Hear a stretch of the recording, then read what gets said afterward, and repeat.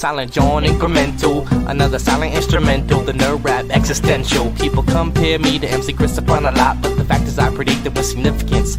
I'm the oldest geek rapper by far, save K&R. Compiling kernels, open bracket, cause I rack it. And my teen nerds throw your laser pen in the air and wave it all around like you had no repercussions. Now follow instructions, Professor. Why these discussions consist of nothing but incoherent rambling and babbling? But you should still take notes, cause you never know what's happening. I'll drop a little nugget, a tidbit if you will. There were 4 United States presidents named Bill. Really? If you run out of hit points, the game will shout. Your life force is running out. If you dig this, then you dug this, cause I'm all about the nerd life, word life. If you dig this, then you dug this, cause I'm all about the nerd life, word life. If you dig this, then you dug this, cause I'm all about the nerd life, word life. If you dig this, then you dug this, cause I'm all about the nerd life, word life, yeah. Let me start again, put it on like a cardigan, swinging like my name was Mad Mardigan. Which reminds me, Warwick Davis was Willow and a knee walk. Leonard Nimoy was Galvatron and Spock. That ain't typecast, I don't know what it. Talk about predestiny, nobody gets the best of me. I've only played one role my whole lifetime. The nerd lifeline, stream through a wicked pipeline. So no one can buy mine, cause mine is original and I write rhymes to burn on a CD, play in the mini-V. Soccer moms yodel back, yodel has belittled me. I got a sidekick, I gotta stay connected. Watch out for my decom or you'll get infected. And you don't wanna be one of my bots, cause I see it all like Sauron the Cyclops. And I won't hesitate to drop your whole net block if you're acting up and you're dumber than a pet rock. I'm about this nerd life, as you can see, spreading like a virus on MP3. Yeah, on MP3. STC. Shoutouts to Vic, Agnostic One, up in Silent John. Yeah. Nerd Life, Graphing Calculator, HP48G. The G is for gangster. Digital shit, yeah. You know how we do.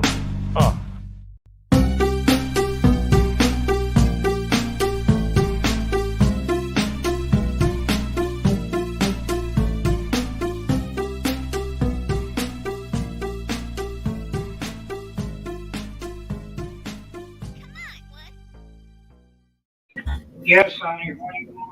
What's up, meatbags? It's the often imitated, never duplicated Tony TGD, joined by Carl Claus and Gary, the obsessive compulsive gamer. What's up, gentlemen? Hey, what's going on? Hey, I hope everybody had a good New Year. Thinking about picking a new screen name. Man, what's going on over there, Carl? Sounds like you got some trouble in paradise. Oh, nothing. Just people talking. That's all. So I was thinking about picking a new screen name. So, all right. So, as always, we will go through and discuss how our week's been. So, Carl, why don't we start with you? How's your week been? It's been 2 weeks because we can't really count the Christmas episode. Pretty good. Had a good Christmas. Did you get everything you wanted from Santa Claus this year? I don't really want. It actually had a prize key for me to pick something I wanted. I don't really ask for anything for Christmas anymore. It's just. Yeah, neither do I. I just hope for the best. And figuring out, gift shopping is just such a headache for me. Not because of money.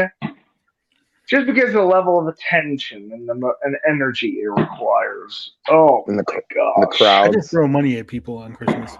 I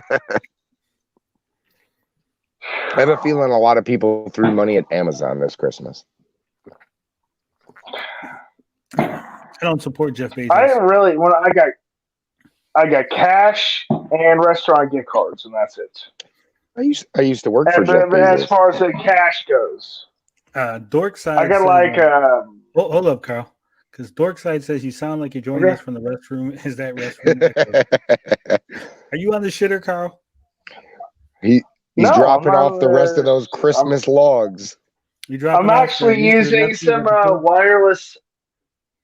I'm actually using some wireless earpods. So I can use my headphones if you want. It's not that big of a deal.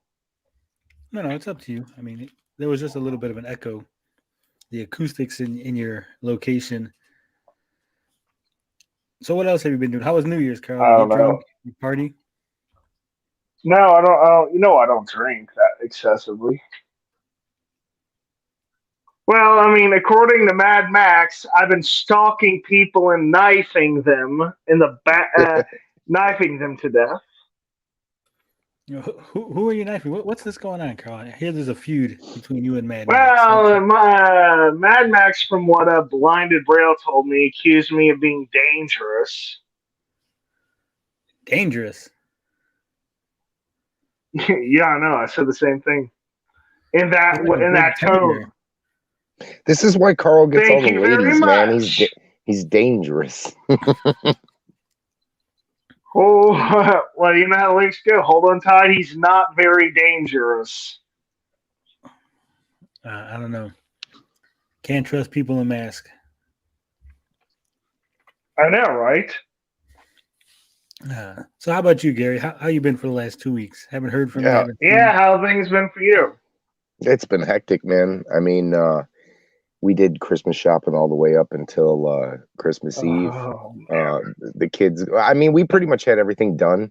The last thing I was looking for was the Batman Batcave thing for the little one, and that was pretty much sold out everywhere. I should have pulled the trigger on it a couple months back, and I didn't. And then the only place you can really find it at is Target. And then I did some calling.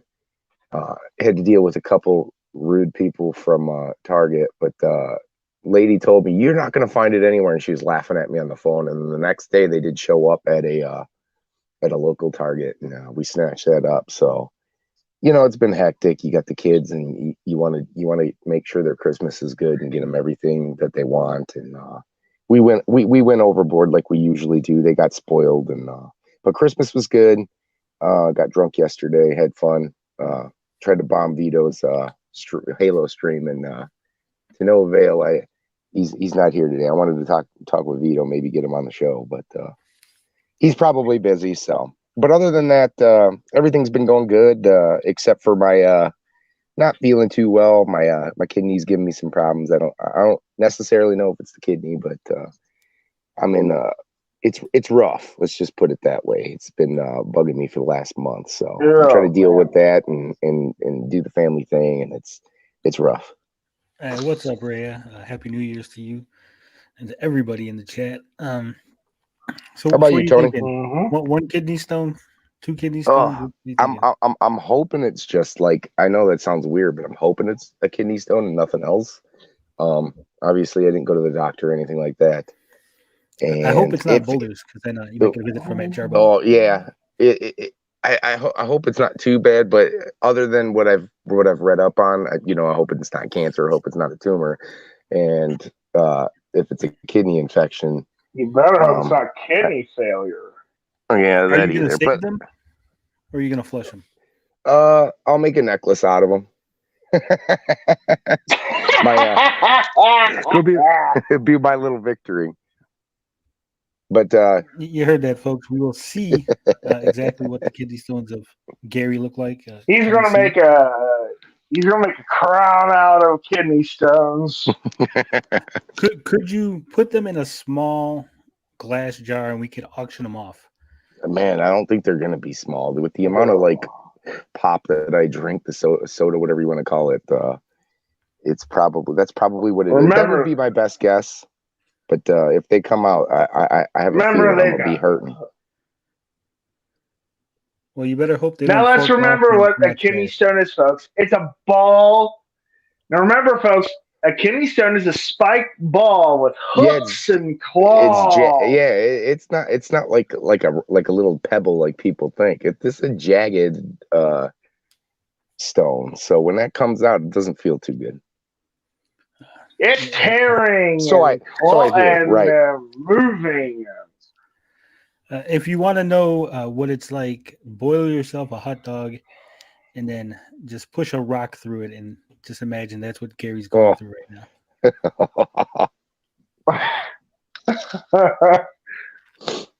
So how about you, Tony? How's your couple of weeks been? Oh, my couple of weeks have been hectic. all my plans fell to the wayside. I was going to go hard on YouTube and release a bunch of content while I was on vacation, and then I just got lazy and was like, I don't want to do that. Well, that's good. I mean, did you have a couple weeks off from work, or? Yeah, I had a week and a half, 11 Well, days.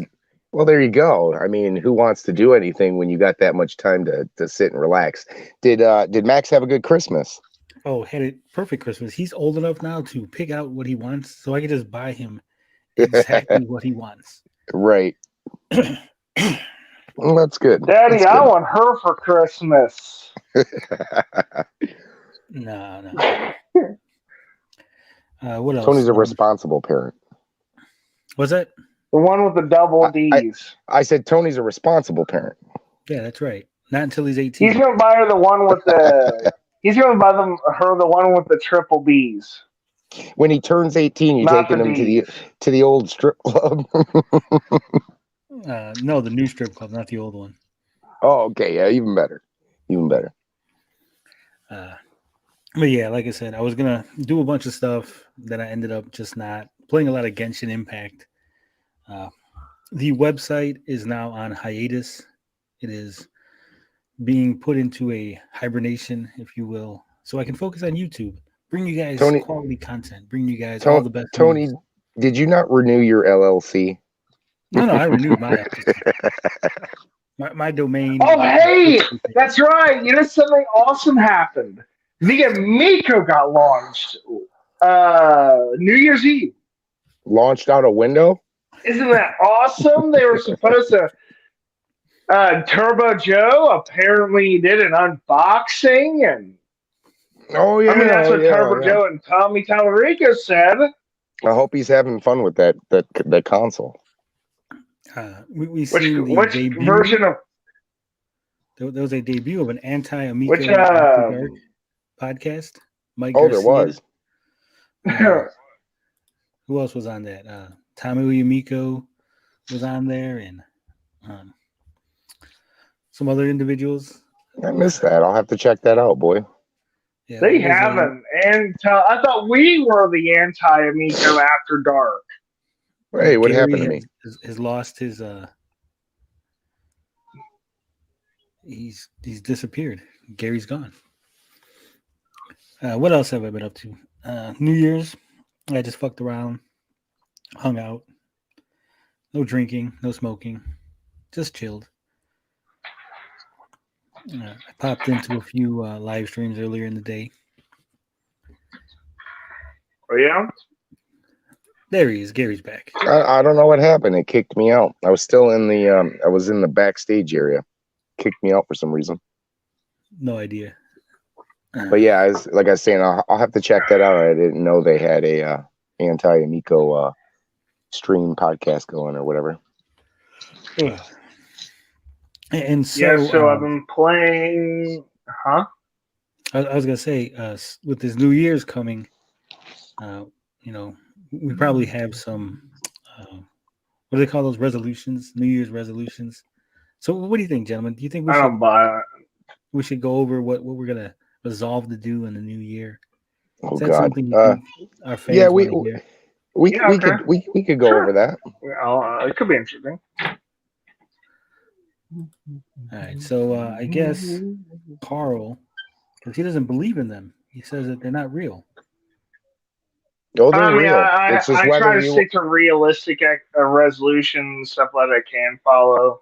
Well, that's the thing. If not you the see, usual lose a lot of people, pounds. A lot of people set the bar too high. Myself, but not something like that. You gotta set the bar a little bit lower. A lot of people want to do the. So my resolution is to not buy any big new consoles when I don't need them. Hey, Carl, can you hear Gary? That's pretty much what mine is. Carl, I don't think you can hear either of us. Oh, I know what happened. Hold on a minute. Hold on. I know what it is. There we go. I forgot. See, Carl. What happens to mine? Sorry about that. See, what happens to my phone is I have to press a button that's over the avatar when they pop on. Sorry about that. What are your I New honestly Year's thought it resolutions? Carl? wouldn't do that. Oh well, mine is just not buy so many big consoles this year. Be happy You're with gonna buy what I've small got, ones? Not just buy any at all, honestly. Seems reasonable. I have an Xbox Series S and I have a Nintendo Switch Red Box. So I'm cool with that. Well, you're set. I mean, is there any other big ones to really buy other than a PlayStation? If you got an Xbox, you really don't need the PlayStation, do you? The Switch OLED, which I've been considering buying that, but beyond that, no. Gary's gonna get you to buy a Playdate, though. That'll never.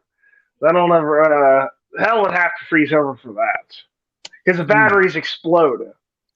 I will send you an Amico, Carl. How's that sound? Okay. If you want to spend the $250 plus shipping and that, go for it. Ooh. Now I might have to.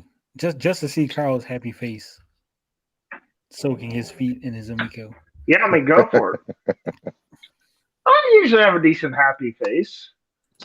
Mike says he's pumped for the Zero and Television Zero making its debut coming soon.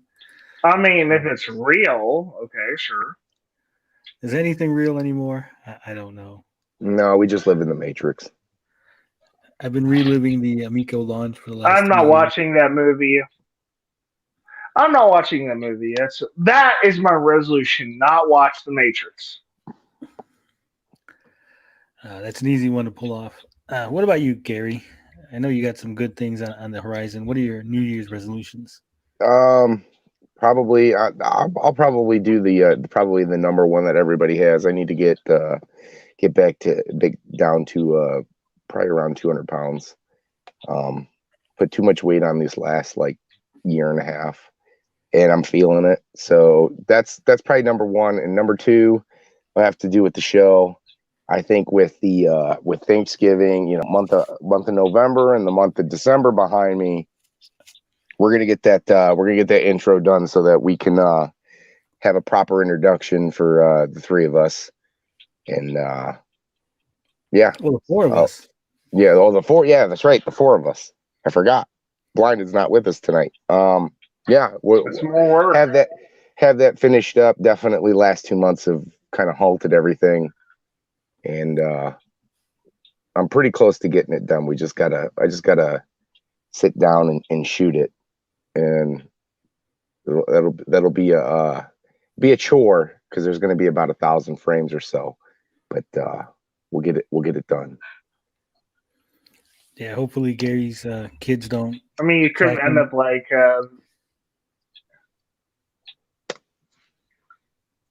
What was that, Carl? End up like what? Man, those kids need voice restrictors. Little barking collars. Jeez, that would be terrible.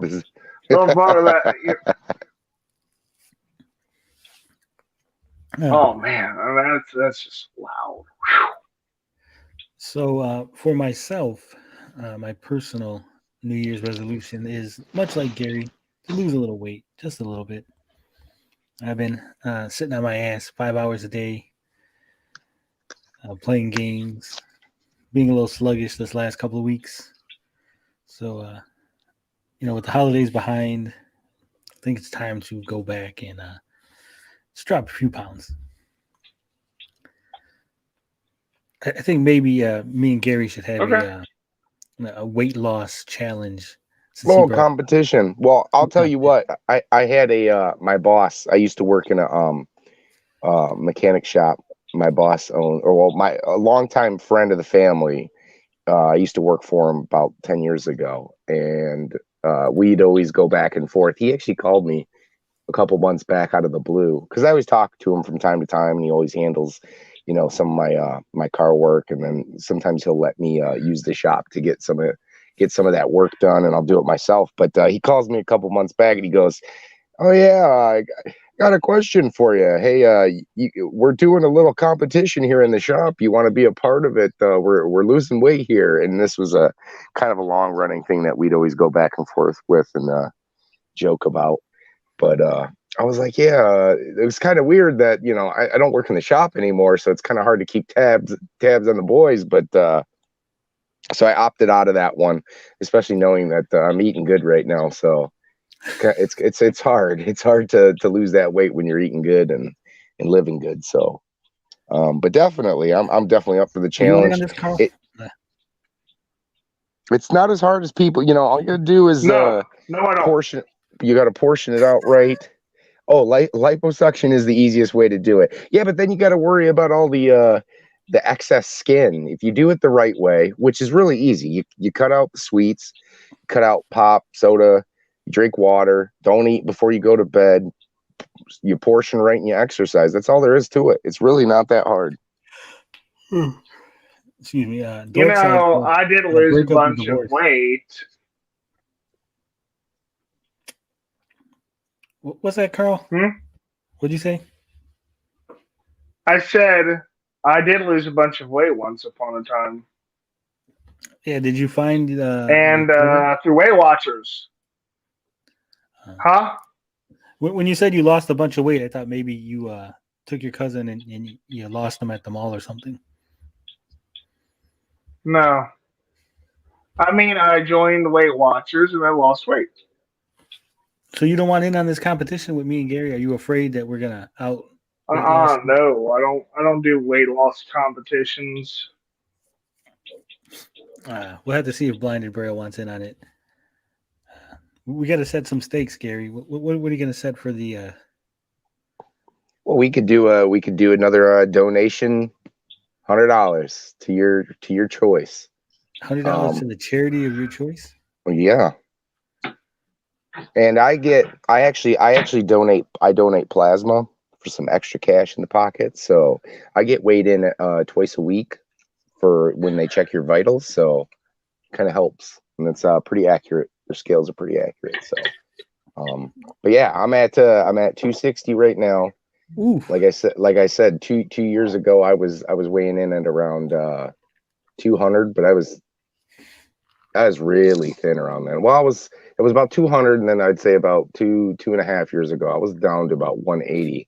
That was the best shape I've been in my life. I've usually always been around 220, and then when I'm happy and I'm eating a lot and enjoying life, I'm up there about 240, 260. And it seems like my metabolism's pretty good. No, I never go above 260. For some reason, I can eat, and I'll just stay at like 260. But you definitely feel it, in your your daily activity and everything. That 260 is like not where I want to be. And I'm 6'1", and I got some muscle on me, so getting down to about 200 is probably my goal. And yeah, the challenge is on, my friend. If you wanna go, I'd say what we'd have to do is figure out. I don't know if we could go straight poundage, because obviously you got to take into account, how tall you are, your muscle mass, and all that other stuff. But I know we'll go straight poundage. First off, I want to go to this comment. Heaven Amico Day says, "Eat a Twinkie at the same time as lipo and watch it go through the tube." I don't think that's how that works. Tommy Reed Miko says we should do uppers, start snorting Ritalin, maybe do some cocaine off the backs of hookers. That's cheating. Not the backs, the asses. I was trying to keep it family friendly, but okay. Straight Poundage is Chappie's favorite adult film, by the way. Thanks for reminding him, Gary. Well, me and Gary, we are about the same height. I'm about 6'1", 6'1.5". We're about the same weight. So I'm about 248 right now. So I mean, we could go straight pound for pound. Yeah, and I definitely the water weight's a real thing, because I watch myself fluctuate, on a weekly basis, anywhere from around 250 to 260. So, but the last time I was weighed in was a couple days ago, Was it yesterday? Or no, I don't know if it was yesterday. What's today? Today's Saturday. So yeah, Thursday was the last time I was weighed in for donating, and I came in at, I want to say it was either 259 or 260. So, but Gary's a big old fatty. I'm a big fatty. Well, I was always a big boy all my entire life, and then I don't know who threw the comment up there, but yeah, a breakup or going through something life thing is kind of what got me going a couple years back. It was about 4.5, 5 years now. And then, yeah, that was definitely my motivation to get into better shape and drink more water. I was eating really clean. I was eating, straight oatmeal for breakfast. Lunch would be like that, non-fat Greek yogurt. And then it's just discipline, man. That's all it is. If you can discipline yourself, it's really not that hard. But like I said, you got the family life and you got, you're enjoying your time. It's easy to lose sight of that and just eat. So I'll tell you about my weight loss journey. I did lose quite a few pounds, and I would join Weight Watchers. And I mean, the system does work, but it doesn't work very well. Yeah, but is the Weight Watchers where they send you the food? No, that's Jenny Craig. Oh yeah, that's that, and I think there's another one I'm thinking of. Not Weight Watchers, Nutrisystem. There you go. Yeah, that to me is the biggest kind of sham, because you don't need those meals, and that's just going to cost you more money than you actually have to spend. That's for people who want they take the easy route out, where they think just eating those meals is what's going to make them lose weight, and they don't really exercise. You got to exercise, right? I mean, you got to be active. And I always heard those meals were always bad for you. Bad for you because when you stopped using them, you'd gain the weight back. Well, I don't know about that, but the problem is they probably do by you right, because they're portioning it right. The problem is are you going to have the self-control to eat just one of their meals that they want you to eat? I'm sure that's true. People are probably going in on it like, oh, okay, I'll have 3 of them tonight and we'll be good. No, it's all about portioning, man. If you can really, at least, within the first couple of months say, okay, if you're eating 6 pancakes for breakfast and 3 pieces of, bacon and a piece of toast or something, right? You got to cut that in half. No, I wish I ate. I don't make pancakes all that often. I usually make just straight scrambled eggs and stuff like that. I don't do breakfast. No. Breakfast does you. Dorkside says he just eats Taco Bell and he's shitting and dropping pounds before he even leaves the restaurant. What's up, Josh? That's a load of farce. I eat Taco Bell all the time, and that never happens to me. Yeah, Tommy Amico reminds us that Metal Jesus Rocks tried this and just got fatter. I mean, are you picking up chicks at the Weight Watchers, Carl? Mr. 804 says he's seen you there. Do they have a Weight Watchers place to go to exercise and shit? Yeah. Oh no. It's what they did is they pretty much use the app. Tried a few of their exercises. They didn't really work for me. They were kind of dumb. Carl shows up to Weight Watchers with a candy bar and some condoms, and he's all good for the day. No way. Well, I wouldn't date any of those women. That's for damn sure. Carl, even if you went and, we went to a Salvation Army the other day and I seen something I probably should have picked up. Even if you're sitting and playing, video games, if you're sitting there playing Skyrim, if you have one of those little, bike things where you can just put your feet on and, get your body, your blood pumping and stuff, even while you're playing games. I mean, it's as simple as that. Just get your body active, man. You cannot, I repeat, not exercise while playing Skyrim. It's too involving of a game. Nah, you could do it. Hey, what's up, Wiley? You need to get it to where when you pedal, it moves your character. Oh, that would never work. You pedal and it provides the power for the PlayStation. I mean, here's the problem why that won't work. Skyrim has too many mountains. Well, I like Tony's idea. That way you're constantly pedaling so that you don't you lose the power to your game. I would literally pedal myself off of a mountain and die. Dorkside says he has word that Carl started his own Weight Watchers group cult to pick up chicks 250 and under. No. You got a Weight Watchers? I actually stopped using Weight Watchers because I stopped believing in the system. Weight Watchers, you watch your weight go up.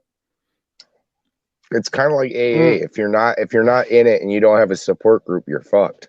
See, here's a problem. Why I left. They always told you have to eat your weight in protein, but I did the research and that doesn't work. It goes against what the system teaches you. That's why I stopped, because it's a lie. That's why I stopped, because it's a lie. It's a hoax. You have to be committed to losing weight. Right. If like I said before, if you're taking the easy way out and you're thinking that just eating those prepped meals or following those few things and you're not gonna, you're gonna like skip doing the activity, it's just not gonna work for you. Yeah, Carl, those women, they. Huh? What? Mr. 804 says Carl is a nutritionist now. Oh, no, I'm not a nutritionist, but, just like... And those women, they got so much enjoyment out of eating only a teaspoon-sized portion. It was creepy. Well, it's not that you have to portion yourself like that. You just got to not overindulge, okay? A lot of us, don't realize that what we're eating, we're just eating way too much. Fat Americans. Says most English people are much smaller than Americans and Canadians. Have you seen American breakfast, Wiley? It is like 12 pancakes, 6 sides of bacon, hash browns. Yeah, we overindulge. Now, Wiley, I would not be talking about British people, okay? Because British people, by stereotype, are the most melodramatic people in the world. Whoa. It's amazing with as melodramatic as they are stereotyped and drink. Yeah, let's talk about the drinking for that matter. They drink so much, I'm surprised their livers haven't shriveled up. Carl, take it down a notch. He's fiery today. Yeah, Carl is been in a mood ever since we popped him on. It's Mad Max's fault, that douchebag. Don't worry about it. You need to stop worrying about that. He pisses me off. It pisses everybody off. Oh man! So are we gonna update the people weekly? Gary, have a weekly segment and let them know where we're at. Because I have a scale here at home. I have a home scale. Yeah, we can do that, and I'll have to get it because we don't have a scale here. I can get one really cheap. That's easy. Either that or I'll just start taking pictures while I'm at CS. So that's even more official. I can't cheat you on that one. But yeah, we could do. We do it, or we can release the news every Saturday and see where we're at, or I'll definitely pop something up on Twitter if you want. But yeah, the challenge has been accepted. The gauntlet just is thrown down. It's like Street Fighter. You're going down, buddy. and to Dork's side, I totally am. We will, I guess, since the challenge has been thrown down, the gauntlet thrown down later today or tomorrow, probably tomorrow. Since we are online right now and talking, I guess on Sunday, we will update you what the official starting weights of both myself and Gary. I'll let you know if Blinded Braille opts in. And of course, anybody else in the chat who wants in on this, let me know. Drop me a line. We'll throw you in on the contest. And the winner commits seppuku. No seppuku. The winner will have the honor of banging all the wives of the losers. Well, shit, none of you are gonna win. Carl's like, shit, I'm in now. He's down. He don't have a wife. No way. I'm anti-relationship, baby. No way. That's how we get them all. Damn you, Carl. The winner will be, the person with the most weight loss, and he will be the happiest among us, while the losers will donate $100 to the charity of the winner's choice. So it'll be a nice thing for charity. So if you want in, let me know. Hit me up. How long is this gonna last? What are we putting on it? Like 6 months? 6 months. 6 months sounds good. Okay. Okay. Now let's let's add a limit here. How much weight you reach before? So in other words, you can't get too thin. No, you can get as thin if you want to look like Starving Marvin. You can look like Starving Marvin if you want. I will cut my legs off to win this challenge. Do not worry.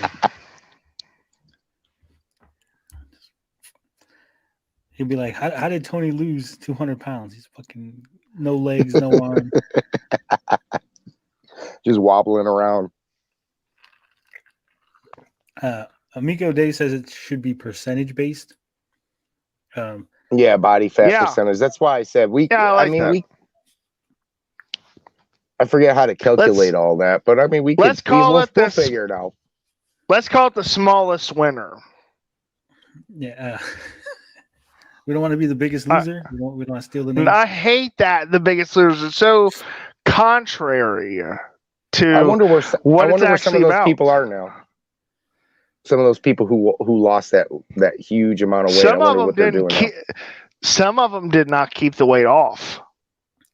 Yeah, a lot of them didn't. I guess. I mean, it really depends on what the starting weights of everybody is. If we're all more or less in the same general area, within 10 pounds, we won't do percentages. But I guess if somebody's like 400 pounds. I know when I'm back down to 180 and Tony's sitting there at like 215, I'm gonna crown myself the winner. Yeah, Mr. 804 says 4 stumps Tony making YouTube videos with his mouth stick. Yeah, do what it takes to win, right? Dorkside wants to know, did you say the smallest wiener, Carl? Is that the contest you want? I said the smallest winner. WINNER. Chappie says the smallest winner is my other favorite adult film. Well, I'm definitely losing that contest. Okay, now, gentlemen. It says Amico Day says if I started at 180 and lost 60, but Carl could lose 75, I would lose automatically. Yeah, but he still has to do it, right? I mean, even if Carl starts at more weight and he has a higher potential to lose, he still has to lose. I'm not doing the weight loss, though. Let me make that clear. Your name hypothetically, Carl. It's a hypothetical, Carl. Okay. All right. But yeah, we'll see. Like I said, me and Gary, so far the only two in this, and we both have a similar height, a similar starting weight. So we'll see how it goes. My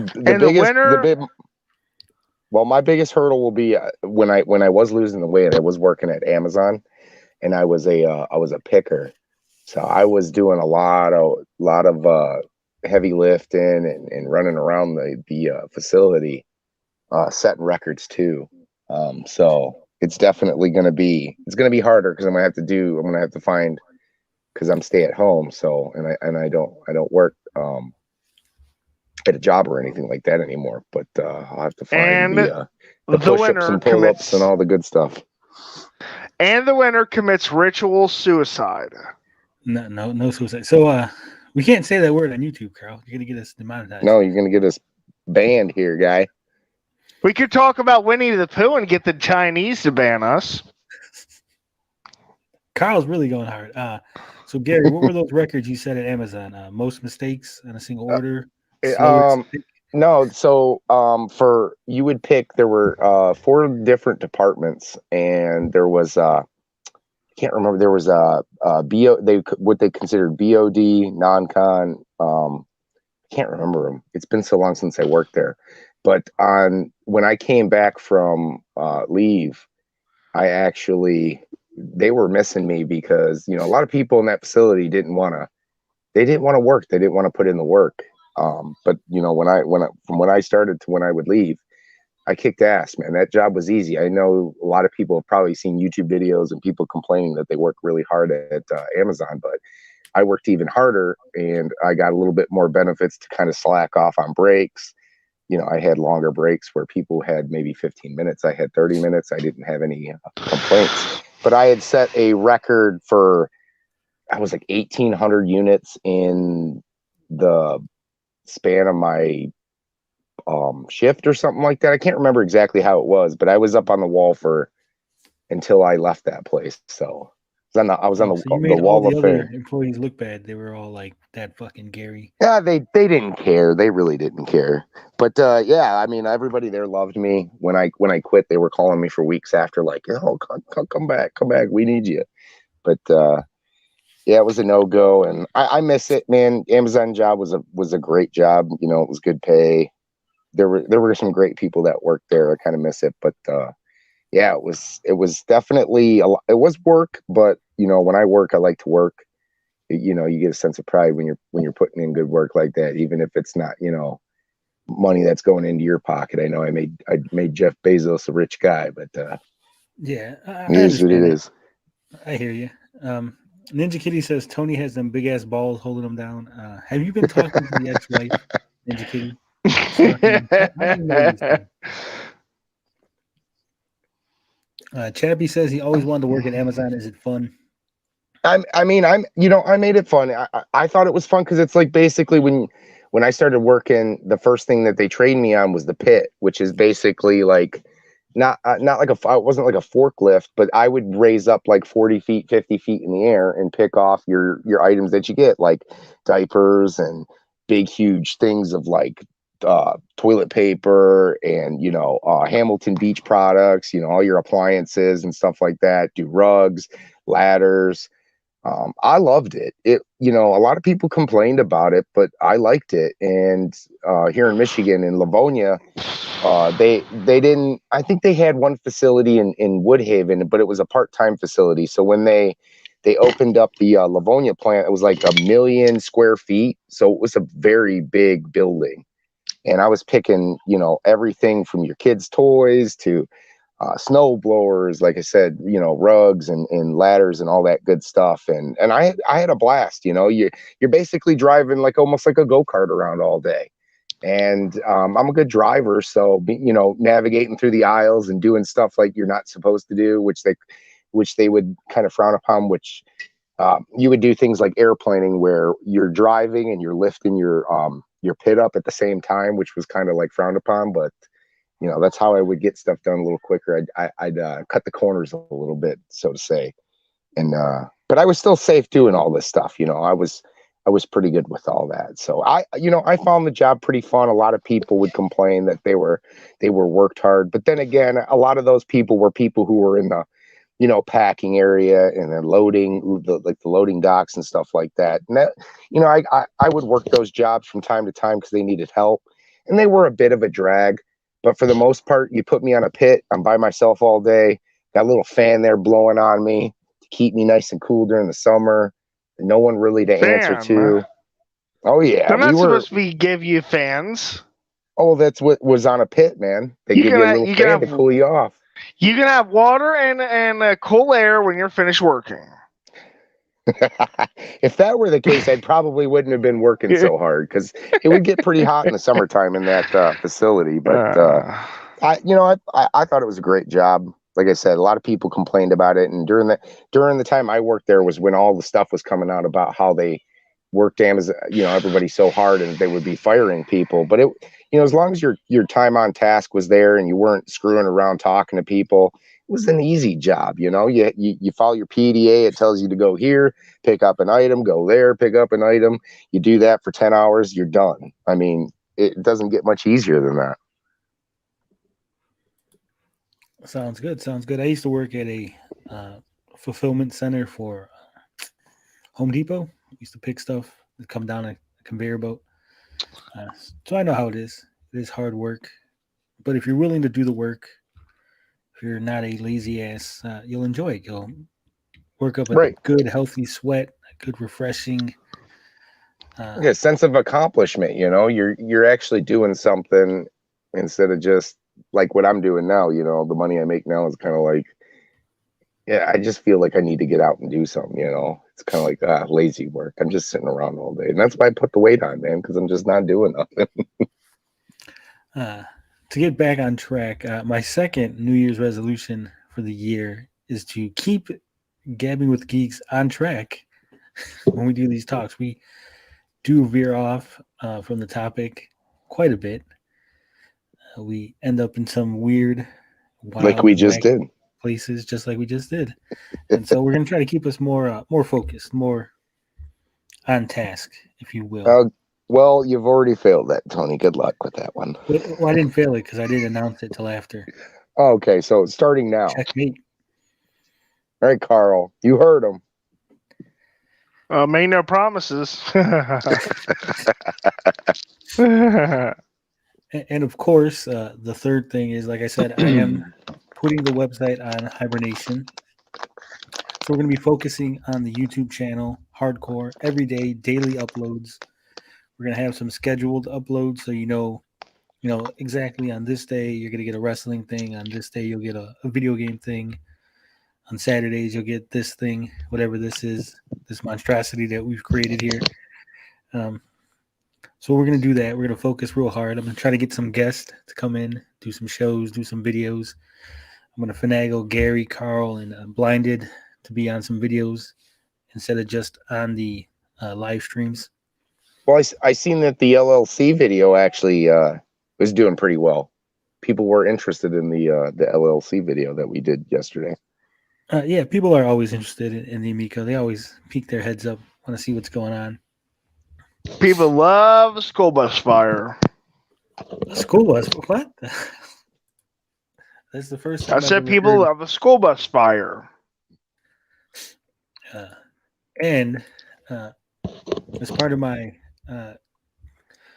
determination, as part of my commitment to quality content here on the channel, I'm going to do something that might upset a few people, might upset a lot of people, but I'm going to do it anyway. I'm going to start going after these grifters, these liars, these fakes and phonies on YouTube. We're not going to hold back anymore. We're going to go ahead and call them out when they bullshit. We're going to be there to point out the fact that they do not know what the fuck they're talking about. So, folks like Tim I like Pool, that. Ordering, Geeks and Gamers, all these people, you're on notice. You might not notice me now, but you will someday. And we're going to make sure that all your fans get the accurate information. We're no longer going to just sit by and let these people grift off of you. Yeah, we'll keep them in check. And to my friends who might find themselves within the crosshairs, I do apologize, but being friends with me does not preclude you from being called out on your bullshit. Sorry, not sorry. I like it. Yeah, I like it. Just because I'm a big Pat fan, I don't mind going after guys that are spewing nonsense. So I'm in. But I do it on a daily basis. Well, you're next, Carl. Yeah, you're next. It's going to be a daily video on Carl. I look forward to it. And of course, as sort of a goal, I don't know if this is a resolution, but more like a goal for the new year. Within 6 months, I would like to hit 1,000 subscribers. I would like to get the channel monetized. And I think by the end of the year, I want to have 2,000 subs. I think we can do it. You on board for that, gentlemen? Sure. Yeah. I'll give it a good go. I want to hit 5. Can I reach for the stars? I want to hit 5. Reaching too high. We don't want to be like Icarus and burn up in the sun, but we will reach there. We will get there. There's no reason why we shouldn't. We do quality content. We do accurate reporting. We're interesting. We're funny. At least I seem to think so. Everybody loves Carl. God damn it, Carl. I doubt that, but go on. That's okay. I play the role of the boring white guy pretty good. So we all have our roles. I mean, I am the charismatic, tall, dark, and handsome Latino. Gary is the boring white guy, and Carl is I'm the grand know-it-all on his head hobo that screams things on the corner as they're trying to cross. And the street. I am the grand know-it-all. So there. Carl's holding the sign that the world will end tomorrow. And I'm probably going to be right. We are at what is it? 344 subscribers right now. So all we got to do is triple that in 6 months. So as we lose weight, we should be gaining subs. That's Don't forget, you got to eat lots of weird stuff. Oh, I'll be posting that. You'll be seeing the meals every day. I'll be posting that on Twitter on the regular. Gary's going to become one of those Instagram women that post all of his food. What else? What else we got going on the channel? I know there were some other things we talked about. I bought some games. I think more of the same. We got to just do a little bit more Japanimation stuff, and more game stuff. Oh, I did get one. I did get one Japanimation for Christmas. What'd you get, Carl? Bubblegum Crisis, the original, not 2040. It's not bad. Not bad. It's classic. Ninja Kitty says, so when are we seeing that special stop motion stuff that Gary was making a few months back? Yeah, it's going to be, like I said a little earlier, I don't know if you just joined us late, but I'm definitely on track now that the holidays are behind me. So I'll definitely have some time for that now. Stop motion. Yeah, Gary's stop motion porn is on schedule. So whoa. Morris dancing on Sundays. I don't know what Morris dancing is. And also, men don't dance. You heard it here first. No, they do not dance. No, they don't. Chappie McChapster says, yeah, but if we want boring news, we just go to Spawn Wave. It's the flavor that's interesting. That's right. We're going to give you accurate news with all the flavor and spice that you come to enjoy. If you want boring, if you want boring gaslighting news, go to Spawn Wave. I am kind of getting burnt out on all the clickbait stuff on YouTube and all the just everybody following suit and doing the same thing. Like, oh, Nintendo's got a new system coming out, and everybody RGT, Spawn Wave, and all these guys come out with the same. It's like it's getting boring and tired, man. It's like change it up, do something interesting for once. Yeah, sacrifice a virgin. Right. We're not going to be chasing the trends. We're going to be setting the trends. That's right. People are going to be following what we do in the coming months. I guarantee it. Like I said, I am in talks with some big people. And when I say that I'm in talks with big people, I'm not talking out my ass. If you've seen the Christmas special, you'll know. We got friends in high places. We got friends all over the world, all over this great YouTube community. So we're going to start bringing people in, start having conversations with people. We're going to start doing things, fellas. I am committed. I am focused. Yep. If this is the year of the Amico, I feel we should have a couple good interviews this year. If it really is the year of the Amico, I have a feeling we'll get a couple good interviews. Speaking of that's Amico, last year. Speaking of Amico, I did reach out to Ed Annunziata, the dolphin guy. So we did exchange a few messages. He seems interested in a possible interview. So we might learn more about Dolphin Quest in the coming months. Yeah. We're going to roast his ass. No, Carl. Here's the thing. Developers are far from guys who are creating this Frankenstein of a console. So you got to give these guys a little bit of a credit because they're detached from the actual project of the making the Amico and getting that distributed into people's hands. A game is far from what the system is and what it'll be able to handle. So we gotta at least hear them out, see what they're doing. Give these guys some credit where credit's due because they are working hard. A lot of these guys are working hard on games. So, yeah, okay, cool. And what else? There was something else. Oh yeah, I wanted to apologize for being tired. I was up late, conversating with a few people, so I am very tired. I think I went to bed about 6 a.m. I didn't get up till like 12. Oh yeah, that's if I early. seem laid back, if I seem a little out of it, that's what it is. Let me guess. Let me guess. You're talking to Richard Simmons, Andy, Dick, and Polly Shore. No, but you're close. You're close. So I think that's it for the New Year's resolutions, unless Carl's got something to add or Gary. No, I don't have any New Year's resolution stuff. I think my last New Year's resolution is to somehow get my hands on a analog pocket. I'll figure that one out, but I got to get my hands on an analog pocket. Well, speaking of pocket, I'm trying to get Kevtris to pop on the channel and do an interview. Oh, that'd be fantastic. I'd love to talk to him. Corey's awesome. So you never know. We'll see how that goes. I'm going to bug him on Discord.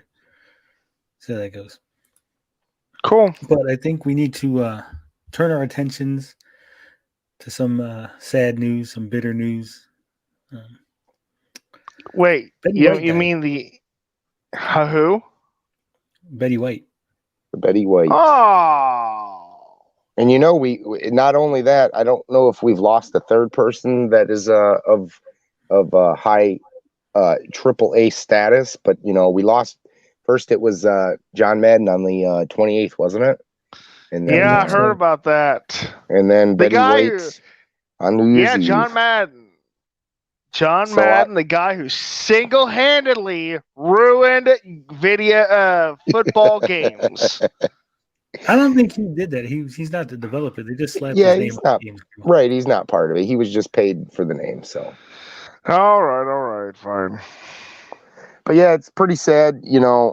As I discussed with Tony the other day, me and my old man were talking about her on Christmas. We were. I told my dad. I said, "Man, she's 99. She's pushing 100. She'll be 100 at come mid-January." And then to find that out on New Year's Eve was kind of disheartening, man. Because if you don't love Betty White, you're un-American. Because was the funniest old lady out there, and she's done quite a bit. Yeah. I love me some Betty White. Why does it sound creepy when you say it, Carl? She's kind of reminds me of those old lady serial killers you don't really see coming. That's what I like about her. Dorkside said you didn't say there would be spoilers. Betty White died. What the fuck? Yeah. Sorry if you guys didn't know. Sorry, guys. That makes all four of the Golden Girls deceased. Yeah, and I seen something on Facebook that was, I guess they were doing a News Weekly or something, did a special on her and did an interview with her leading up to her 100th birthday, which was kind of sad that they had just posted that a couple days ago. But yeah, she's a legend, man. She's definitely going to be missed by a lot of people. Man, oh my word. Do you need a moment, Carl? Do you need a I'm just shocked. Ninja Kitty says Carl loves stop motion Betty White prawn. Whoops. I almost bumped into something. Well, when you were oopsing because you got busted. Well, when I bumped into something. When I get the intro, when I get that going again, I'll have to do a little nod to Betty White. She was on the Dick Van Dyke Show, right? Mary Tyler Moore. Oh, okay, so I'll do that. Maybe a Mama's Family. Maybe I'll do a Mama's Family. I'll make Tony a mama. Max Leonard says, "Will you be coming after people in chat?" I mean, if the people that we come after show up in the chat, sure. I'm not going to be coming after just random people that pop into the chat. No. We got to be the higher echelon. Yeah. You might see some people in the community, in the circle of friends, coming after people who make comments on their videos, or, they make a whole video about some comment that was left on a video or a comment that was left in the chat. We're not going to do that. We don't concern ourselves with the gnats that fly about our ears. We're only going after the important people, the influential people, the people that actually, can snowball the problems. Mike Garcia, you're not nobodies. You're our friends. You're our You mean like Metal Jesus, John Hancock, RGT 85? Yeah, people like that. Oh, good.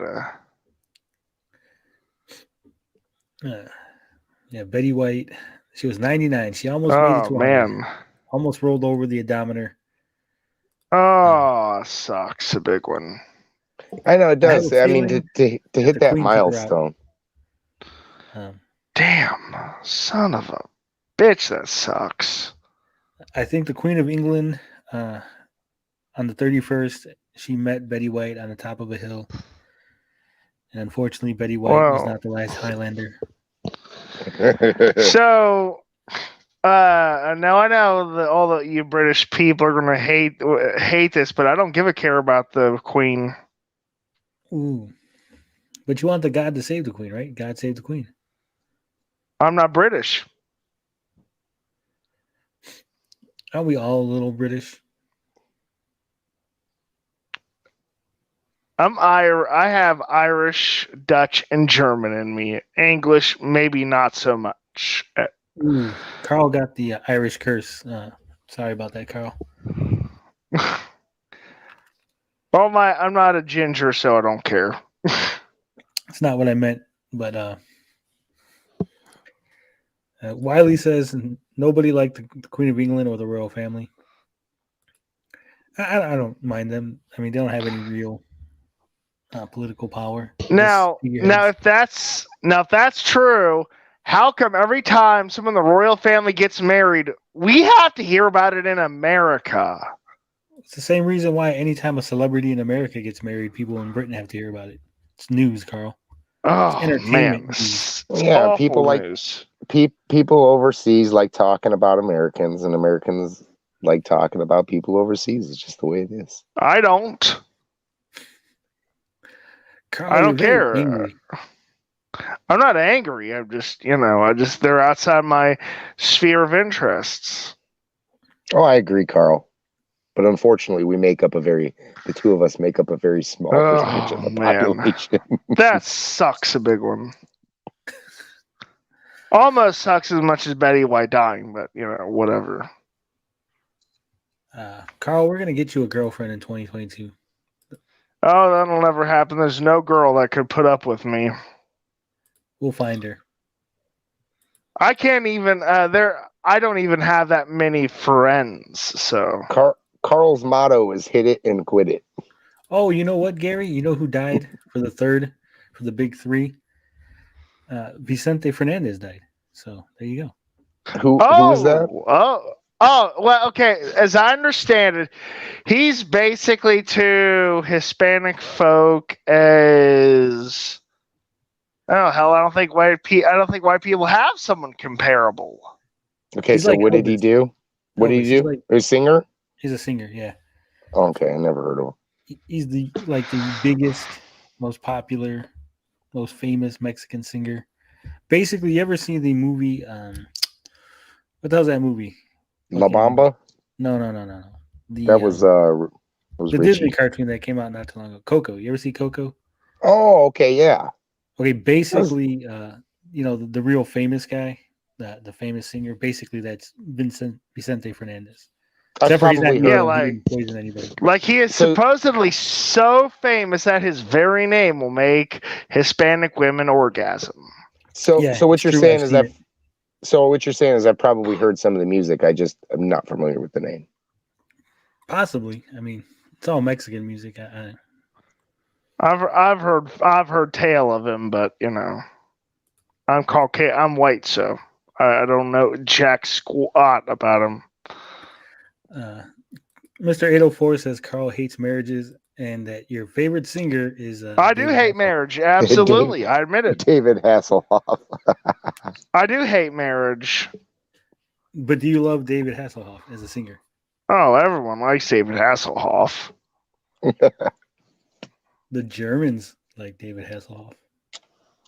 Oh, that's not because I'm German. I like him because of Knight Rider and Baywatch. Wait, are you part German, Carl? Yeah, German, Dutch, Irish. That explains a lot. I'm part Polish, you son of a bitch. My great grandma was on the last boat from Germany. I don't think we can be friends anymore, Carl. Did it have a design on the side, Carl? Like No, it's not that. 4 lines coming out of. No, it's not that boat. I'm talking about the last boat for who. I'm talking about the last boat of people who immigrated to America, not the last group of people who escaped from Germany. I thought you were talking. I thought you were talking about U-boats, Carl. No. Yeah, I thought you were saying. Nope. They fled during the war and nope. settled in They're pre-war. Pre-war. Or at least pre-World War II, at least. So they had small crosses on the boat. Got it. I don't know. I know she came from the last boat. So, Have an Amico Day says Betty White said the secret to living long was not to eat anything green. So there you go. Don't eat any green foods.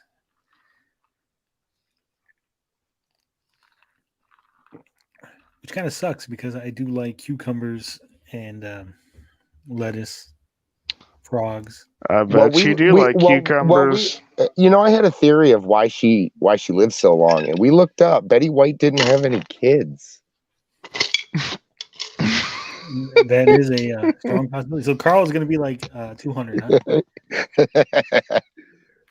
Carl's shooting for 110. If you outlive me, Carl, I will, bequeath you the show in my will. Will you haunt him for the rest of his days? But I will give you the channel. If you outlive me, Carl, I will give you the channel. No, thank you. He's going to hand over the reins. Have an Amico Day says his grandma is 100. She had 2 children in 1940 and 1941. I mean, if you're gonna give your channel to someone, will it to the Flat Earth Society? No. I'll tell you what, man. I don't know if I'd ever want to live to 100. I mean, granted, she was in pretty good health, but not everybody gets to be in that good a shape when they're that age. But man, I just couldn't imagine being around for 100 years. That's craziness. Oh yeah.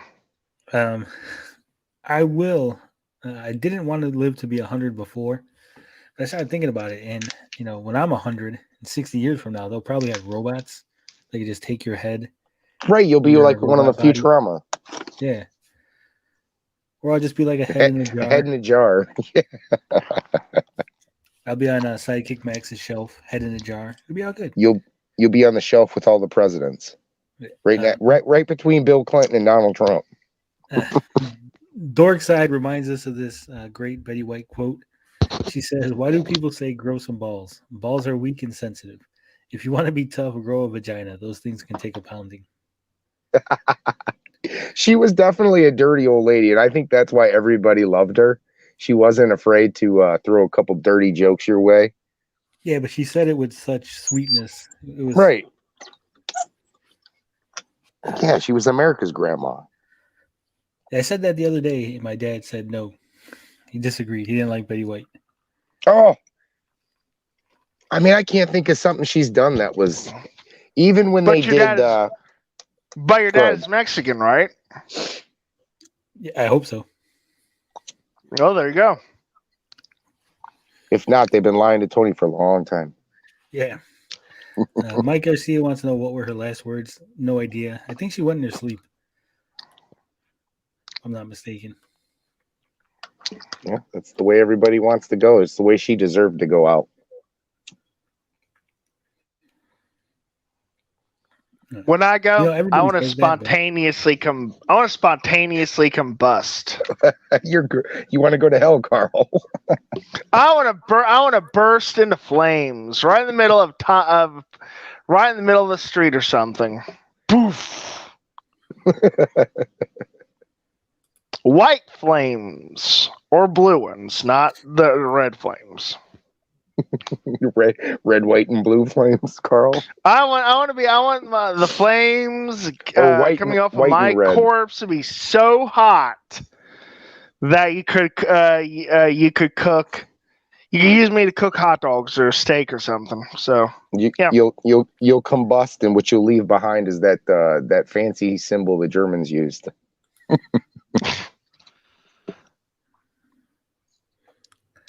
So I think that's all that we can really say about Betty White. I mean, yeah. I mean, let's be clear with them. I might have. I'm not like Tommy Tallarica, right? I might have German ancestry, but I'm about as German as Tommy is Italian. So super German. You and Tommy could team up as the Axis of Amicos. No way. Amico, I hate the Amico. You need like a Japanese guy. You should go. No, me. I'd be treated like. And no, me. I'd be treated like Stalin or something in that relationship. Make that happen. Somebody in the chat, one of you guys, one of you funny fellas, Tommy, Carl, and Shigeru Miyamoto put Amico all Axis, AXIS. Make it happen. All Axis. That's got Ninja Kitty written all over it. Oh, yeah. He's got to make that. All right, I think that's enough of the Betty White. Enough of the morbid talk. Yeah, let's talk about the death of something else. We're not going to talk about that. We're going to talk about life, new life, and specifically, Carl said he picked up some new games. So yeah, picked up some new games. Why don't you show us your pickups, Carl? All right. Are you going to actually show them on camera? Yeah, I'm going to show them as soon as I get them out here. All right, well, I got the plastic bag. I got the... Okay, let's see with the first one. Well, while you're doing that, I want to try to suggest that if anybody, shops at Walmart or anything, I did the other day pick up that Balan's Wonderworld, and despite what you may have heard from the game, and unfortunately, it's not the best looking Switch game. There's a lot. It's very rough. The resolution on it's actually probably the worst thing about it. Aside from that, I'm actually enjoying that game, and I only paid right now. If you can find it at a Walmart, it's only $4. So for $4, I'm enjoying that game. It's not as bad as everybody has said that it is. I know there's a lot of bad reviews and a lot of bad things said about it. Though, Gary, is it good because you paid $4? If you paid it's okay. So here's the thing: is it a $60 game? No. So what I'm saying is, if you paid $60, would you be having the same opinion?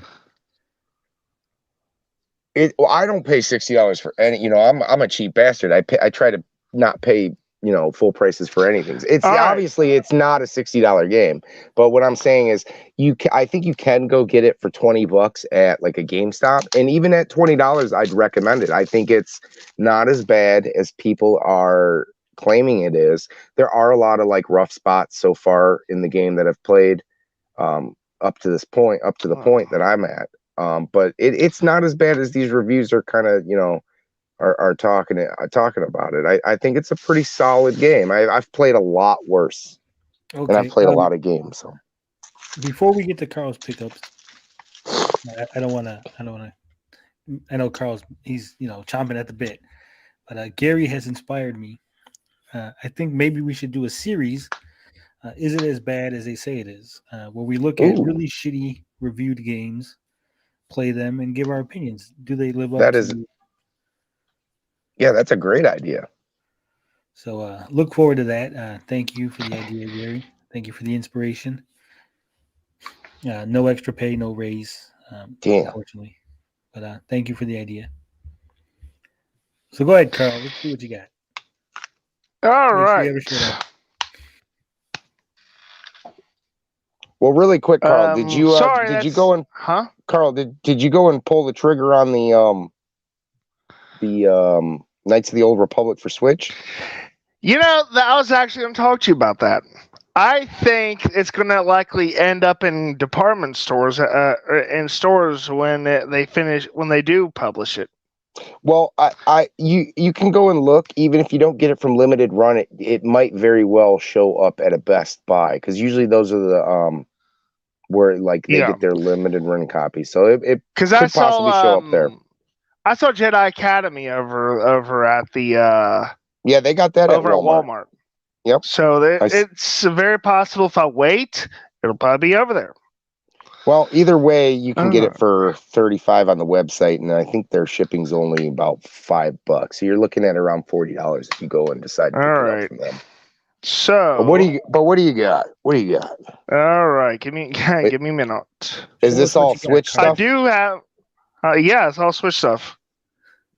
So you gotta figure out which Fortnite way said is free which. games for cheap ass gamers, new series.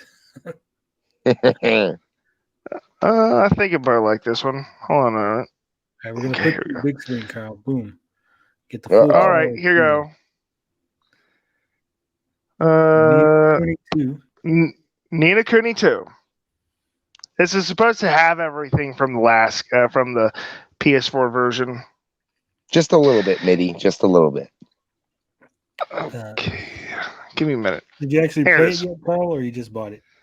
Oh, I just bought it. I actually just opened it. Do you even play games, bro? I don't think he does. I do. Carl, are you donating any of that And- chest hair to kids with cancer? No. And Ori and the Blind Forest. Now this Oh, okay. one That's a good pickup. has, yeah, yeah. Have these wherever these are at least. I assume it's like an instruction manual or something. I don't know. That came with No Ori. idea. Yeah. And some kind of code for something, and I'll look at that later. Chadwick That was said an- shirtless Carl is the best Carl. Oh, of course. I was Ori gonna is amazing on the Series X, 4K HDR, 120 hertz from Mr. 804. Yeah, I've heard good things about Ori as far as it looks. I know that Astro Smash was compared to Ori in the Blind Forest by Tommy Tallarico. Oh, Tommy Tallarico is a galactic shithead, so.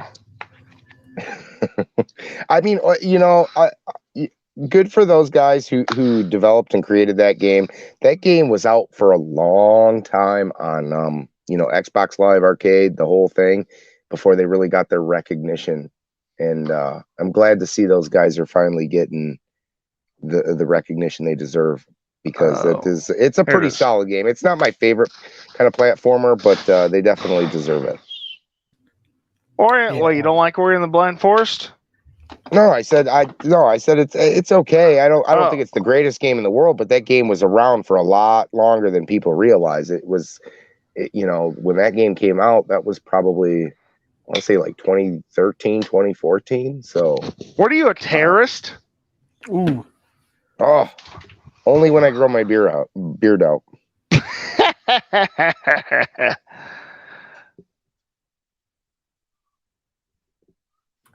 You didn't get the sequel, Carl? You only got the first Ori game? I was kind of thinking about it, but every time I keep playing that game, I get stuck. Stuck like a duck. They need to start making a Carl mode. Yeah, I think we need to have a series. Oh, there'd be they're all the DSP, Carl. Huh? You could be the next DSP where you just play games. This is not how you play, starring Carl. Yeah, that could work. It'd be a short series though. A Carl playthrough. Carl plays badly, and then we just have a different game every week. Yeah, that could probably work too. I actually picked up some games too, digitally, because I am a digital scumbag. I don't pick up physical games if I don't have to. Well, you do play free-to-play garbage, so It's not goes without garbage. saying. Genshin Impact is good, Carl. Shut up.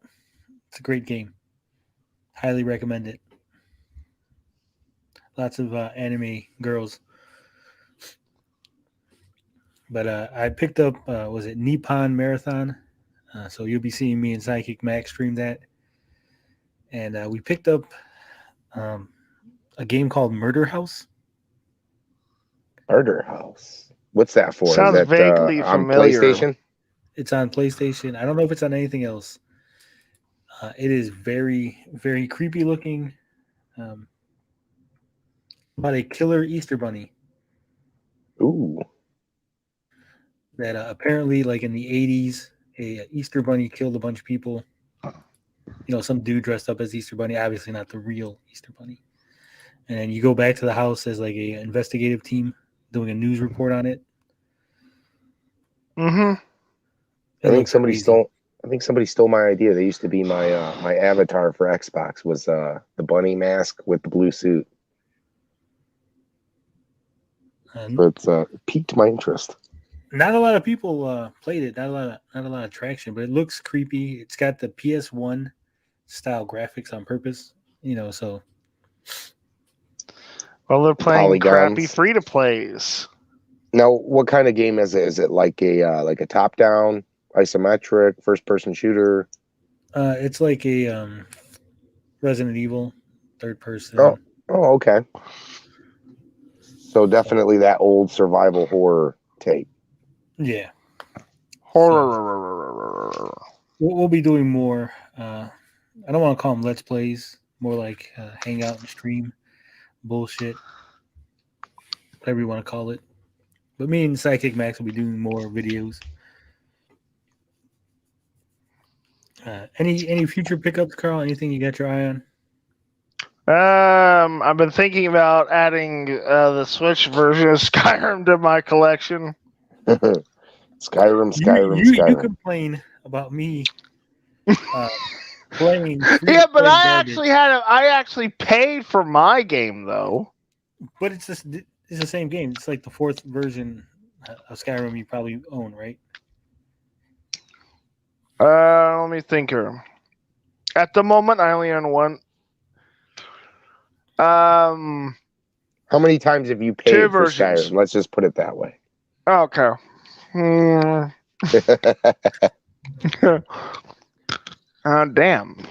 I can't remember. I can't count. He's lost count, folks. He's lost count. So quite a bit. That's okay. If you enjoy it, you support it. Hopefully, they'll just keep bringing them Skyrims out, and then it's kind of like Mario Kart. Everybody keeps buying the Mario Kart 8 Deluxe that they Nintendo just is not willing to pull the trigger on Mario Kart 9 yet. See, the thing is, the reason Skyrim fans are hardcore about our games. Yeah, but the problem is if you keep buying that old version, it's like Grand Theft Auto 5. They'll just keep releasing that newer versions of it. I don't want Skyrim 6. I don't want Elder Scrolls 6. Why not? Well, some of us do. Well. Considering Doom, I am. Considering how damn, I got a lifesaver in my mouth. It's distracting crap on me. Carl, you're distracted by something in your mouth. Is that what you're telling me? A lifesaver. Carl, there's no sucking on things during a live stream. I don't suck at chew on. I chew on it. Yeah, that's what she said. All right, so.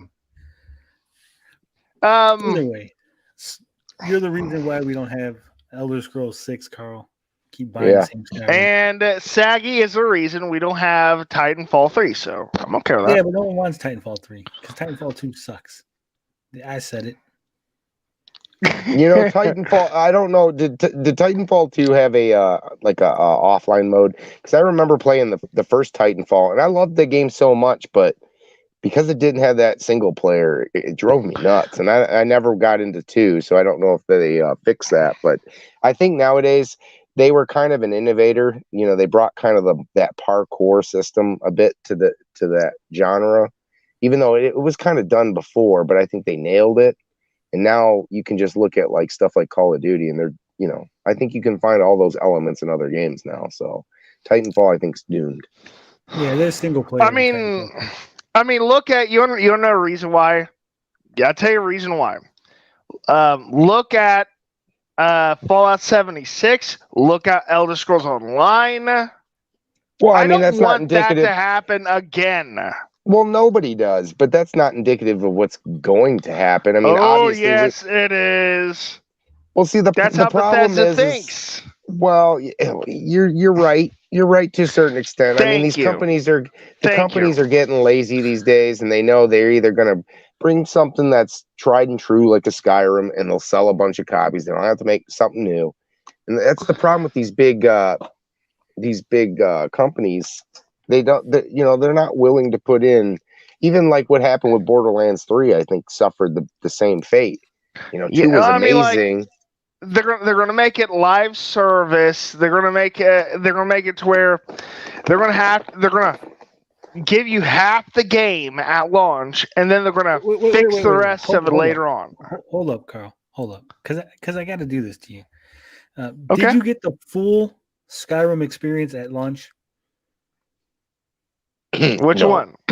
The original Skyrim when it launched, is that the complete package? Everything Skyrim in that first version that was launched At that time, yes. No, that's not what I'm asking. That's not what he's asking. At that time, that it was the complete package. And then they did what? At that They time, that was added a more complete content package. over time, right? But what he's did a saying is that they're right. I'm not talking about DLC. I'm talking about patching. Now, granted, Skyrim was broken and buggy as hell. I mean, still kind of is. I'm not even talking about the buggy broken. I'm just talking about the DLC was. I'm not talking about the DLC though. There was a service DLC that was handed out over the lifetime of the game. It was a game with a service of DLC, almost like a game as a service, as it kept being re-released with new content and updates.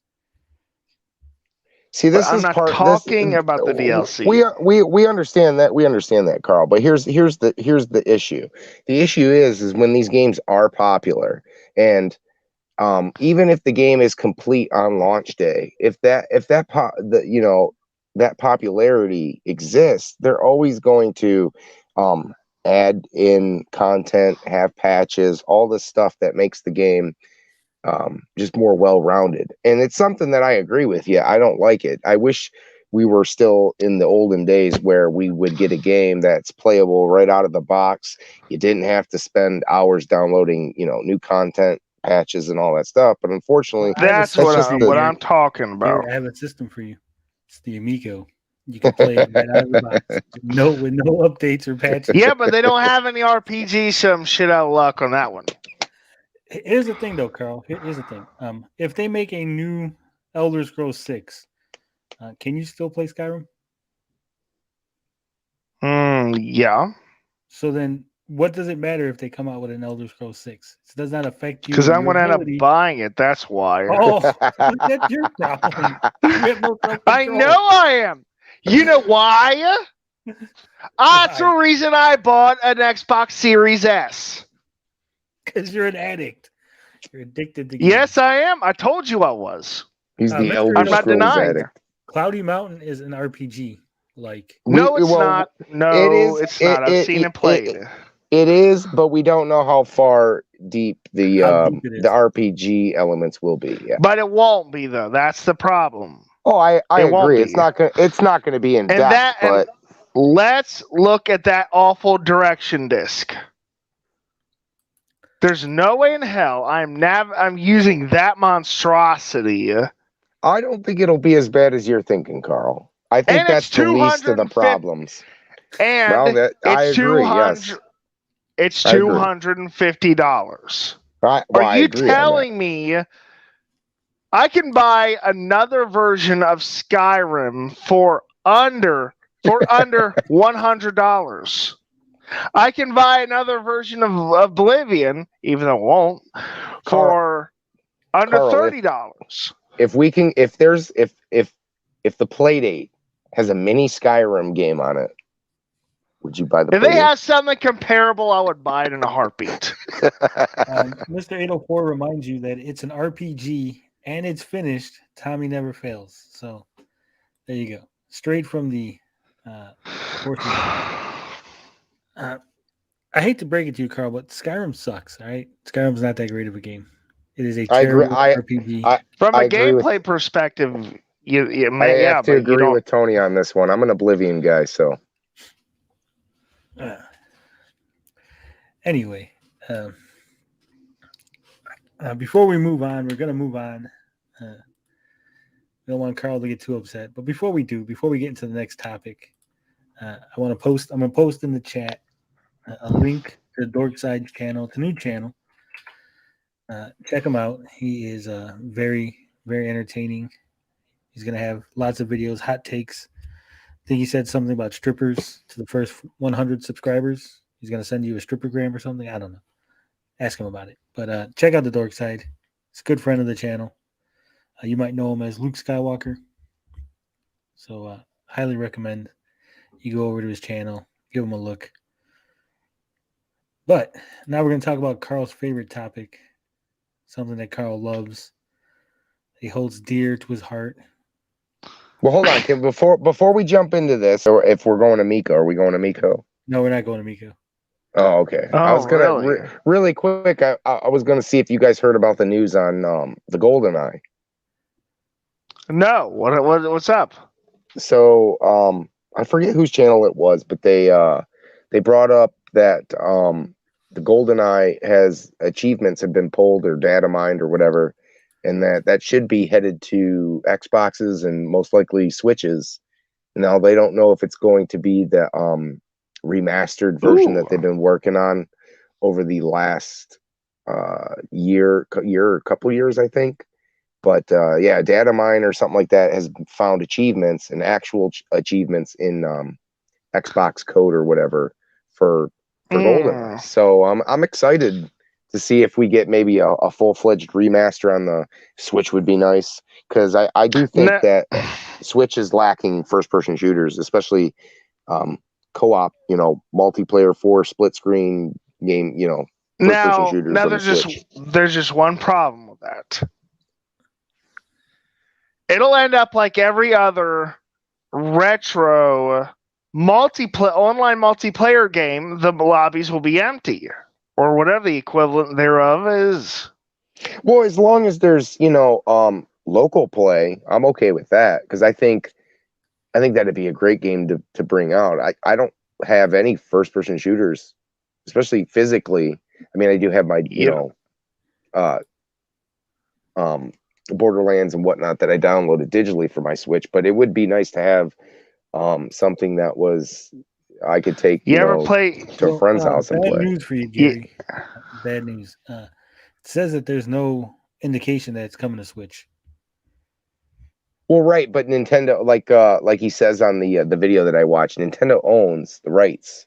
So for them to kind of give it up just to Xbox is a little far-fetched. That's why I said it. I didn't say it was guaranteed for Switch that it should come to Switch. It should be headed to Switch. But there's still, like I said, there's no indication. I hate fake news. I said we're going after fake news. I didn't say it was 100% coming to Switch, but there's a good chance that it will. And with Nintendo owning part of that rights, I mean, there's a good chance. I'm not saying that it is.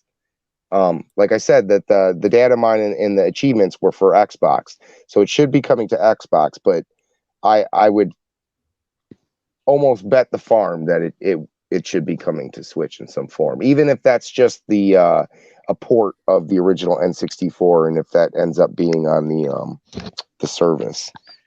Well, it says that there is a Xbox One version, according to Exophase.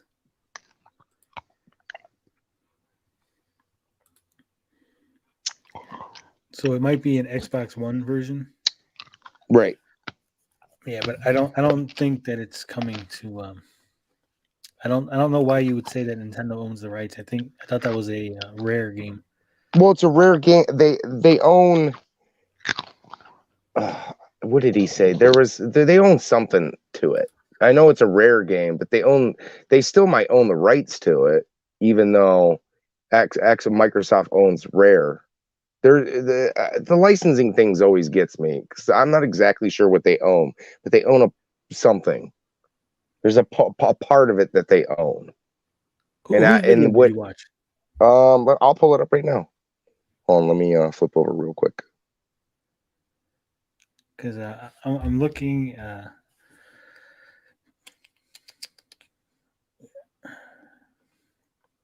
don't think Nintendo owns anything on this other than the Nintendo 64 license for the game. Ninja Kitty says, "Remember they made a GoldenEye Reloaded game on Xbox, PS3." Yeah, this is Nintendo Prime. Dorkside said online co-op in GoldenEye would be awesome if Rare has anything to do with it. I think it'll be an Xbox only. Yeah, that's what I'm thinking. I don't think this is going to come. If this was coming to the Switch, it would have to be coming as part of the Nintendo 64 online expansion. And I'm pretty sure they would have announced it already, no? Well, I mean, it's a bigger game. They could have been holding that off. But it was Nintendo Prime's video. He talked about it. And he talked about Nintendo owning a portion of that. Okay. Hey, don't shoot the messenger. Because the game was released on a Nintendo 64, right? My understanding of how it works is they would be able to Nintendo release a new Nintendo 64 version of the game, but not a Switch version. Like if it gets ported to the Switch, that would be considered like a new version of the game. Why? Not an exclusive. I did say that though, Tony. I did say. What I'm saying is that means that they can't do that. They wouldn't be allowed to. So they have been trying to. They have been trying to bring that. They have been trying to bring that game over for decades. Yeah, see, like Ninja Kitty says, Nintendo would only have the rights for the original Nintendo 64 game ports. That's why I said the only way they could do it would be with the Switch, with the Nintendo 64 Online. Right. That's I said that. Damn it! Huh? I said that. That's a maybe. Whoever Nintendo Prime is talking out of his ass is what I'm saying, Gary. Well, that might be so, but like I said, it could either be if they don't get the version, they might get the ported version on their service. And I think again, I'm not sure how the service works as far as licensing goes. If it's considered a new entity, or if it's considered the same as Nintendo 64. I'm sure they still have licensing issues over that. I think they still got to go through hoops, but. Mr. 804 says it stinks. We don't want it. Yeah, if it definitely, I definitely am not going to be excited if it's just the port over onto that service because I don't pay for that service and I could care less about that service. So I probably won't play it. I really would be nice to see a remaster and it actually hit the Switch would be nice. But, that's wishful thinking. I'm not, that's why I said it probably would. If it's going to come over, it would probably be over on, just a port. But I would like to see something more than that because a port doesn't make, doesn't do anything for me since I have my 64 and 4 controllers and I have GoldenEye. So I could always fire that up on the old CRT.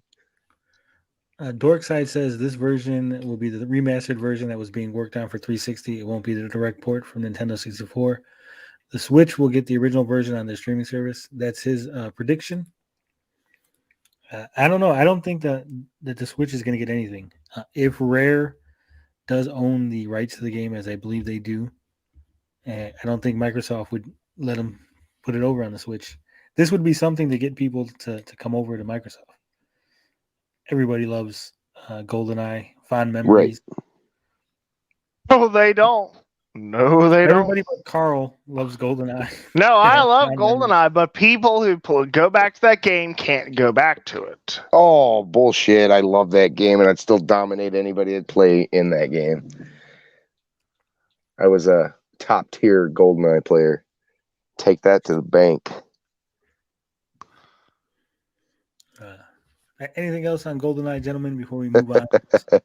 No, that was it. I just wondered if you guys heard the information on that. I thought it was kind of cool that they're, even if it's just Xbox, it's nice to see that those guys were working hard on that remaster. So if it comes over, that's cool, and it's looking that way with the achievements that were found recently. So I'm gonna have this ready for you, Gary. When it doesn't come on the Switch, I'm gonna play this. Fuck you, I was right, fuck you, I was right, fuck you, I was right, fuck you, I was right, fuck you, I was right, fuck you. So just get ready for it. Will do. Ninja Kitty says Time Splitters holds up way better. Yeah, well, Time Splitters Time too. Splitters I is like a Time better Splitters game. too. Time Loki Doki Splitters says, is the better game. Loki Doki says it may be the same situation with Super Mario RPG, where Nintendo published the game, but Square had the rights to all the in-game assets. There you go. Yeah, a lot of people wanted to see who's that character that's in there? Gino. Everybody's been wanting to see Gino again. Yeah, and it kills people. Dorkside said Rare is allowing Banjo-Kazooie to come to the Switch, so there's a possibility of GoldenEye. I don't think they're not in the same league as far as people's nostalgia and the appeal. I don't think people are clamoring for Banjo-Kazooie the way they are for GoldenEye. But I think there's what he's saying is at least there's a relationship, right? At least you had Banjo come over in the form of Smash Brothers character, and that at least they have a good relationship, right? So there's a possibility. It's not written out yet, and that's kind of where I'm with. Like, I could see it happening. I'm not going to write it off that it's not going to happen, but at least Nintendo and Microsoft have somewhat of a decent relationship going. So there's always a possibility. I've for the longest time I've wanted to see Donkey Kong 64 remastered and brought. I wanted it for the 3DS. That never happened, and I'd love to see that game maybe get remastered and put to the Switch. But again, Rare owns that, and another licensing issue. So Ninja Kitty says, fun fact, TT did the music in James Bond game on the PS2. Which one was that? Another Die Another Day or Tomorrow Never Dies? I don't know. Dorkside said, I recently tried GoldenEye on my N64. It's not good by today's standards. Oh, no, it holds up. Thank you very much. It's fantastic. But here's the thing. You have to play with turbo mode on. Turbo mode is a must, because if you're not playing with turbo mode, it definitely feels sluggish and slow. But as soon as you put on turbo mode, I think that alleviates a lot of the problems. But turbo mode, the only way to get that is to go through, I think, the silo in 3 minutes. That's kind of a hard achievement to do in the original GoldenEye. Well, we will see. I don't think it's coming over. I don't think it's going to hold up. I think people have the nostalgia goggles on. I do. I'll admit it. I do. I love that game. I'm biased. All right. We're going to move over, like I said, to something that is one of Carl's favorite things in the whole wide world. We're going to talk about Cobra Kai. The first 5 episodes. Boo! So there will be spoilers if you haven't Damn seen you guys. That's okay. I'm okay to be spoiled on this. So in the new season of Cobra Kai, we got Johnny Lawrence and Daniel LaRusso. They're teaming up to take down John Kreese, who is now in charge of Cobra Kai. Johnny Lawrence has his own dojo called Eagle Fang. And shit's about to get real. The whole first couple episodes are the two dojos trying to get together, trying to come to some sort of agreement. Daniel and Johnny are still butting heads, and it looks like they're not going to, agree on how to properly train the students. But of course, the students decide to come together, build a practice ring, and everything is copacetic. They're all going to work together and combine the two styles of Johnny's aggressive karate and Daniel's defense-only philosophy. A lot of good jokes in there, a lot of good humor. Then on the other side, we got John Kreese, who, if you haven't watched Cobra Kai, spoiler alert, he's not dead. He does come back at the end of season 1. He goes out and he recruits Terry Silver from Karate Kid 3.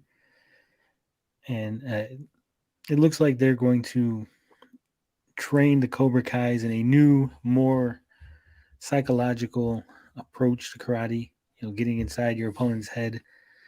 Terry Silver doesn't want to be the same kind of person like John Kreese. He doesn't want the kids to go out and start street fights, and every time someone disrespects you, you gotta beat the shit out of them. He wants to do it in the ring. So immediately, Kreese and Terry Silver are butting heads, which I think was going to be a reunion of two crazy psychopaths looking to use kids to beat up other kids. Turns out that they're not on the same page exactly. That's kind of where I left off. That's the end of episode 5. It is a great, great series. If you love Karate Kid, if you're unlike Carl, who hates Karate Kid for some reason. It is great. Boy, do I could write poems about hating the Karate Kid. Karate Kid is one of the greatest pieces of cinema. It's a classic.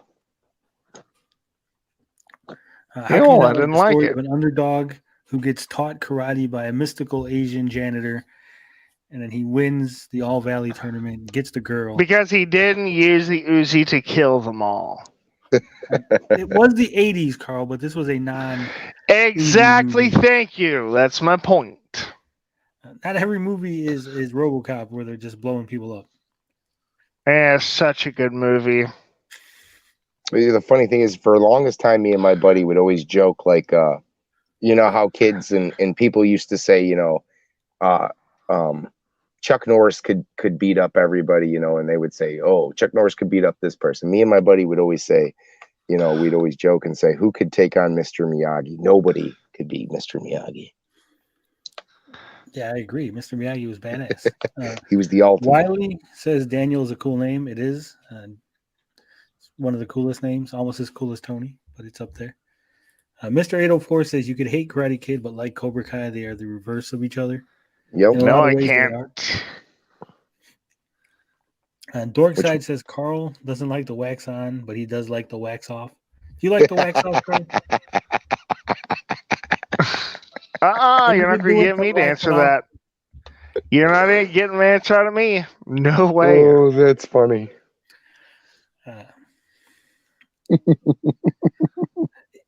Either way, it is a highly recommended, great series. If you haven't watched it, it's all on Netflix right now. Yeah, unfortunately, I don't have a take on it too much. Like I said before the show started, I haven't watched the first couple episodes of the first season. I was a diehard Karate Kid fan as a kid growing up because we had we had it on VHS, and it was just my go-to movie. I mean, how can you not love the ending of the Karate Kid? It's just so badass. Actually, I like the one with a girl in it. Oh, you like the Hilary Swank, the new Karate Kid? Yeah, Hilary Swank. The new Karate Kid. That's the one I like the most. Okay, 2 questions, Carl. Have you actually watched the entire Karate Kid from beginning to end? Yes, I have. I've watched every one from beginning to end, except even the crappy Will Smith's Kid Karate Kid. Okay, so you're telling me when Daniel gets injured in the leg and Mr. Miyagi rubs his hands together, he fucking touches him and he heals his leg with mystical ninja shit, and then Daniel does the fucking crane, kicks Johnny in the face. You're telling me that wasn't fucking the most badass moment of the 80s? It was the underdog story. Carl, what can I say? I just didn't. You went around putting your legs up like the fucking crane technique, and you tried to kick kids. No, nope. So I have a trivia question really quick for chat. First one wins the golden prize, which is Carl. What was the name of the place that Daniel and what the hell's her name? Where did they go on their date? What is the name of the? How do you phrase it without saying it? The place they go with the go-karts and all that stuff in the video games. What's the name of that place? I know what the name of it is. Yeah, like the little arcade. What do you call those places? I don't even know. But what was the name of it? I know what the name of the place is, but I don't know what you would call it. Other than Boomers. Yeah, fun center. It wasn't Boomers. Says it's Boomers. Short Circuit 2 is awesome too. That's a fucking badass movie. I love Short Circuit too. I think Love Short Circuit 2. Short Circuit 2 was better than the first one for by far. Yeah. I'll tell you, When he's leaking battery fluid and he still goes after the criminals and fucking I Need a Hero's playing, I fucking cry. Tears come out of my eyes. Yeah, I'll tell you it's another a very good sad movie. moment. I'll tell you another good movie from that time. Batteries Not Included. Oh yeah, That's a good one too. Wilford Brimley. Diabetes. Golf and stuff, arcade. Yes, there you go. Golf and stuff. Robo Blue you says, hot take: Surf Ninjas over Karate Kid. No, no way. No way. That movie does not hold up. I would. I love Surf Ninjas. That's an early Rob Schneider one, but no way. I mean, it was bad. No, you might have got away with. No, he might have got away with saying Three Ninjas over Karate Kid, but even Three Ninjas is a stretch. Yeah. Grandpa from Three Ninjas is getting his ass kicked from Mr. Miyagi. Karate Kid over Surf Ninjas. I mean, yeah. I would still pick Karate Kid over Surf Ninjas. Yeah, I agree with that. But like I said, the grandpa from Three Ninjas is getting his ass kicked by Mr. Miyagi. I'm sorry, it's just there's no contest. Was the Will Smith? Not the Will Smith, but the kid, Jaden Smith. Jaden Smith. What was the Jaden? Was Jackie Chan called Mr. Miyagi in that, or was he called something else? No, he was called something else. Yeah, I'm not too familiar because I seen about 5 minutes and I turned it off. I said this. He wasn't even Japanese. Mr. Miyagi's not Japanese either, Carl. He's Korean. Yes, he was. No, he's not. He's from Okinawa. He's Korean. Isn't Okinawa in Japan? I'm sorry, my geography is messed up. Okay. No, I think he was Korean, wasn't he? And then he was. Yeah. He served in the Korean War. Is that how it went? I don't know. Yeah, Okinawa is in Japan, Carl, but I'm saying Mr. Miyagi is not actually Japanese. I think. Let me see. I'm gonna look it up. Chat, somebody help me. He's Okinawan American. I'm not 100% on this, so.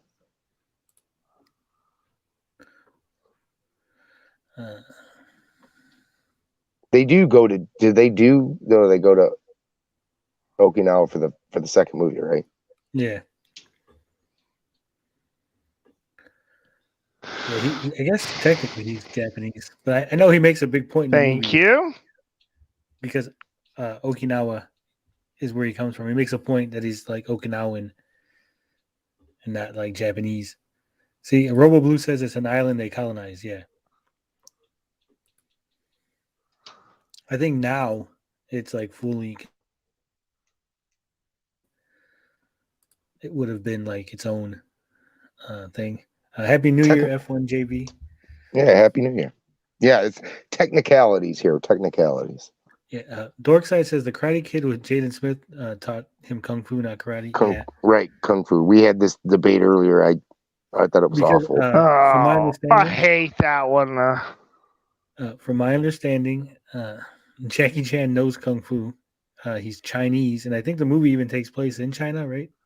Yeah. Yes. So that's why he's taught kung fu and not karate. They just wanted to bank off the name, basically. But I am glad that the Jaden Smith Karate Kid exists, and here's why. Because Will Smith is one of the executive producers on Cobra Kai. And he probably got interested in that, doing the project, off of the son being involved in the Karate Kid. Yeah, I didn't know Will Smith was had his hands on that. That's a good little bit to know. So, yeah, we wouldn't have it. Amico says can't make more than the one Asian man and a movie star, only Jackie Chan. What are you talking about? There's Jackie Chan, Chow Yun Fat. Who the hell's the other Jet one? Li. Jet Li. Who's the other one? Bruce Lee. From Shanghai. Oh, there's another Someone around Jet Li's age. That was in the same era as Jet Li. You named the big names. I can't think of anybody else. He was in that. Who was in the fucking Crouching Tiger? That was Chow Yun Fat. Was it? Yeah. Nah, I'm not gonna start looking up Asian actors. Scarlett Johansson. There you go. She's a big Asian actor that was in what the hell was that movie? Ghost in the Shell. She was in Ghost in the Shell. I still haven't seen that. Yeah, see Sammo Hung. There you go. That's what I was thinking of. The guy from Mortal Kombat. He's pretty good. actor. Okay, the guy who plays Scorpion.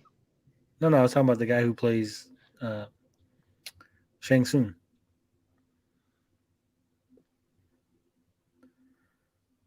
The guy who plays the main bad guy in Mortal Kombat, the original one. The original. Oh, not Robin. That's the name. Robin Lee, I think, was the name of the who played. You're thinking of the guy who played Liu Kang. Robin Shun. Robin Shun. That, yeah, I think that was the name. Yeah, that was the. Yeah, I'm thinking of the other guy, but yeah, he was a big prominent actor back in the. I'm talking about late Cary 90s. Hiroyuki, the guy who plays, It Has Begun. Yeah, I know who you're talking about. He was a big, like I said, he was big and prominent back in the late 90s. He was in a lot of stuff. And James Hong, can't forget James Hong from fucking Big Trouble in Little China, Kung Fu Panda. Oh yeah. Oh yeah. I wish they'd do another Kung Fu Hustle. I love that movie. Oh, that's a great movie. You know what I hate? Netflix had the English version of Kung Fu Hustle, and then they got rid of the dub, and now you can only listen to it in Chinese. What? Yep. God, that was a fantastic movie. Scarlett Johansson is going to play Charlie Chan. I've never seen Cannonball Run or Cannonball Run 2. Oh, Cannonball Run's a classic. I still like, what was it, Mr. I like Mr. Nice Guy. Beat Takashi. Yeah, there you go. He's a big actor. Mr. Nice Guy, or not Mr. Nice Guy, Rumble in the Bronx. Well, I seen that in the theater when it came out. Rumble in the Bronx is great. That's the one where he broke his ankle, right? Yeah. They had that fake sock boot on him or whatever while he was doing the jet skiing part or whatever. That was classic. Rumble in the Bronx is funny because some of the actors speak English, but they are still dubbed over by other actors and actresses. So if you watch the movie is completely dubbed for the audio.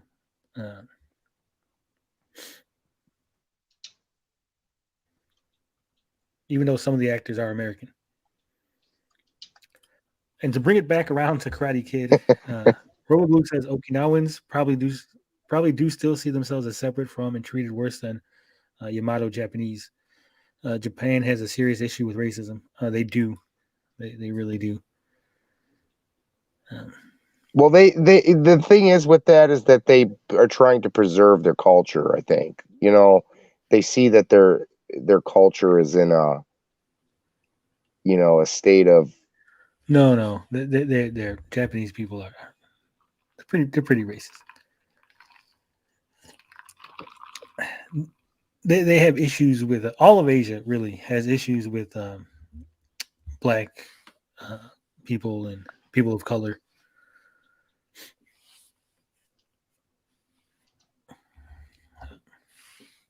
It's pretty much an open secret. I mean, look at all the posters that get changed for China to remove the black actors and actresses from prominence. They did it on Star Wars. So, I mean, to be fair, nobody cares about the people care. That's what you're saying, Carl. Family friendly. I mean, all I'm saying is there are certain people that get talked about the most in Star Wars. Okay, that's all I'm saying. Well, I was talking about the sequels, Carl, where on the American poster, John Boyega is prominent because he's prominent in the Oh, movie. okay. That's, yeah, you mean the modern ones? Yeah. Okay, or Yeah, that makes yeah. more. That makes more sense. That could have taken a. Why I don't think I don't think Lando's not on the is he on the All I'm Empire saying is- Strikes Back stuff? I don't All think I'm he's on saying, anything. all I'm saying is nobody people. Lando doesn't get talked about that often. That's all I'm saying. Well, I mean they're obviously open to their views. Obviously, the world doesn't share those views, so it is what it is. I don't know how we end up where We we are. we got to transition quick. Tommy Amico says Kylo Ren's mask was black. Well, that's why he's a bad guy. He also says, remember, Lando destroyed the second Death Star. Give him some credit. I agree. I thought That's true. I don't know if anyone's seen the new Star Wars, the sequel trilogy, but in the, I think it's the third one of the movies, they meet like a former stormtrooper. I guess she is. She's a female. She's black. And her and John Boyega share a moment where they discuss how they both were, taken from their families, and she don't really know who her parents are. And then for some reason they have her and Lando sitting together talking at the end of the movie. And I was like, are they trying to imply that that's his daughter? Like, he goes around the galaxy, been fucking people. He's just got random children all over. So I think the movie copped out and didn't go fully with it. They kind of implied it if you watch the movie, but they didn't fully go. Wasn't Lando into droids? Lando was into everything. Lando just loves fucking. If it's got a hole in it, Lando's fucking it. And he likes his capes. He's a walking penis. Either way, I think we should transition away from Cobra Kai to something else that Carl hasn't seen. Since we're on the topic of Star Wars, have you seen Boba Fett? Man, we can't spoil this. We can't talk about this. You got to give me some time. We're gonna get Disney Plus here in the next. I'm like waiting for like at least 2 or 3 episodes to be out. That way, when I pick up Disney Plus, we'll have it for a month, and I'll be able to catch those first 2-3 episodes. And there probably should be, I would say, 6 to 8 episodes for the book. So I'm hoping to catch it then. Let's try not to spoil too much. But was it good? Yeah, it was good. I won't spoil it for Gary. I'll make a video, I guess, of my thoughts on Boba Fett. But we'll do a little transition. Is there one thing I hope that is going to be in there? Is there going to be some Bosk? Are we going to get to see Bosk in there? I'm like hoping and praying that we get to see some bounty hunters that were shown in what were they shown in Empire Strikes Back, where you got when Darth Vader's talking to Boba Fett and Dengar and IG-88 and all the bounty hunters. I hope that they do this justice and that we get to see some cameos from guys like Bosk. Was like one of my favorites as a kid. That they never really. You just see all these bounty hunters up at the top, and they never kind of elaborate on any of these guys. I kind of hope that they shed some light on some of these guys. Well, I don't think that's going to happen, Gary. Oh, the series, the tone so far, only 1 episode in, but based on the trailers and the first episode, I think it's going to take more of a Sopranos type tone. It's going to be about him, rising to power. He's taken over Jabba's throne. Now he's got to secure power, on the planet and everything. Because you don't just sit on the throne and become the king. I thought he got swallowed by that monster or something. Yeah, you haven't watched The Mandalorian? Spoiler alert. No, I didn't watch it. I mean, I watched some of it. Yeah, spoiler alert. He made it out of the Sarlacc pit and showed himself on The Mandalorian. Okay. For Gary, the first episode shows you how he gets out of the Sarlacc pit. Oh, does it really? Oh, that is awesome. killing me, It's Tony. not as badass as you think it's going to be. So I want you to lower your expectations on that one particular. Yeah, but a little flashback still nice. I mean, I wonder, did they go the route like they did in the novel? Is that how they kind of covered it? Like what they? Yeah, it's sort of like that. Okay. So I already know. I mean, it's not a big, huge spoiler, but at least that they cover it's kind of cool. The fact that they do a little flashback, that's got me interested because Star Wars my jam, and I always love my Boba Fett. So Yeah, I was super the happy first what they did in episode, Mandalorian. So we're gonna get to this comment. Lando, Mr. 804 says that wasn't Lando's daughter, or they weren't implying that he was just gonna mac on her. That's a possibility because Lando tries to mac on everybody.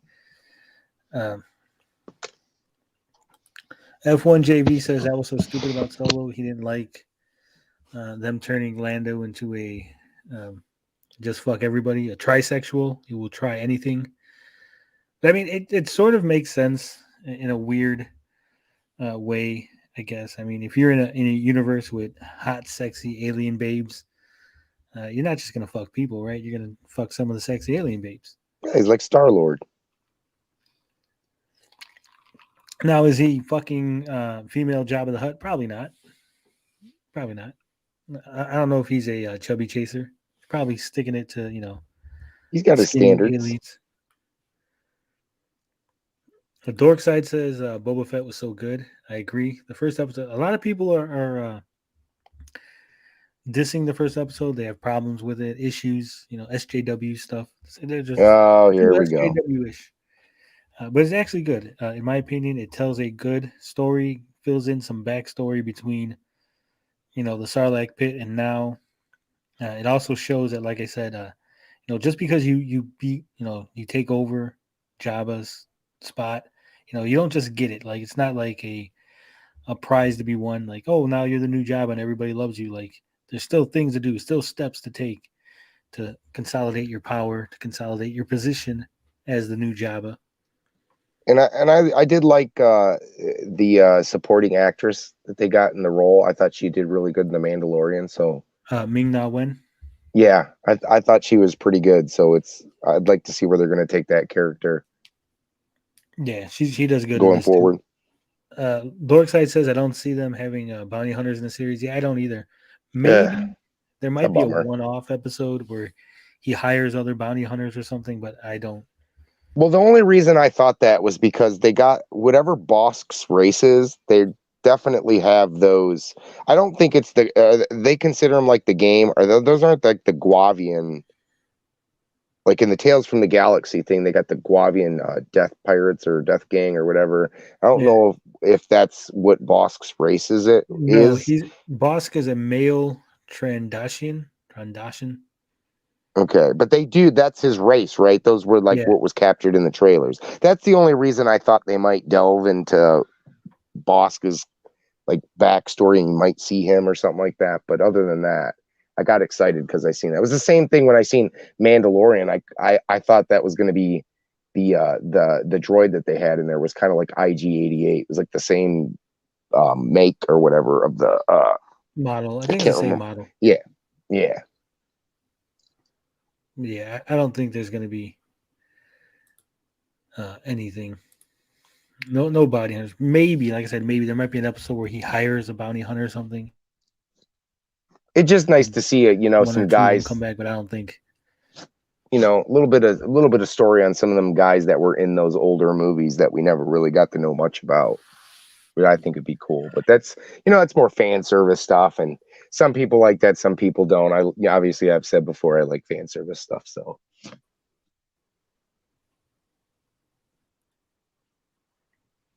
yeah, the Dork Side says I think if J.J. Abrams could have worked on all three films, that the trilogy could have been better. But having Rian Johnson come in, then JJ having to salvage what he did, ruined it completely. The middle movie completely destroys the new trilogy. What was it? The Force Awakens was decent. Yeah, then it took a dip in the Last Skywalker or whatever the hell it's called. Jedi. The Last Jedi is garbage. Last Jedi. And then Rise of the Skywalker is decent. It's not great. I mean, considering what they had to salvage and what they tried to fix from the second Unfortunately, movie, they should have had Jon Favreau from the beginning. That would have solved every issue. Yeah. If you want my full opinion on the new Star Wars movies, I did watch them for the first time last year, and I gave my opinion on this channel, so you can look it up. I watched all 5: Solo, Rogue One, Force Awakens, Last Jedi, and Rise of Skywalker.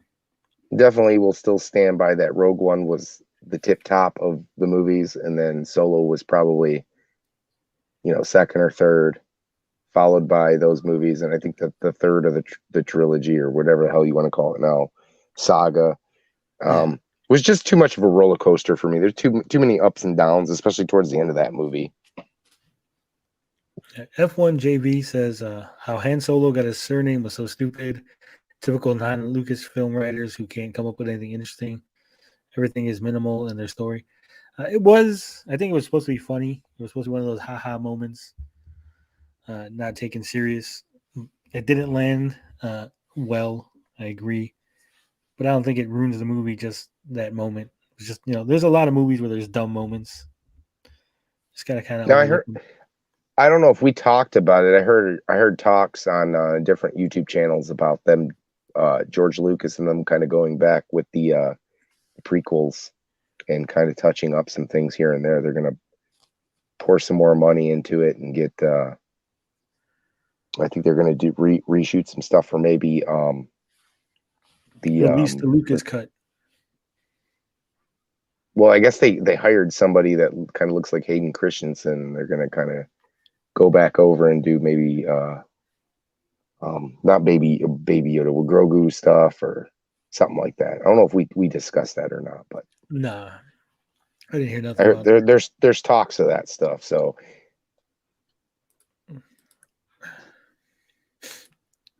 Mr. 804 says the Last Jedi Casino Planet should totally get cut. Yeah, that whole plot line, subplot, whatever you want to call it, that should get cut. Rose Tico, her character backstory, her story arc in the movie was terrible. It ruined it. Dorkside says, I've seen a lot of talk of what George Lucas had in mind for a sequel trilogy. It sounded much better. I don't know. Everybody puts George Lucas on this pedestal because of the original trilogy. But he was unfettered, unrestrained in the prequel trilogy, and that it's not that great. It didn't live up to That's the what hype. I've heard. I've heard the same thing. Yeah. The Phantom Menace is decent. It's not great. It's a decent movie. But Clone Wars and that Attack of the Clones or whatever is awful. I think Revenge of the Sith holds up. I love Revenge of the Sith. I know I'm like one of the few, but I love that movie. It's decent, but it's building off of Clone Wars, and Clone Wars was already was terrible. And I think a lot that has to do with those movies. We actually went back and watched them a couple weeks back, and a lot of it comes down to the music, man. I think John Williams did the music for that, right? And I think that's what holds up more than anything. I think when you watch Obi-Wan and Anakin go at it, that score kind of sells it for me. And maybe that's why I love that movie so much, because I know I'm in like a league by myself here when I say I love that movie. And I think a lot of it has to do with the music and just more so that than maybe the movie itself. I mean, I've been saying this lately, but Revenge of the Sith is more about Palpatine's rise to power. Yeah. About how he executes the fruits of his labor. Oh, Carl, you had a chance. You were supposed to say executes Order 66. Oh, well, whatever. Has it ever been confirmed that Mace Windu was really dead? No, I don't think it's been confirmed. Not in canon. But he was such a whiner, though. The Dork Side says, I just think you'd get a more consistent story if Lucas had made them all. I think if Lucas had made them all originally, like he made them all back when he made the original trilogy, it would. But I think over the years, his influences and his ideas and everything's changed. And if he were to make the sequels now, he would change things and things would be different. I mean, he fucking invented midichlorians, for God's sakes, when the Force didn't need that shit. Yeah, P, that's one of his biggest mistakes. People hate him for that. Yeah, I think that if he had made the prequels, right after the third movie, he made the prequels, we wouldn't have had a lot of the bullshit that we have. Oh, yeah. But, it'd be a much more solid series, especially with the practical effects and, all that good stuff that we love about the first three movies. yeah, and people complaining about different things, different aspects of Star Wars, like the small, what the hell are those things called from the new ones? They're like little small birds or whatever. The little cute birds that were in the ones that Chewbacca eats. Yeah. I forget what they're called. But I mean, people complain about that, but you have the fucking, the fuck are those things called?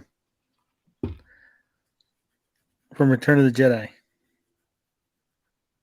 There's a whole planet of them. The little fucking bears. The Ewoks? Ewoks, yeah.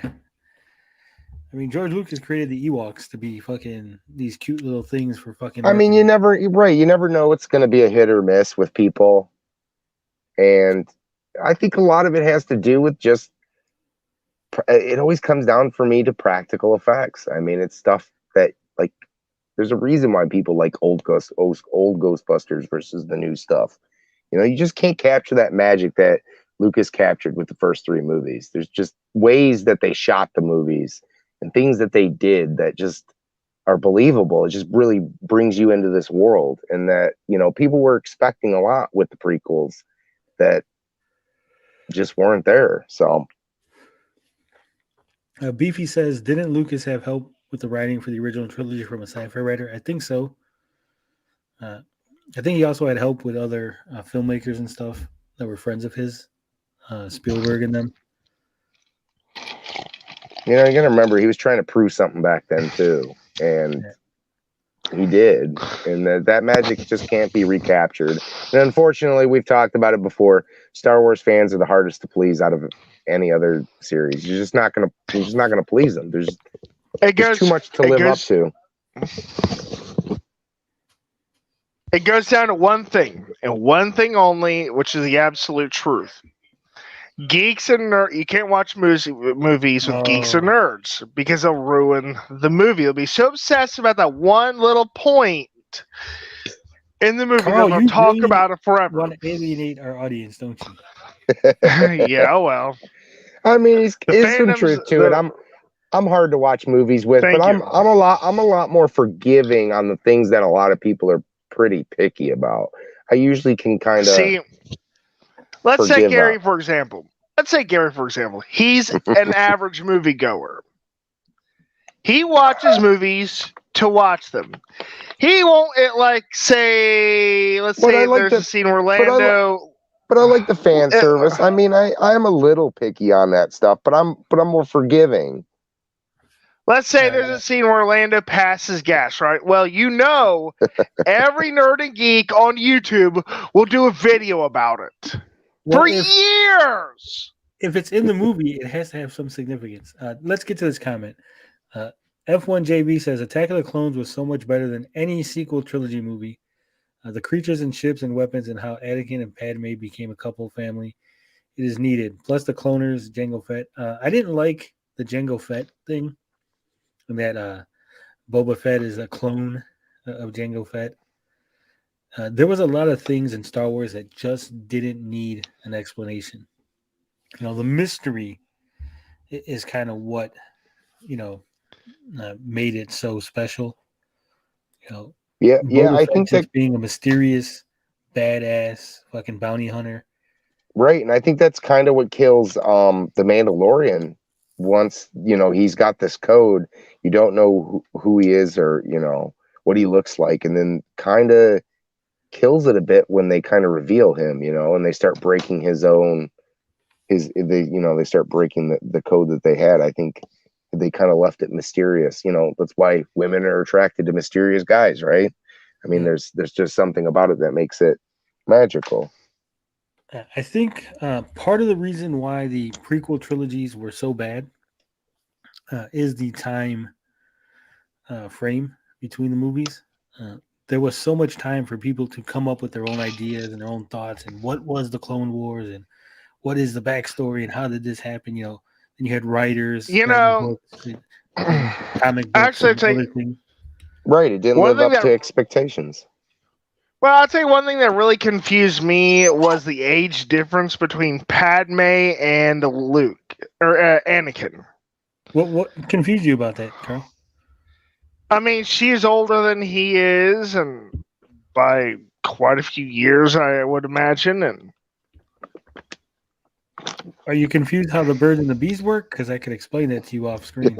no, it just once he grew up and became an adult, I mean, all bets are off, right? Yeah. She was attracted to him, and you know they spent time together. It's not like they didn't. You know, it's just hard to see it at him as a kid. I get what you're saying, but yeah.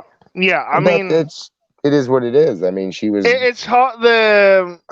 It's hard. It's confusing. You know, like when you see him as a kid, and then as an adult, then Padme. And you're like, man, that teacher's hot.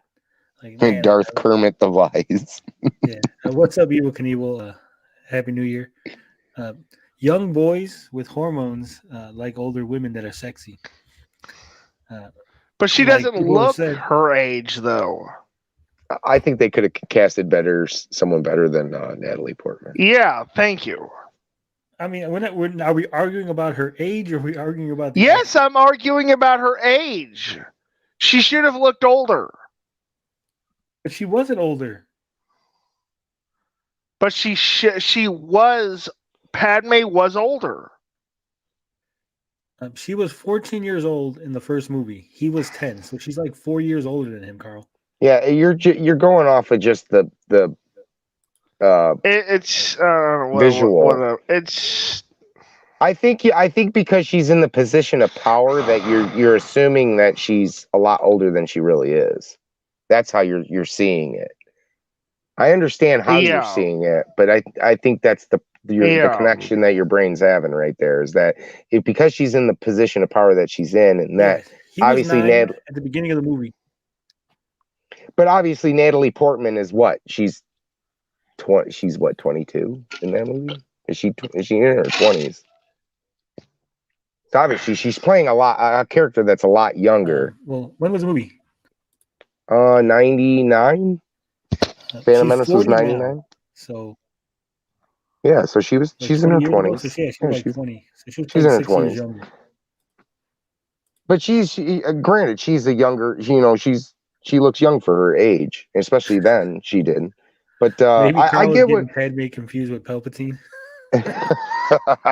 I get what Carl's saying. There's a little disconnect there, a tiny bit. That's not my major issue with the whole thing. I mean, it's not my major issue. It's just one of the things that struck me as odd, is all. F1 JV says she's beautiful. She was an angel to young Anakin. Yeah, she was the queen. She was hot. She was sexy. She was only like 5 years older than him. Hell yeah, he was into that. And now, then in the next movie, it's 10 years later, Carl. So she's 24 and he's like 16, 15. The only thing I've never looked up, is there any scenes in The Phantom Menace where she's actually as Queen Amidala and not that, or she always got her stand-in? Yeah. I don't know. I'm not sure. One thing I've never looked up. So yeah, so she's like what, 24, and he's like 20 by the time the second movie. So I mean, and you're on a ship together, Carl. You and a hot chick, two young kids on a ship together, flying around the galaxy. Who'd you wanted to hook up with? Fucking Ewan McGregor. Speaking of Ewan McGregor, what do your guys take on the them bringing him back for the Obi-Wan series? I thought he was dead. Wait, which one was he? That's a good choice. Was he the prequel one? Yeah. Well, yeah. What's his name's dead. All right. They couldn't bring him back. Sorry, it just confused me. That's all. Yeah, they're gonna bring Ewan McGregor back for the role of Obi-Wan. I mean, he didn't do too bad. How I old? don't. When, You when does know. the movie take place, or when is the series going to take place? That's the problem, I think. Soon, right?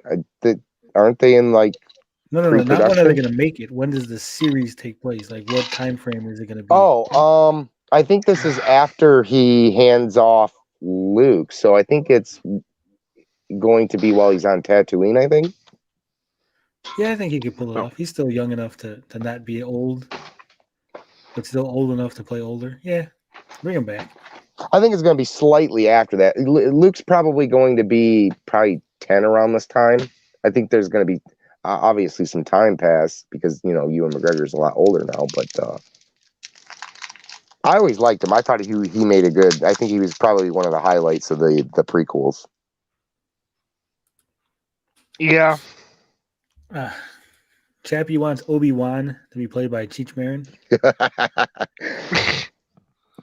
Mr. 804 says he's going to play Old Ben. Yeah, I think he'd pull off. Evil Knievel says, my wife was 18 and I was 24, so I can't judge Anakin. Yeah, my ex-wife is like 4.5 years older than me, so I can't judge him either. I'm not judging. I'm just saying. Nothing like robbing the cradle. Yeah, I think the actor that plays young Anakin just looks like you see him and he's like, oh, he's got to be like 6, but he's really like supposed to be 10. I think that's the problem. Mr. Beefy says his wife crushes on Obi-Wan from episode 3. Poor Beefy.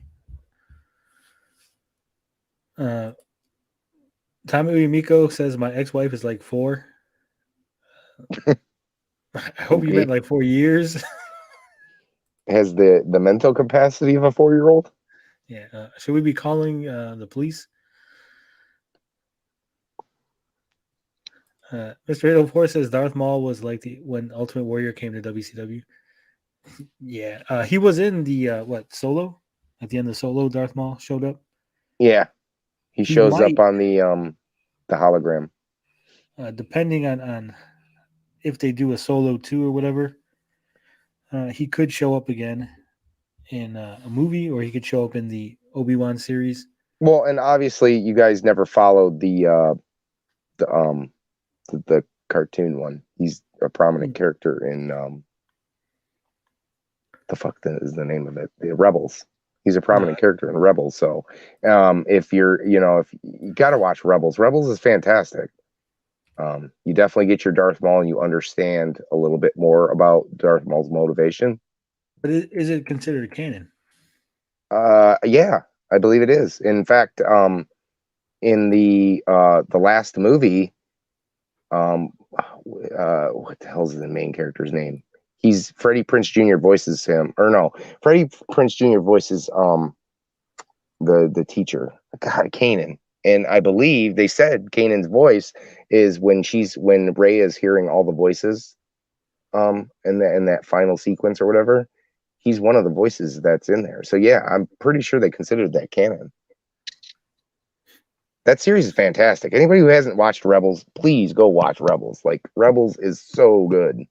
It's so good. I know it's animated. I know it's not like watching the Star Wars movie, but it's fantastic. Absolutely fantastic. Yeah, I know that in one of the comics, they resurrect Darth Maul to fight Vader.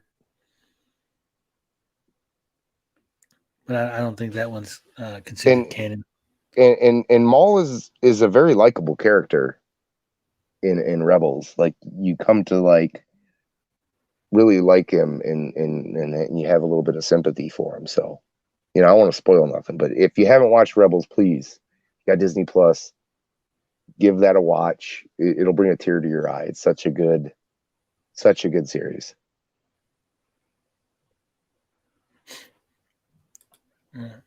Wasn't Clone Wars canon, and then it wasn't canon, and then the other cartoon canon? Yeah, no, I'm not too sure how they handled that. I only watched like a season of that, maybe a season and a half. I think they did at one point, and then they kind of like. I think you're right. I think they did at first, and then they did something with it. I think you're right though. It was initially it was canon, and then they started like picking it apart or destroying it. But Because I mean, there's been like 3 or 4 different cartoons. yeah, they got the bad group or the bad ones. Bad Bunch. Bad Bunch. You got Rebels. You got Clone Wars, and there's one more, I believe. But Rebels, out of all of that, is what I would suggest to go watch because that's really good. I think those characters. I mean, Sabina. in the 80s, you had droids and Ewoks. I don't think that's canon. But you had the 2008 series, The Clone Wars. You got Star Wars Rebels, Star Wars Resistance. Is that canon? That I'm not too sure of. I can't remember what Resistance was. I don't know about you all, but I prefer Spaceballs more. Oh, I just watched that earlier today. Oh, I watched it a few days ago with a friend. God, if I could get like a sequel to Spaceballs, that'd be amazing. They have an animated series on Netflix, I think. Mel Brooks was a genius when he made that one. F1 JB says that had me leave the theater shaking my head. The Last Jedi was awful, and then more. Yeah. But Maul did come back in the comics. He came back. Another thing, they were going to bring him back. Everyone loves him. Double-sided lightsaber. It's fucking awesome. I mean, I think the biggest gripe about Phantom Menace was that there wasn't enough Maul. I think that pissed people off. But the fact that the way that movie ends is so fantastic with that fight scene. I think that's like one of the saving graces. I liked the pod race. I know some people either, everyone liked the pod race. Pod racing was good.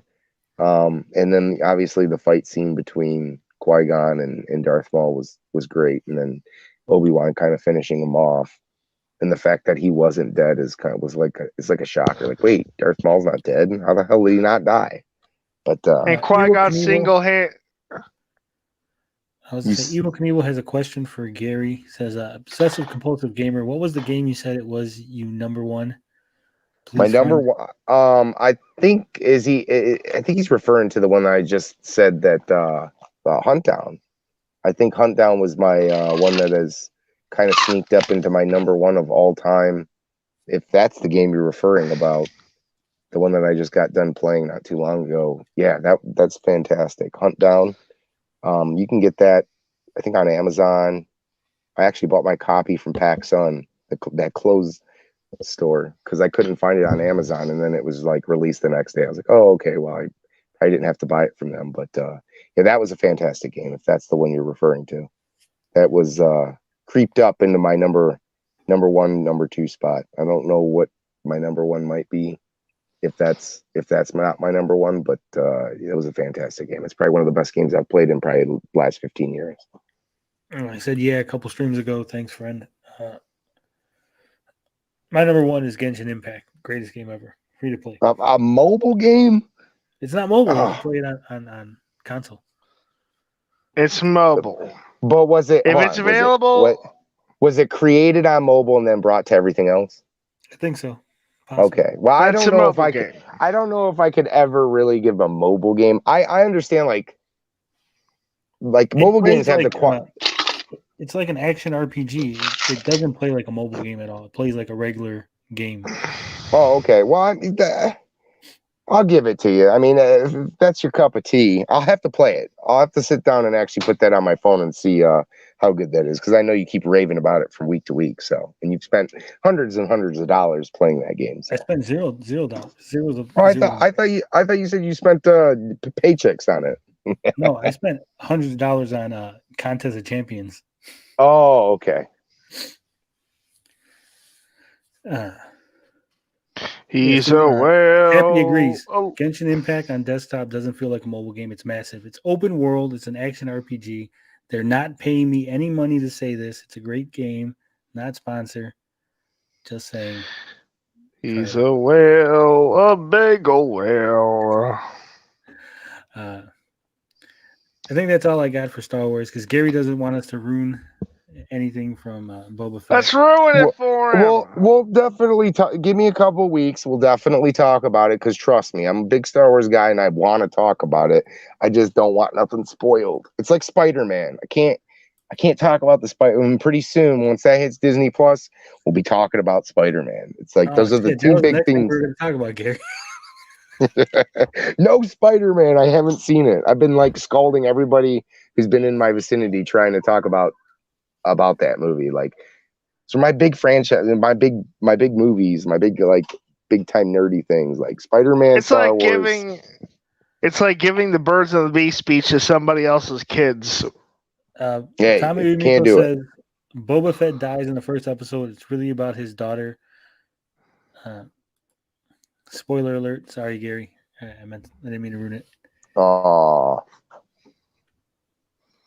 Now you have a decision to make, Gary. Do you take what he says as fact, or do you watch it anyway?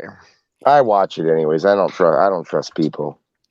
Boba Fett has a gender reassignment surgery in episode 1, so we can. Oh, there we go. So that was the SJW stuff you were talking about. Yeah. No. Right. He kisses Batman.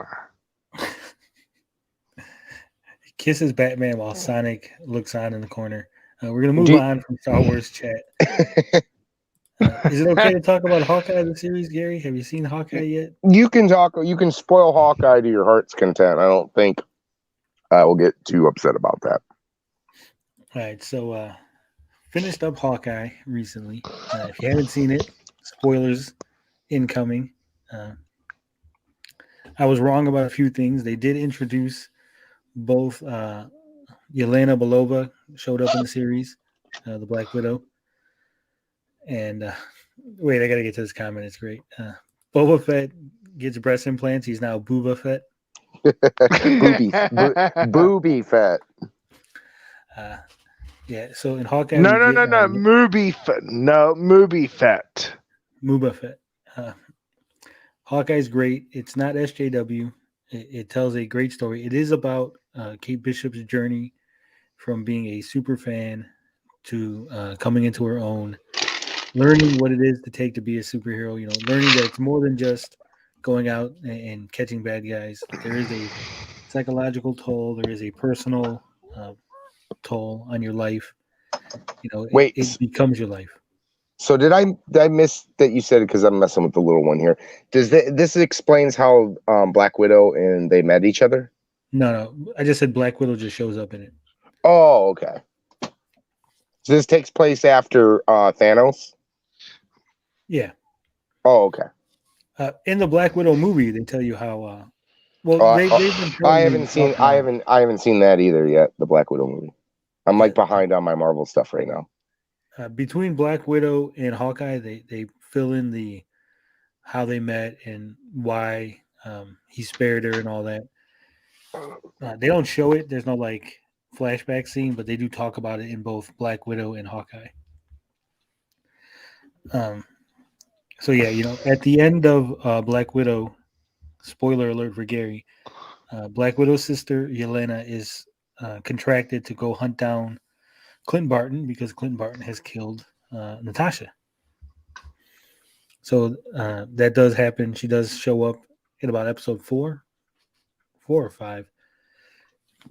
It's only a 6-episode series. It's fantastic. It's great. If you hate women, you will not like it. So sorry. There are some twists and turns. Some characters get a little tweaks from their comic book personas. Like I said, Kate Bishop. You start off with her. Every episode has a sort of like an origin story at the beginning. So you get Kate's origin. Then you get Echo's origin a little bit. Some of the other characters. I don't want to spoil too much. But you find out things about everybody. And the big surprise was that the Kingpin shows up and at the end of episode 5 and then into episode 6. And he is a fucking beast.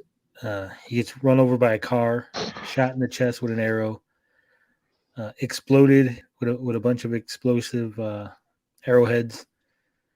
He still gets up and walks away. And then, to everybody's surprise, Echo catches the Kingpin in the alley and shoots him in the head. Yeah, Evel Knievel. Natasha's died like 4 movies back. But overall, it was a great series. Carl, have you seen it? No. I don't know if I'm realistic. I gotta get some friends on the show that actually watch this stuff.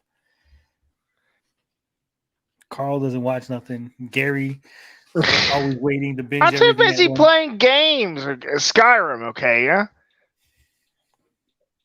You're a Genshin Impact whale, and I'm a Skyrim whale. It happens. Yeah, but I also watch things like No Way Home and saw that in the theater. I do watch things. I watch the Timeline channel. You watch Streets of Fire on repeat. I don't watch it that much, but I do watch it at least once or twice every year. Overall, Hawkeye series, fantastic. Highly recommended if you like Marvel, if you like the MCU. Very funny, very interesting. Tells a complete story. Lots of loose ends, lots of strings left for more things to happen in the future. I'm looking forward to it. Hopefully, soon Gary can tell us his opinion on it. We have a full, robust discussion that will not bore Carl too much because, You're not boring me. All right. I guess we'll go to the last topic of the night. We might end up going home early on this one, gentlemen. But should the Snyderverse fans move on, Carl? I mean, I'm not going to tell them they shouldn't enjoy their fandom. I'm not like Saggy where I complain because they exist. I mean, they're like I said, they're nerds and geeks. That's what nerds and geeks do. They ruin movies for other people.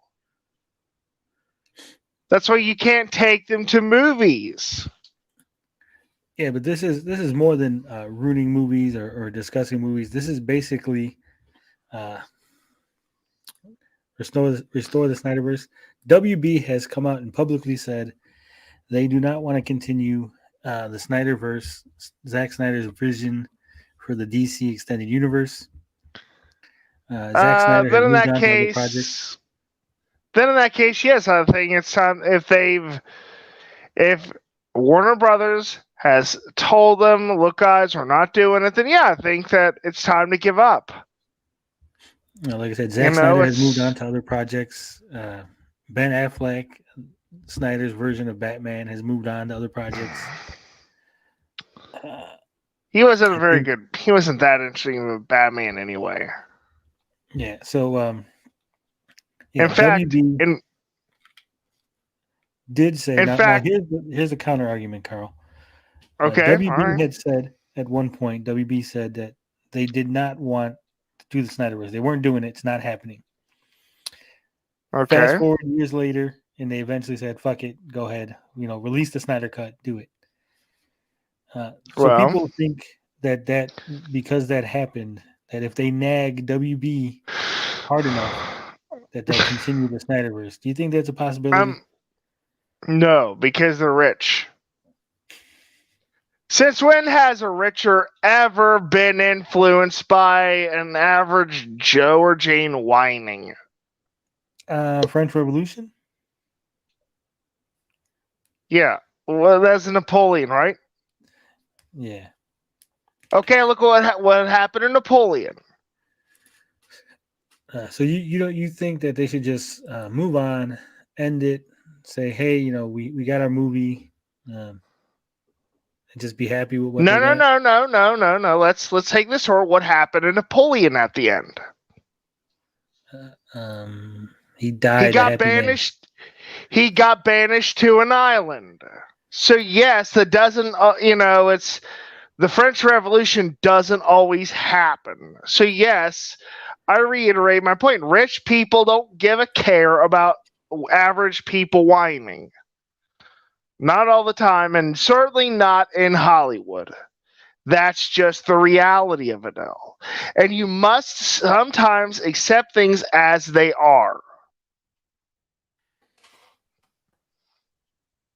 I tend to agree. Sometimes you do have to accept things the way they are. You have to accept that they moved on. They said they don't want to do it no more. I understand the idea of hope and wanting things. I want things all the time. There's nothing you can do. I mean, unless one of the Snyder fans somehow works his way into WB's good graces, becomes an executive producer, becomes in charge of their movie division, I don't think it's happening. It sounds like he's... Huh? I was going to say, Evil Knievel says, I do think Affleck was an amazing Batman. Hot take.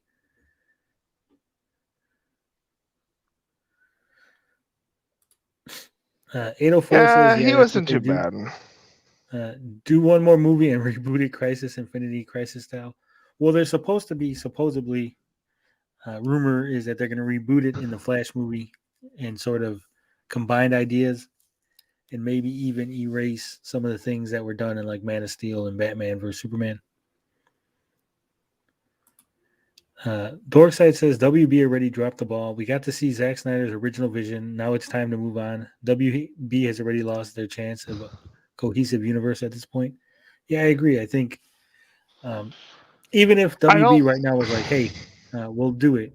Now, you got to get Zack Snyder to stop his projects. Gal Gadot, Ben Affleck, Henry Cavill. Cavill.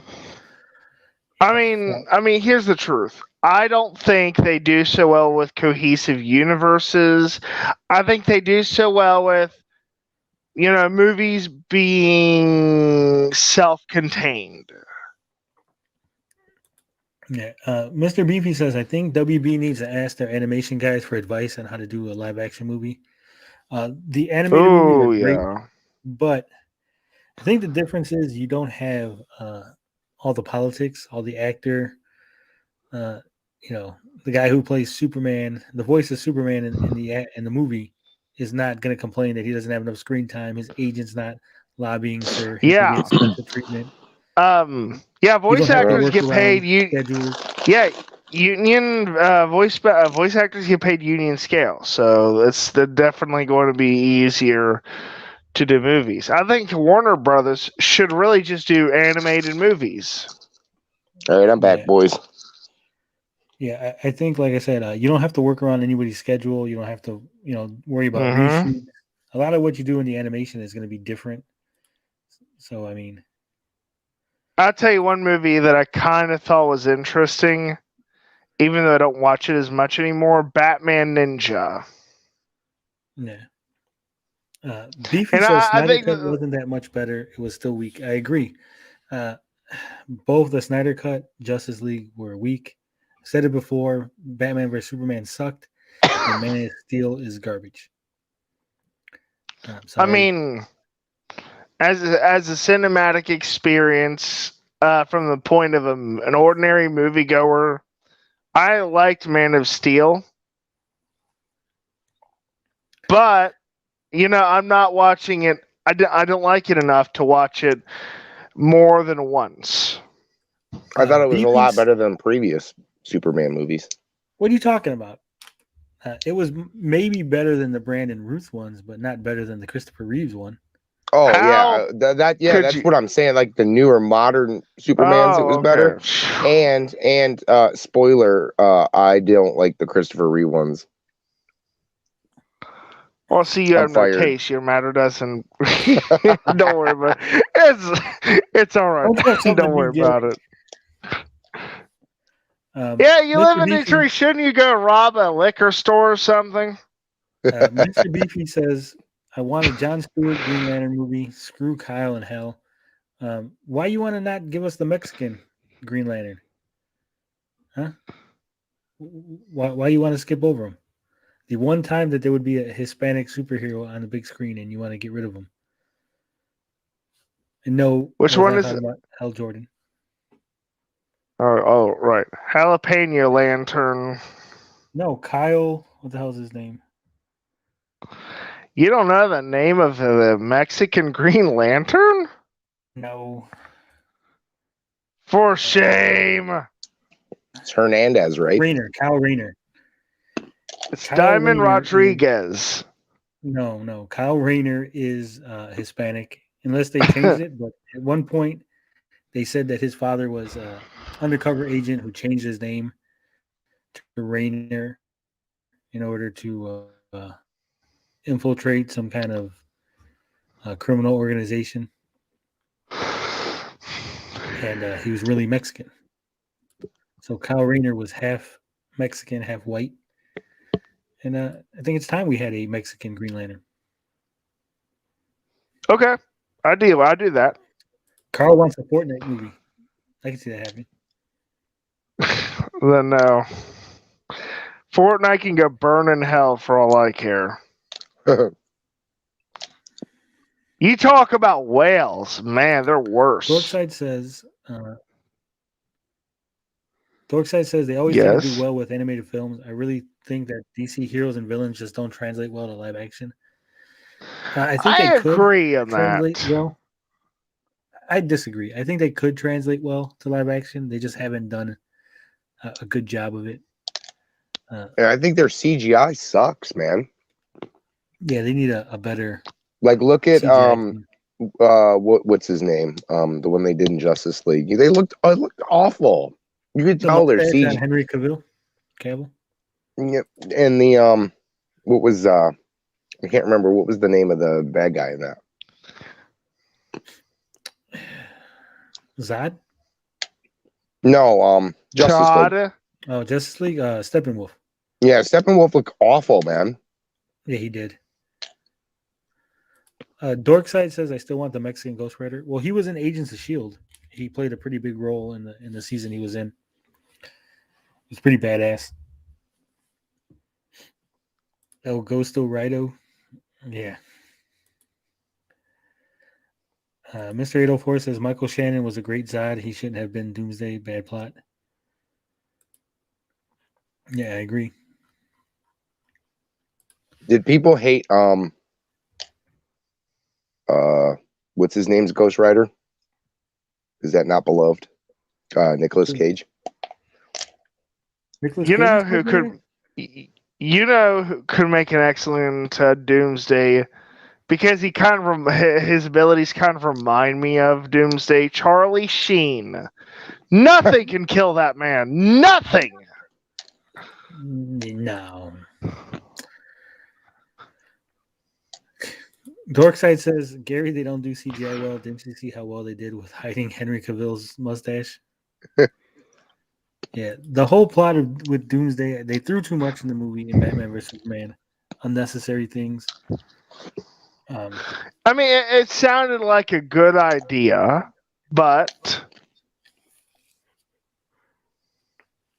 But what? I mean, it doesn't always happen. It doesn't always execute right.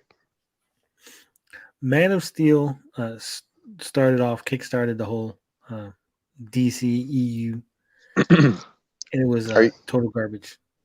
Are you guys excited for the Peacemaker series? Peacemaker looks good. I did like that Justice League, the Justice League, the second one. I think John Cena is a decent actor. Like I said, I think that DC movies are good as self-contained universes. You know, like... better... Oh, go ahead. Huh? No, you go ahead. You go ahead. I was going to say, who do you think's the better actor, John Cena or or Dwayne Johnson? Oh man. Do you think The Rock's been pushing for he wants to be a Bond? Do you think The Rock could pull off Bond? No. He's too big for Bond. The Bond must be British. He's got to be British, and he's got to be a tiny guy that's like gets worked over by all the bad villains. He's got to be kind of lanky, kind of skinny, sleek. Not rippled in muscles. that's the problem with The Rock. He's been in everything practically, so he thinks he can be in everything. Well, see, he's from an interview, or that's at least what I've read from the YouTube things or whatever that keeps getting posted, that his grandfather was a Bond villain, and I'm not sure which movie his grandfather was the villain, but he says he wants to not play a villain, he wants to play Bond, and I just cannot picture him as a Bond. And Bond has hair on his head. I mean, it's just. He just doesn't. I don't think he can pull it off. I mean, they can always obviously change it to him, but I just don't think. Yeah, I don't think he could pull it off either. He just doesn't strike me as a Bond. The Rock's franchise is Jumanji. He needs to get over it and accept that as it is. The Rock he got himself into that. Yeah, he's a Disney guy. Yeah, The Rock is too big. He's too big to be James Bond. James Bond is Scottish officially in the books. After they cast Sean Connery. All right. Imagine. Let's say the new Bond sounds like this. You ready? Hello, how are you doing, dear? I'm going to get it for you. Do you really think? I mean, it's not any different than The Rock. Okay, that didn't sound nothing like The Rock, Carl. What I'm saying is, that sounds like. Can you honestly What I'm saying is, can you honestly imagine a Bond sounding anything but British or Scottish or wherever he's from? I thought it sounded more like Fat Bastard. What about a black? Well, thank you. Actor who is of British descent. No, James Bond can't be black. No, you just said he had to be British. No, I just said that if the guy he's a white British guy.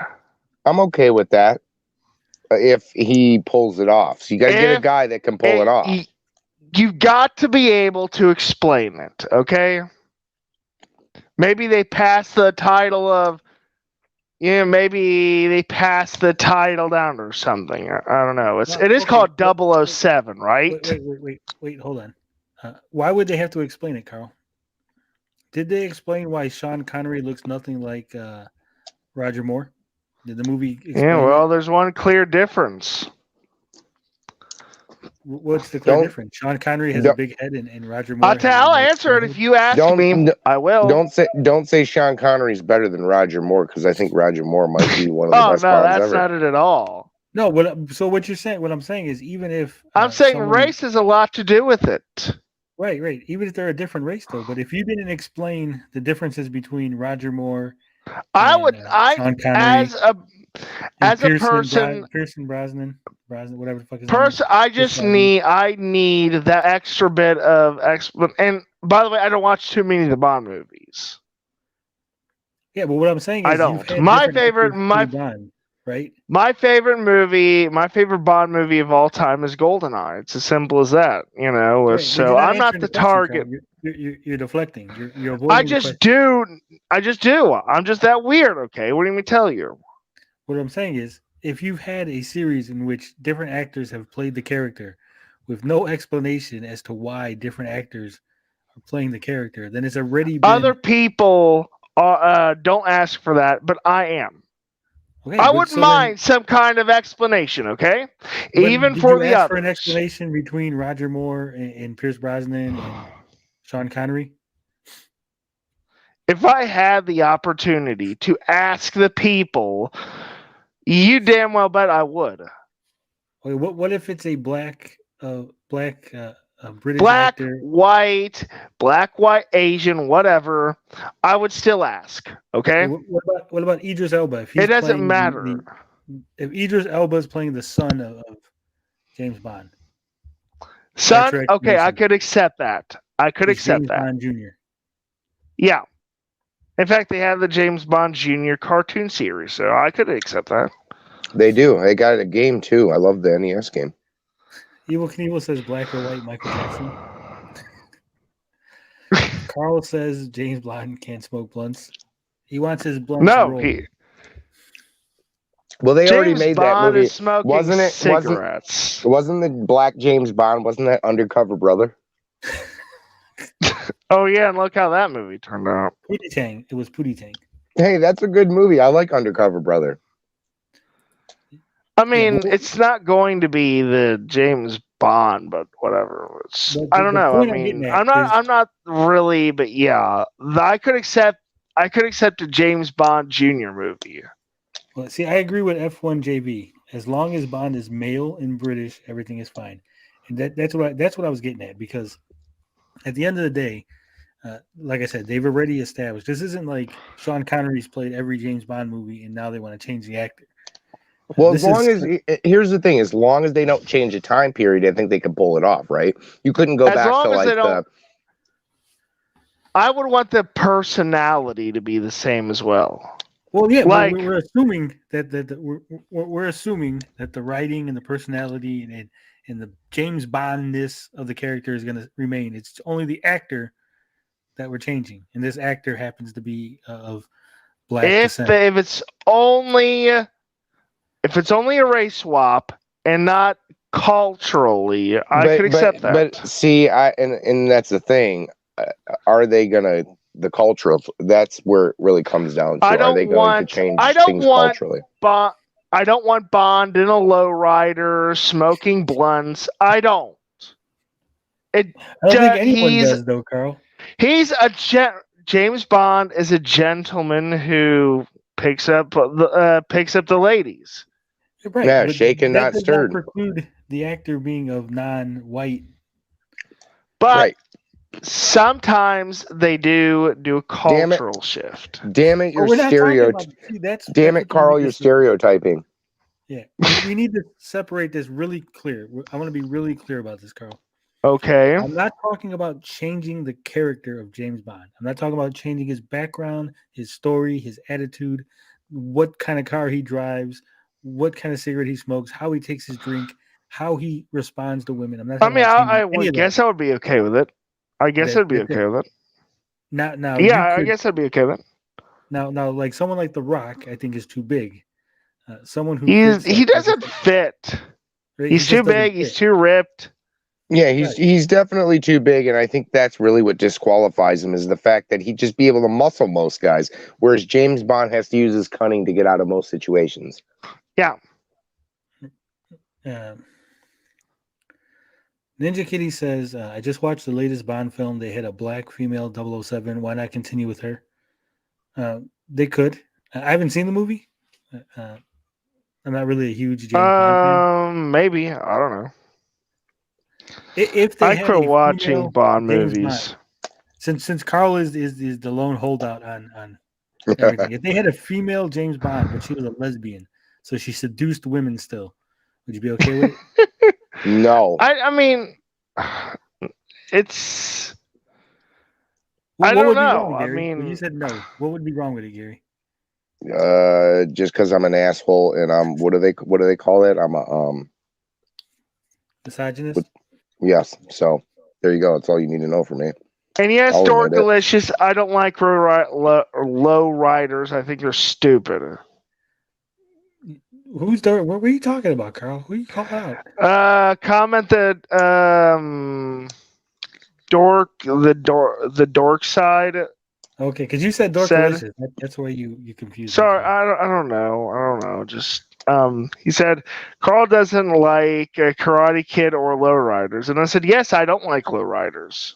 Man, I think you're stupid. My brother, Carl. My brother has a whole lowrider club. He throws. I mean, if other people like them, more power to them. I'm just not in that group. Chappie McChapster says Maharas. I can't pronounce that guy's name. The guy playing Blade would be a good James Bond. I agree. Yeah, he's a great actor. Okay. Yeah, I definitely don't like Daniel Craig. No, I agree. No, Michael B. Jordan though. I don't like Michael B. Jordan. He's American, isn't he? Oh, Okay, well, still, I still don't like Michael B. Jordan. I can't stand the Who guy. is who's the dude that did that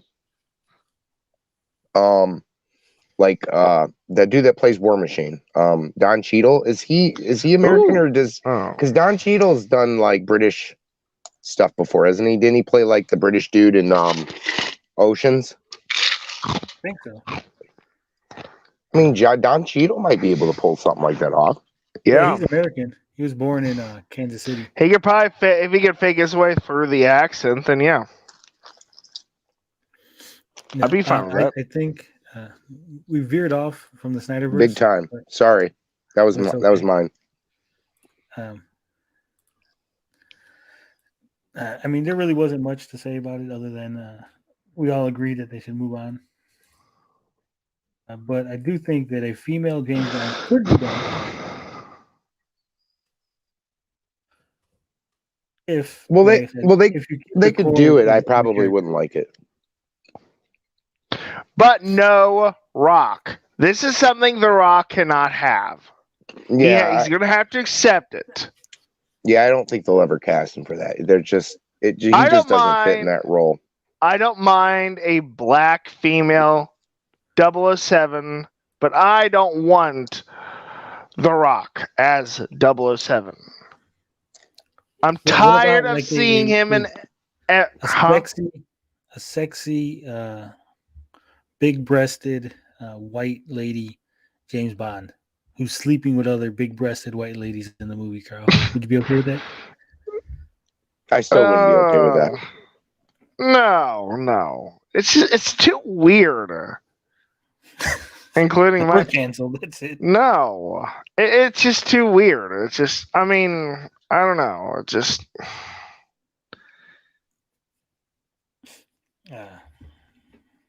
What if The Rock was voiced by Chris Pratt for James Bond? Which one's voiced for Chris Pratt? Star-Lord. Oh, hell no. No. No Chris Pratt. No Rock. Dwayne Johnson. No.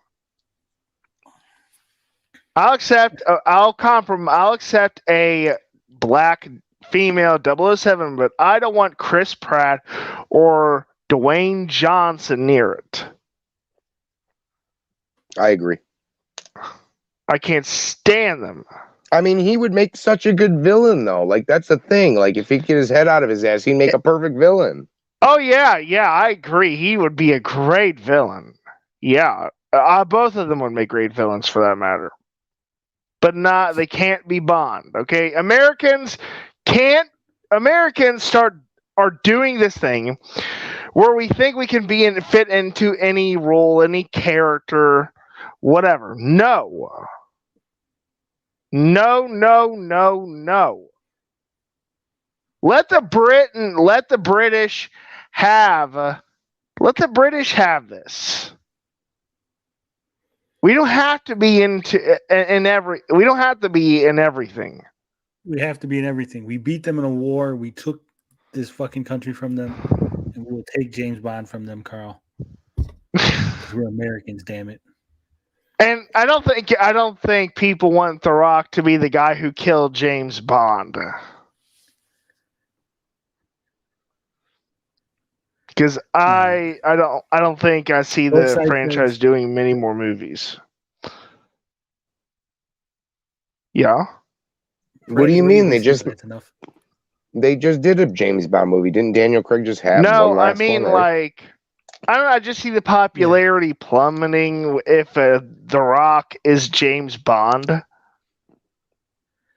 I don't think it'll plummet. I just don't think people will like it. I think it'll be so corny.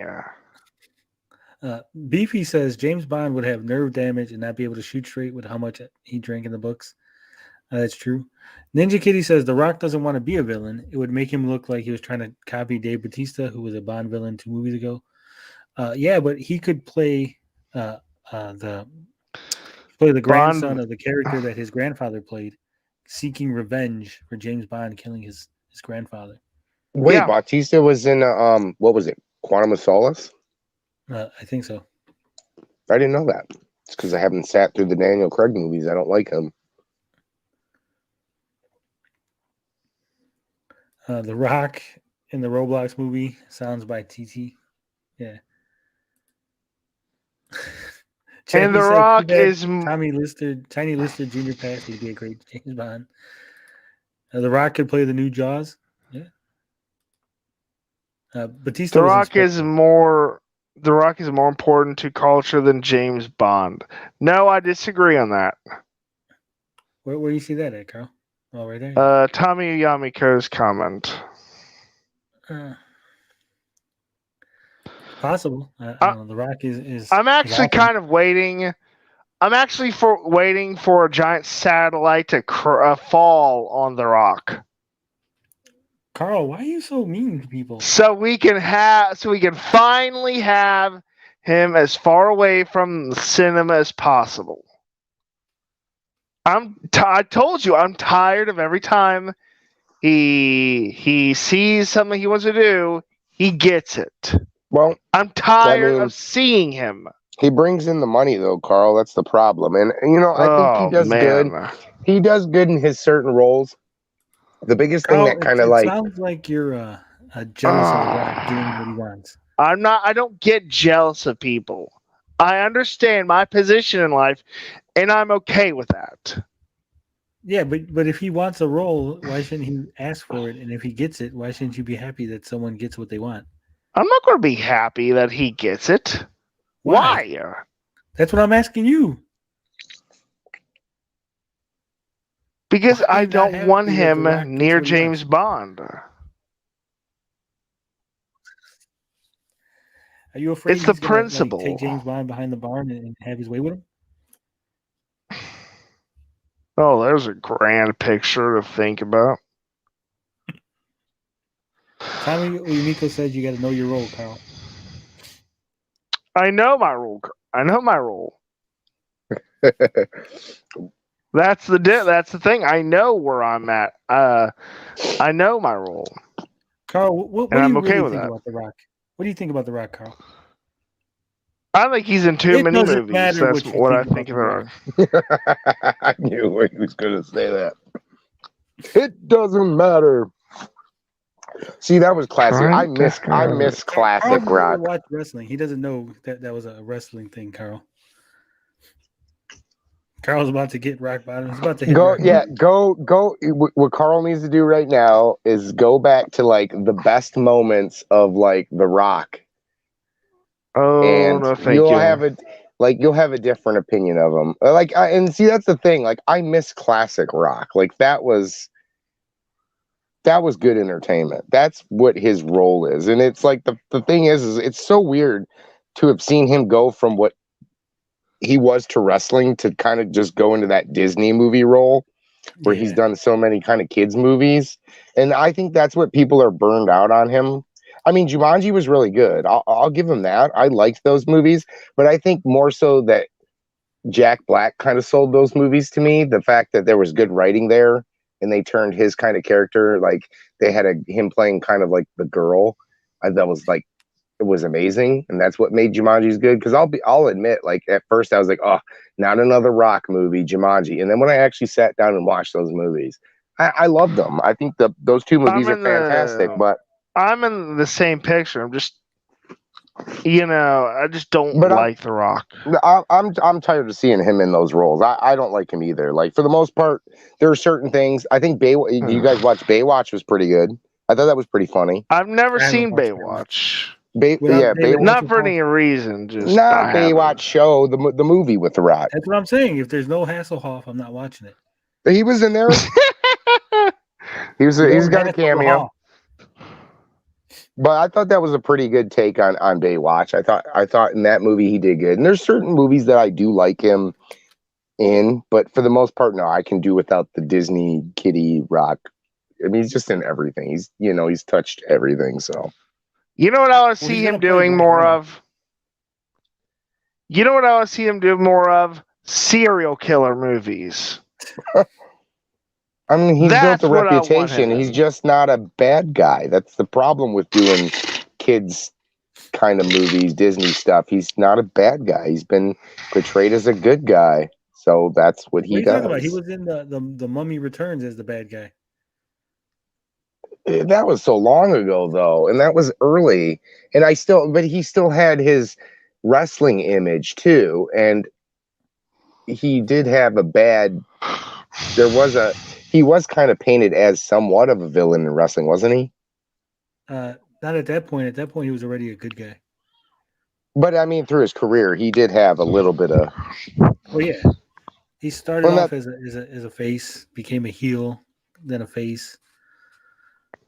And kind of Right. The Scorpion King was so long ago, though. He's out. He's been out of that image for a while. Most everything he does now, he's the good, likable. Even with like Fast and the Furious, right? When they introduced him, he was kind of like the dickhead cop, but then they kind of turned him around to be, a likable guy. I mean, that's just his role. James Bond. You make more money that way. I mean, James Bond isn't likable because of all that Disney stuff. He's likable because he's suave and smooth. He's a ladies' man.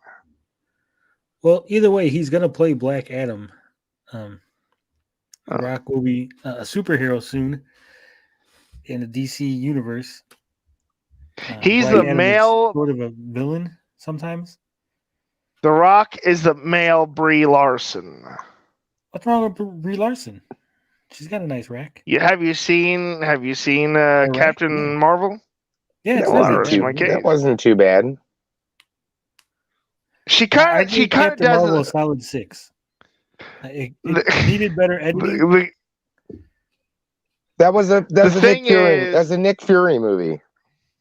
The problem with Captain Marvel, not to go off track, but the problem with Captain Marvel was they tried to do the whole, reverse time where they started here and then they kind of gave you flashbacks. Yeah, they do the Quentin Tarantino. No one's familiar with the character, like the general public. Yeah, I'm vaguely of Captain Marvel, so they needed to just go straight from beginning to end in chronological. I am aware of her because I watched the X-Men animated series. I seen her in 21 Jump Street. She's decent in that. I mean, she just kind of does this thing like, okay, take Captain Marvel. She thinks she's Captain Marvel. Literally, No, she thinks she's Captain Marvel. No, she doesn't. Was Brie Larson in the Cloverfield movie? I don't think so. Who the hell was in the Cloverfield movie? People need to just get off of Brie Larson's nuts.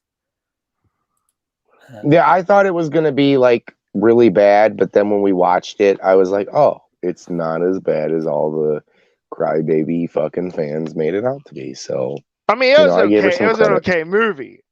It was an okay movie. I just, it was. She said some stupid stuff, and that's it. Get over it. Some. Yeah, some. Not everything she said is stupid. Brie Larson doesn't just like constantly say stupid shit. I mean, yeah, the thing about old white males stuff, like there's certain things she could have said that she shouldn't have said. That just kind of pissed people off. But for the most part, I want to get to this comment real quick. Show says Black Adam, a superhero, never heard of it. Black Adam is Shazam's counterpart. He started off as Teth Adam. He's I would say Egyptian, but they DC has fictional countries and stuff.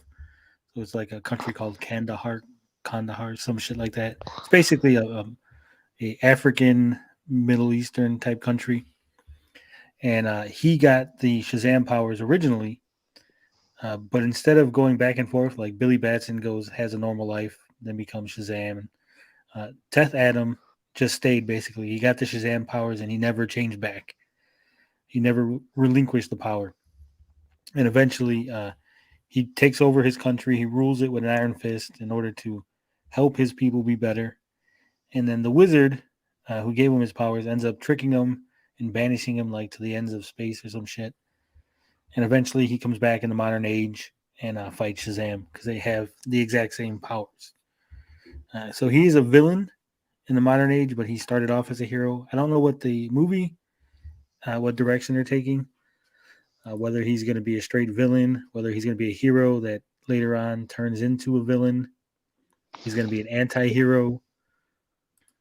He's basically Doctor Doom in a sense, where Doctor Doom rules his own country and he's kind of a villain, but he's kind of a good guy to certain people. If that makes sense.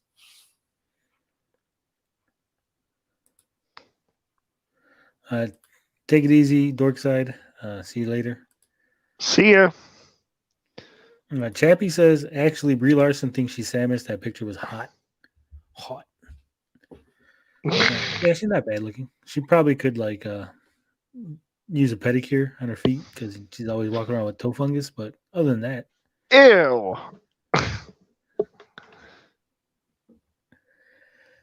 yes, Evil Knievel agrees. Larson's hot as hell. Just don't search Larson's feet. Yeah, don't do that. Yeah, the movie don't Captain worry. Marvel was not bad. No, Like it wasn't bad at all. I agree with that. The whole trying to introduce the character, then give you flashbacks to her origin was dumb because the character is not well known enough by the general audience to pull that off. Because you're just kind of thrust into a movie and you're like, well, who is this? I don't know this character. What's her story? What's the issues? So that's kind of like a weird thing to do for a character that's not familiar to the audience. To Ada, go on. I was gonna say the twist of the movie that the Kree are bad guys falls flat because Guardians of the Galaxy already established that the Kree are bad guys. So if you watched any of the other MCU properties, you would already known that, hey, aren't those guys supposed to be bad? Why are they good in this movie? You'd just be confused, and it wouldn't really be a good twist. By the way, no, but I don't like fungus, but I don't think anyone likes it. So I don't know. There's probably some weirdos out there that like fungus. There's weirdos Maybe. that like everything. I like eating fungus. I don't know where to go from there. Mushrooms guy. Let's move on. Mr. 804 says we just want to see Rogue punch her in the face in the MCU Uncanny Man. Ooh, I like that. Yeah, I think people need to get over it. I mean, I'm not here simping over Brie Larson. I don't think she's a fantastic actress. She falls flat. She's pretty wooden. She's your female Keanu Reeves in a lot of ways. Oh yeah, I see what you mean there. Current reason I won't watch. So what you're saying in about 15 years she's gonna be the Miss John Wick. She's gonna be what? Jane Wick. She's gonna be Jane Wick. Jane Wick to restart her career. Maybe. You never know. You know my problem with John Wick.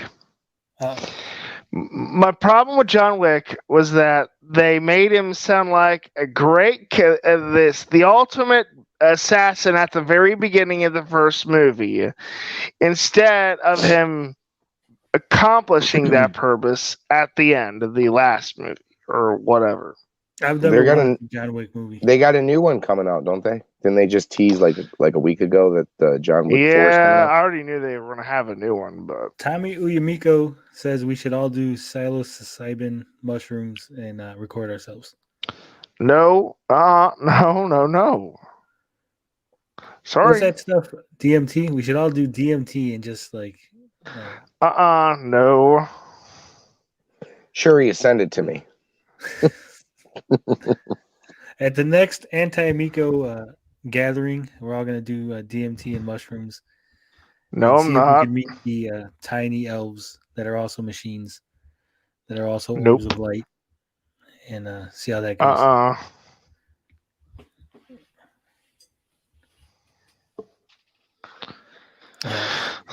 Evil Knievel says, don't do it, Carl. Don't give in to peer pressure. I'm not. I don't do peer pressure. At least not in most circumstances. We're gonna get you drunk one of these days. We're gonna pick you up. I'm the guy they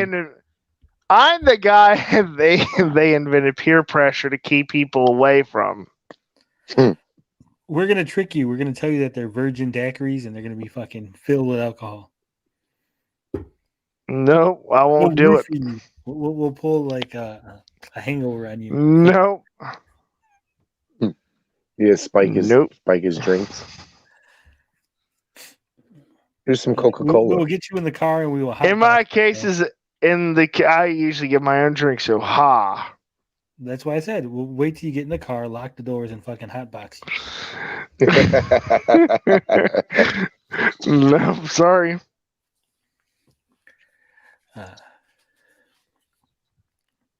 Yeah, I remember one time that shit happened to me. They're like, no, don't worry about it. It'll be cool.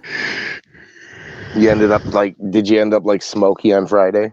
Yeah, in the chicken coop. This was fucking crazy. I didn't even remember. I just remember somehow I got home.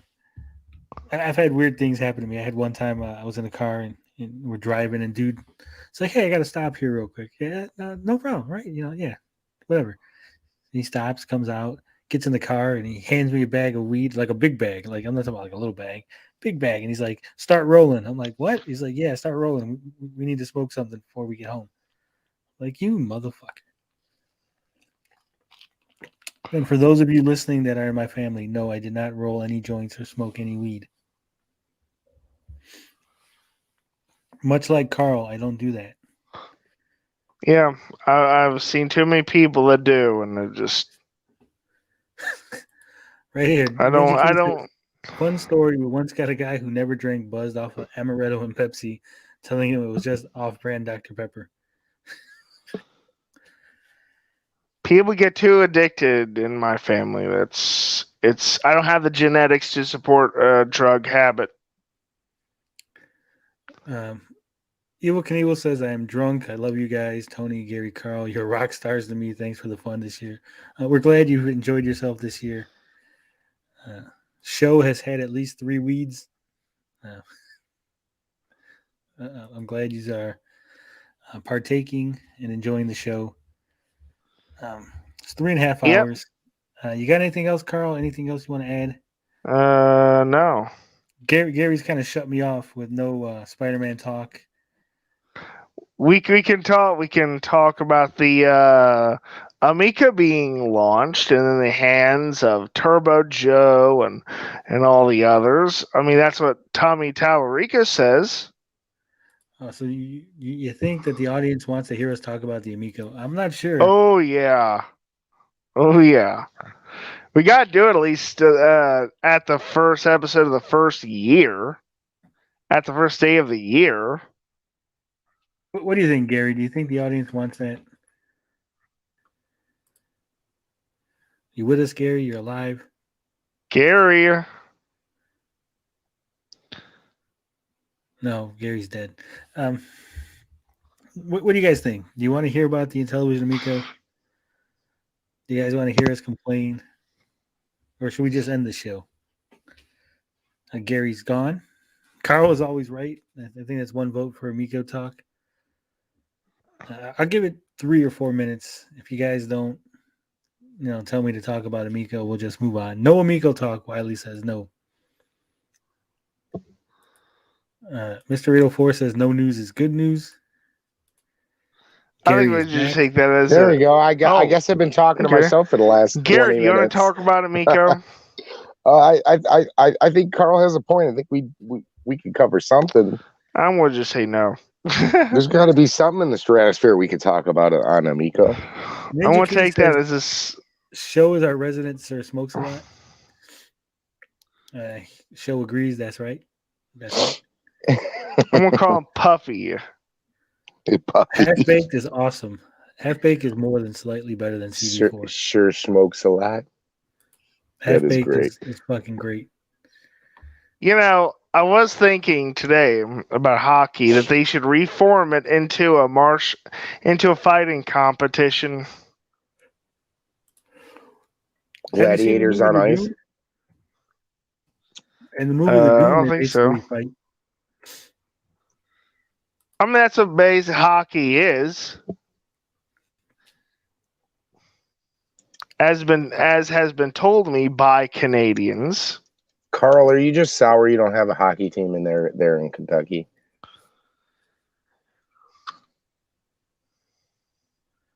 We don't. Oh, have we a could do hockey team, top right? 3. Hold on, can you guys hear me or no? Yeah, we could hear you, Gary. What's up? Okay. I was Oh, asking hold on a minute. Carl if he's just sour that Kentucky doesn't have a hockey team.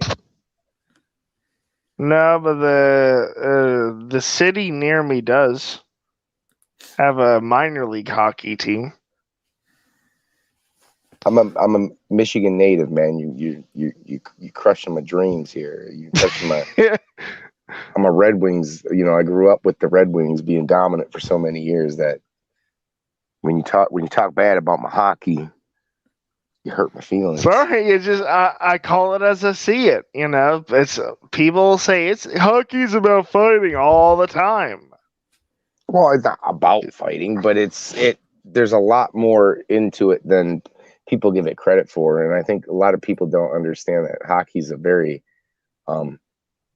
exhausting sport. You know, there's a lot of work that goes into that. I think more so than basketball. I think basketball players are kind of like prissy assholes that they cry about a lot of stuff. See, I couldn't play basketball because I would have the urge to push people out of my way who block me. Why are you so violent, Carl? I play violent video games all day. You sure you don't want to get into hockey and start beating some guys up and be an enforcer? Well, let me tell you, I'm not a good skater or rollerblader or whatever. Anything that has wheels on footwear or blades, it's not for me. I mean, is there any Amico news to talk about, Tony? Anything we can kind of dive in a little bit into? I mean,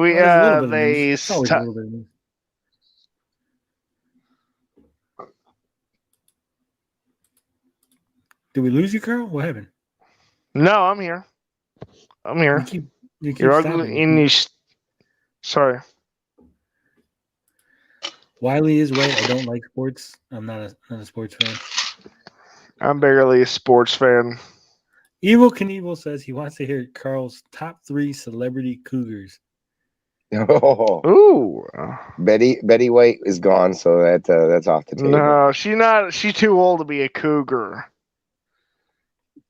Right, let me get this up real quick. Damn, I don't know that many. I don't know that many people who are old. See, I'm really bad at guessing someone's age. We'll just say top 3 hotties, Carl. What are your top 3? Okay, all right. Hotties? Top 3 people who are in the industry and not in adult entertainment. Yeah. Well, let's just narrow it there. We'll count music, movie, TV of show. all time. I would say of all time. Okay. All right. Let's hear it. Okay, so all right, a 1 being the I forget what her name is, but the girl who played the secretary in Hogan's Heroes. She was hot in her day. Yeah, you're really going off the wall on this one, Carl. Who the hell is that? I don't know. What do you want me to say? Okay, I don't know what to tell you. Hogan's Heroes. Hold on, what happened to Tony? Yeah, I don't know. I'm still here. I guess. Oh, right. You put him. Okay, never mind. Just top 3, Carl. It doesn't have to be cougars. Doesn't have. I don't know. I don't know people by name. Just the top 3 hot chicks. Who are your top 3 hot chicks? Again, I'm bad with names. Well, you could be like the girl that sings this, the chick from that movie. We'll help you out with names. Don't worry. Let's just put it this way. Do you think Nicki Minaj is pretty hot? No. Damn.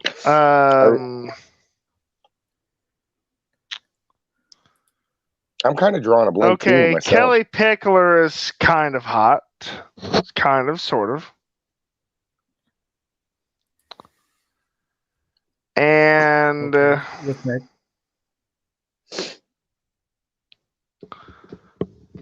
Let me think. Damn it.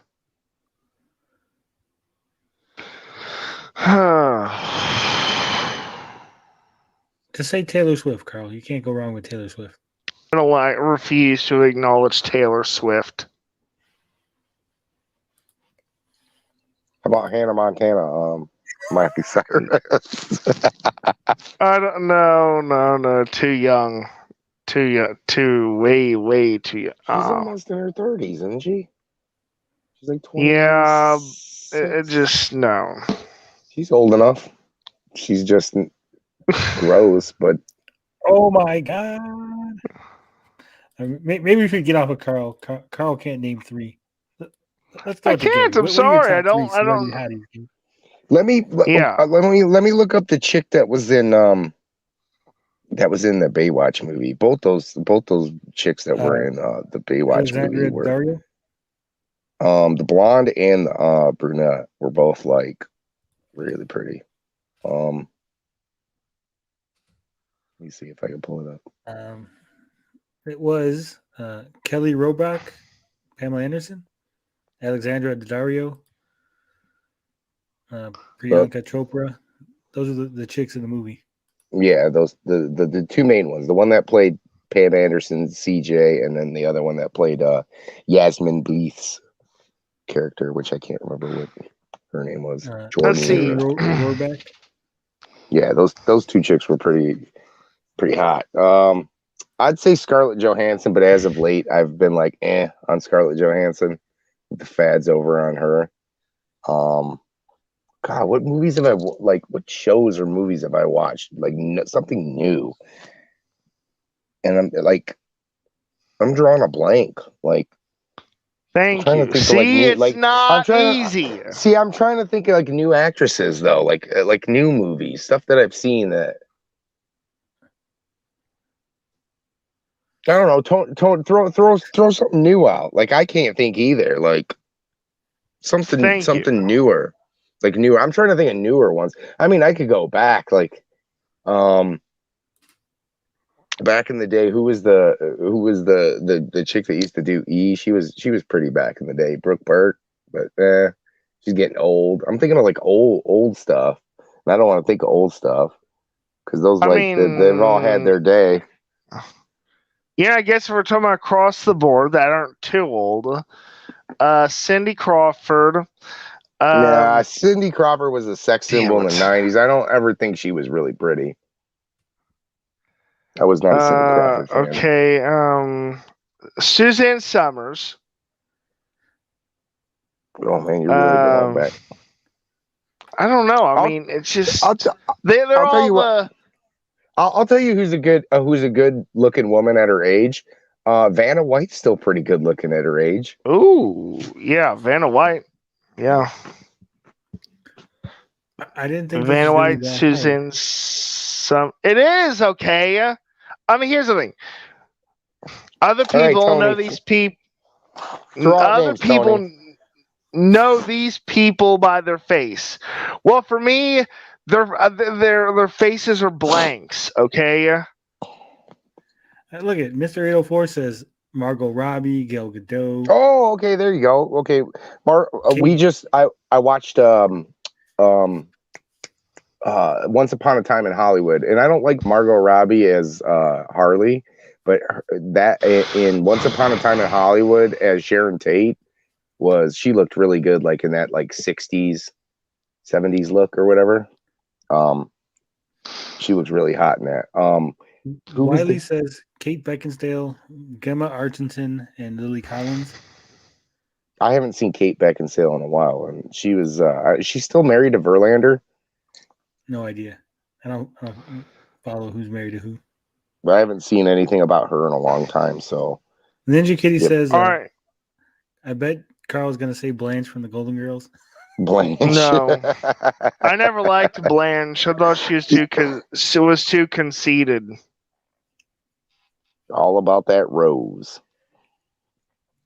I don't know who Paulina Poroskova is, but apparently F1JV says. See, the thing about the Golden Girls for me, I thought Rose was the only one I liked because the others are either too egotistical or or acts too senior or were too conceited. She's the only one who is honest and nice and down to earth. Karen Gillian's pretty good looking. That's Anyway, I'm gonna go. So talk to y'all later. Later, Carl. All right, Carl. He left before the Amico talk. Wow, that he got so frustrated we made him leave. Yeah, Damn it. Champions agrees. Alexandria Daddario, she's fucking hot. She was in Baywatch. Baywatch? The movie, the new one. Yeah, she was one of the main ones. Who was that? Oh, that was The Rock's. The woman that was with The Rock. That was like her, like the right hand. Yeah, she was pretty too. Man, I'm like drawing blanks, man. I'll lose my street cred. To draw a blank than to shoot a blank. Yeah, there you go. Drawing a blank. That's better. There you go. I don't shoot blanks. Mr. 804 says, you guys freaked him out with The Rock being Bond.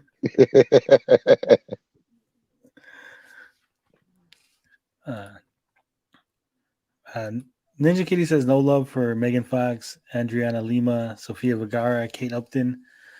Yeah, they're all hotties. All hotties. Who the hell is that other model? The one that came around the same time as Adriana Lima. What's her name? I can't think. I think you freaked him out with all the ladies talk. Carl's gonna go wax on, wax off right now. To the Hoff.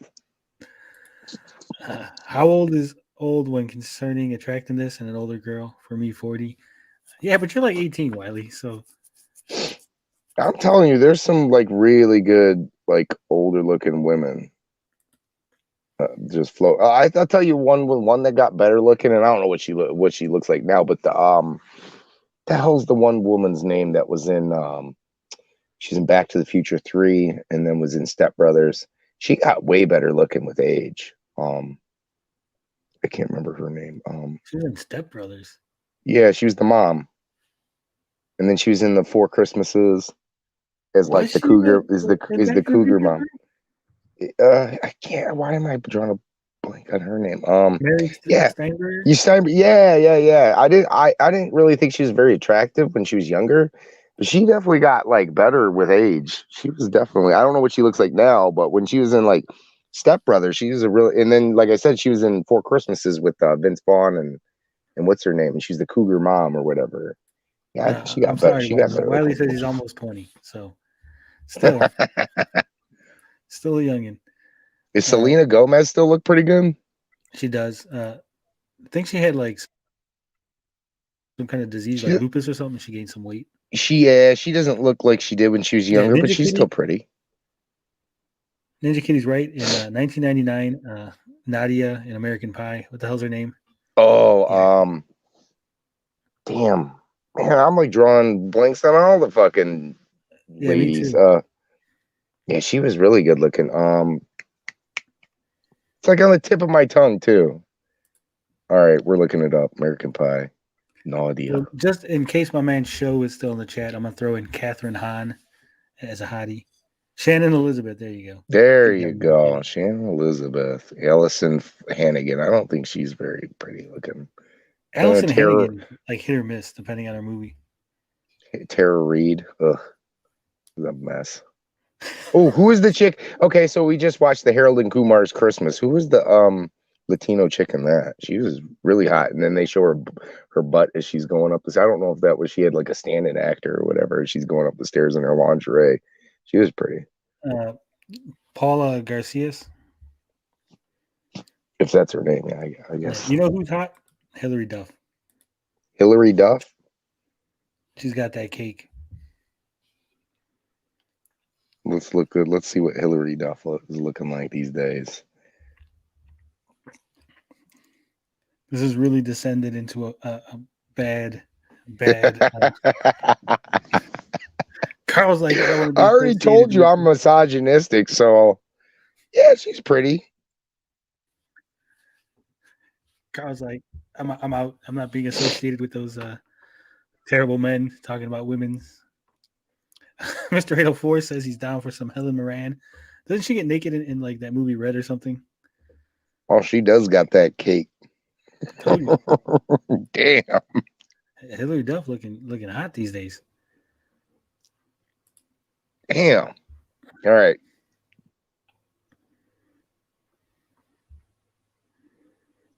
All right. Stifler's mom was pretty hot for a while. Oh, fuck, man, I'm drawing a blank on every person's name. See, I knew she was funny too. That's another thing too. When they're like when they're pretty and then they're funny. That's like the double sexiness. The double threat. Yeah. Show says Catherine Hahn is waifu. Do not touch. Waifu. Yeah, that shows who's Catherine Hahn? She was in Step Brothers. She played the wife of Derek. The one the one that was in WandaVision as yeah, the witch or whatever. I she's been around. She's been an actor for a long time. She's pretty in her own way. Helen Moran back in the 60s, 70s was naked in every movie. Yeah, I'm not that old though, so.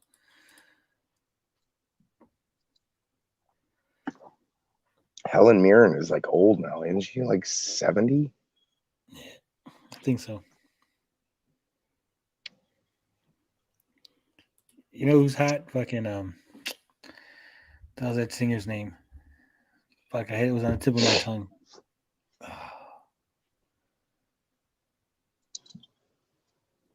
No, what the fuck's her name? The one that everyone thinks is dead and they got replaced. Oh, you're talking about Skater Boy? Yeah, Avril Lavigne. Avril Lavigne, yeah. Fucking the theory going around that she's dead and it's really her sister or some bullshit, or somebody replaced her because her handwriting. I had a conversation about that with my old lady. That would be my top three: Alexandria Daddario, Hillary Duff, and Avril Lavigne.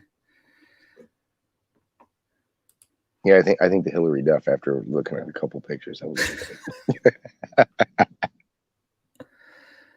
Sorry to all of our one or two lady listeners out there. I was just doing what the suggestion from the chat said. I'm really not that much of an asshole. He really is. He's lying. I am.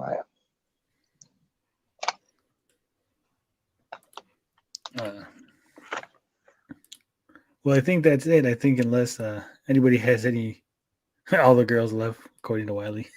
I thought we were doing Amico. Then we have a couple things on Amico, or no? We're going to save that. We had some things, but Carl left. I don't know. You want to talk Amico? We can talk Amico for a little bit. Yes, we'll talk Amico. Who I seen that Dazed Gaming. I think that there's more trouble afoot with the community. They're not getting along. Well, yeah, that's the whole toxic community. This is just a game system. I mean, if you don't like people reporting negatively or positively on it, you really should look inward and reevaluate what the fuck you're doing with your life. All right. There's no need to harass, attack, dox people. If people say mean things about people you like, so what? Fucking grow up. You're not children. You're 40-year-old men running around making alt accounts and fucking trying to dox people because they said mean things about somebody or something that you like or do not like. Grow the fuck up. And this is from somebody who spends all day playing video games and watching fucking superhero movies, all right? Yeah, I don't get it. It's Oh, Evil Knievel wants to know, Gary, Scarlett Johansson or Elizabeth Olsen, gun pointed to your head. Elizabeth Olsen. Ooh. I think I'm digging the Scarlet Witch. I think now I would agree. But if it was like Scarlet in her prime versus Scarlet like 5-6 years ago. Yeah, I'd agree. I think she's on her way down. It took me a while to even realize who she was. Like, I didn't realize she was an Olsen. I was like, what? Wait, that never dawned on me. It took me until like a couple years back when I looked up and I was like, wait, Olsen. And I had to click and I was like, wait, she's a sister. I was like, what? That never dawned on me. But yeah, she's pretty. And that Russian accent. Yeah. So what do you think about Dolphin Quest not being an exclusive to the Intellivision Amico? I think that's good. I think that's good for the guys making it. Definitely that could get them more exposure than just being on the Amico, which if it's doomed to fail, that doesn't spell success for those guys, pouring their heart into it. And I think it could be I think it could be something special. It looks okay. I mean, it's I think a lot of people need to see it and get hands on to see if they're going to like it. I think they've got an upward battle with the games that come out nowadays. There's so much stuff on Steam and Xbox and PlayStation and Switch, but it's definitely it can't hurt that they're going to be able to have this on other platforms. So if they were sticking to Amico, it would be bad news, in my opinion. Just before we get into that, before I say what I want to say about that, I need to inform you, Gary, that the video we did on the business licenses of the television company being suspended, right, has been put on the official corporate Amico Reddit. So I look forward to maybe John Alvarado or somebody dropping by and explaining it a little bit, correcting the misinformation that we inadvertently spread. Oh, okay. As always. Yeah, I do agree that it is a good thing for gamers that Dolphin Quest will be on a multi-platform. It's a horrible, horrible thing for the Intellivision Amico. It was up 1 inch biceps. You came just in time for the Amico talk. Yep, just in time. Yeah, I think it's a horrible. Now I don't know if this is due to an expiration in the contract because the Amico hasn't launched yet, and it was signed and it was supposed to be out, and then like the exclusivity 1 year after the 10/10/2020 date. I could see Tommy signing contracts thinking that it was going to be out at the 10/10/2020, signing contracts with very specific, like we're going to launch on 10/10/2020. You could put in multi-platform by 10/10/2021. Then it doesn't come out, and now like, oh, well, you shouldn't have put dates. You should have just said 1 year after launch, Right. Well, these guys got to eat, man. I mean, you got to think that they're not associated with what's going on with this console release, and so these guys got to get something for their work, right? I mean, they shouldn't be punished because the company's not ready to release a console. Well, here's the thing: for Dolphin Quest, at least, Ed Annunziati is not a starving developer. He's not like living paycheck to paycheck waiting for the Dolphin Quest. Well, I understand that, but you know what I mean. Like they're still working hard on this project, and if an Amico is not going to be ready to be launched sometime early this year, then I mean, how long has it been since they showed that off? I mean, that's been shown since the very beginning, right? I mean, when they showed the lineup of games or whatever. So it's not like this is just they've been working on this for the last 6 months. They've been working on it for a long time. So, and whether they have the money, whether this is hurting them financially, it's still not right that you're working on a project, and if it were exclusive for the Amico, then those guys are kind of screwed unless Tommy's paying them or Intellivision's paying them. So it's good to see that hopefully get out into gamers' hands and not only get some feedback and see what's going on, but to get what they rightfully deserve for their work. So. Yeah, all right. So Chappie McChapter says, right, Tony, it would be interesting to know the story behind the exclusivity. I wonder how many other games it might affect. Well, it would be interesting when it's all said and done to know some of the finer details, because you can't really, I don't want to say this to hurt anybody's feelings. Sorry, Tommy, but I don't trust anything you've said anymore. Like there's no trust. I don't trust any of the statements you've made in the past. So, it's really be interesting to know if they were ever exclusive, if Tommy was always just talking out of his ass, if it was always a limited exclusivity, if there was a timed exclusivity, whether there was dates, and that's why they're no longer exclusive. I mean, a like I timed said, maybe they were gonna exclusivity is be. a good possibility. It could have ultimately been down to that it was supposed to be exclusive, then the console didn't launch, and the team basically went up to him and was like, "Hey, you're not launching a console. What's the deal? If it doesn't come out, we want to be able to take it somewhere else." And Tommy, not wanting to lose the game at all, was like, "Well, okay, you could put it on other ports as long as we still get an Amico version." We don't know, the finer details of what's going on. So it would be interesting at some point to learn exactly what happened with each game and how they got to where they're at. Because as we know, Space Strikers is not going to be exclusive. It's coming out as Graviators or something like that, Gravitors, on all kind of consoles.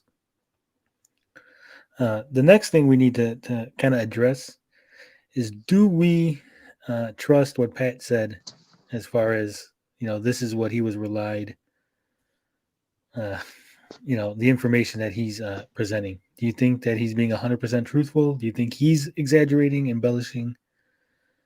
At this point, and that's the thing. It's kind of hard. I like me some Pat and Ian, but at this point, with the kind of feud going on, I would take stuff that he says with a grain of salt.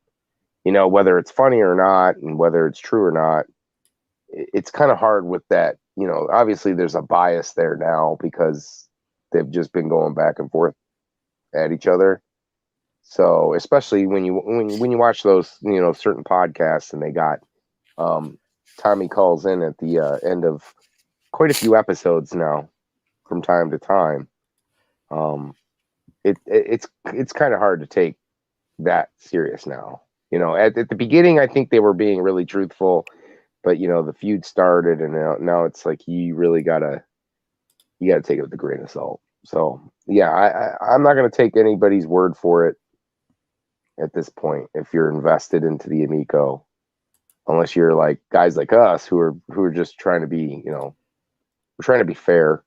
At this point, I think it's pretty clear that Pat and Ian aren't fair going forward, because there has been that, they were being fair, they were criticized for being fair, and now it's just like, well, fuck you, Tommy, I don't care anymore. So Yeah, I agree. I could see Pat. I'm not going to call Pat a liar, but I could definitely see him at the very least omitting maybe some of the things that Ed might have said to him, or embellishing or playing up some of the things as being more serious. Ed might have said, "Hey, maybe we're thinking of a Kickstarter," and Pat said, "Well, they're definitely doing a Kickstarter." So there's always room for, he could be lying, exaggerating. We don't know. Like I said, I did reach out to Ed. Hopefully he agrees to an interview. We've exchanged a few messages. So hopefully we get there. It'd be interesting to know about the game. Ask a little more about Echo the Dolphin, some of the other projects he's worked on. He seems like a really interesting dude who is very is into environmentalism and preserving the oceans and stuff. So with that said, what do you think about what Pat said, that there's going to be a Kickstarter for Dolphin Quest? Yeah, I think that could, it works out. It's going to get to see where the interest is in that project and in the game, and see if that, more could come. Obviously, more can come of the game if if there's a lot of interest, right? If it raises a lot of money, obviously Kickstarter can be a super positive thing for things for games. I mean, obviously you look at stuff like Shovel Knight. I mean, just off of their Kickstarter, I forget how much they raised when they had their Kickstarter, but they've been doing Shovel Knight content for a long time before they did Pocket Dungeon, and they're still currently in development with Shovel Knight Dig. But it can only be a positive thing, especially when these guys are established and they're not grifters or shysters or whatever you want to call them, and they're kind of trusted in the industry. So I think it could be a good thing. You don't think that could hurt the image of the Amico with one of their big games, one of the games that they played up as being the most interest drawn towards it, having to go to Kickstarter to be funded? I mean, obviously, some people are going to look at it that way, but I look at it as he's not involved with what's going on with the console. Yeah, but I'm saying as far as like the Amico, like they were saying, we got these games coming, and now this game might not even come if the Kickstarter fails. Well, I feel like the people who are invested into the Amico don't really care one way or another. I don't think there's anything that could happen that's really gonna sway their decision on the Amico or anything like that. Obviously, there's going to be a lot of critiquing from certain people, but it's just normal stuff. Wiley has a hot take here. He says Amico is a cash grab and a pension fund for a group of elderly people who have no interest in video games. Sorry. I have yet to see Tommy or John chatting passionately about video games. I've seen Tommy chat passionately about old video games. He doesn't seem to have any interest in anything modern. I've seen him mention things in passing, but usually to shit on them or to tell me how difficult they are. Right. And that just, to me, it doesn't make any sense. Like, I can understand if you're passionate about that generation of gaming. And, I'm not the biggest fan of like next gen new stuff that's coming out currently. And that's mainly because it's expensive and it's not accessible like it used to be. I mean, when 360s came out, they were cool. They were a little hard to find, right? I think that's kind of when, PlayStation 2 and 360s, that's like when it started to be hard to find those at launch. But, it after a year, it was, easy to get your hands on a 360 and a PlayStation 2 with these new consoles. It's harder to find. I mean, you still can't find them in the store. It's been a year. They've been out for a year now, and you still can't find them in the store. So, for me personally, it's the newer stuff. So I understand that, but where Tommy goes about shitting on just everything that's new doesn't make any sense. And I think that's just to sell the Amico. I don't know if he really buys into what he's saying, because there's a lot of great stuff that is similar to the Amico, but he doesn't want to acknowledge it. And he doesn't want to acknowledge it because he's trying to sell this as something that's kind of like has never been done before, right? I mean, obviously we got into the Wii stuff, and it's like, wait a minute, you forgot about the Wii and motion controls with that. And you forgot about how the Switch is doing what it's doing with family-friendly content. So I don't truly think he believes all the stuff that he says, but it's just odd to me that he goes about the gaming the way he does. Either that or he truly does believe it, and that would truly make him an asshole in my book, because I don't see how you can disregard things that have come out, in recent years or in the past 5 to 10 years. It just baffles me the way he talks about the industry. So, I mean, the industry's not perfect, but yeah, I would agree. No, Evel Knievel, I don't have the coof. I'm immune. Jesus is my mask. He is my savior and my vaccination. Says Gary, you go girl.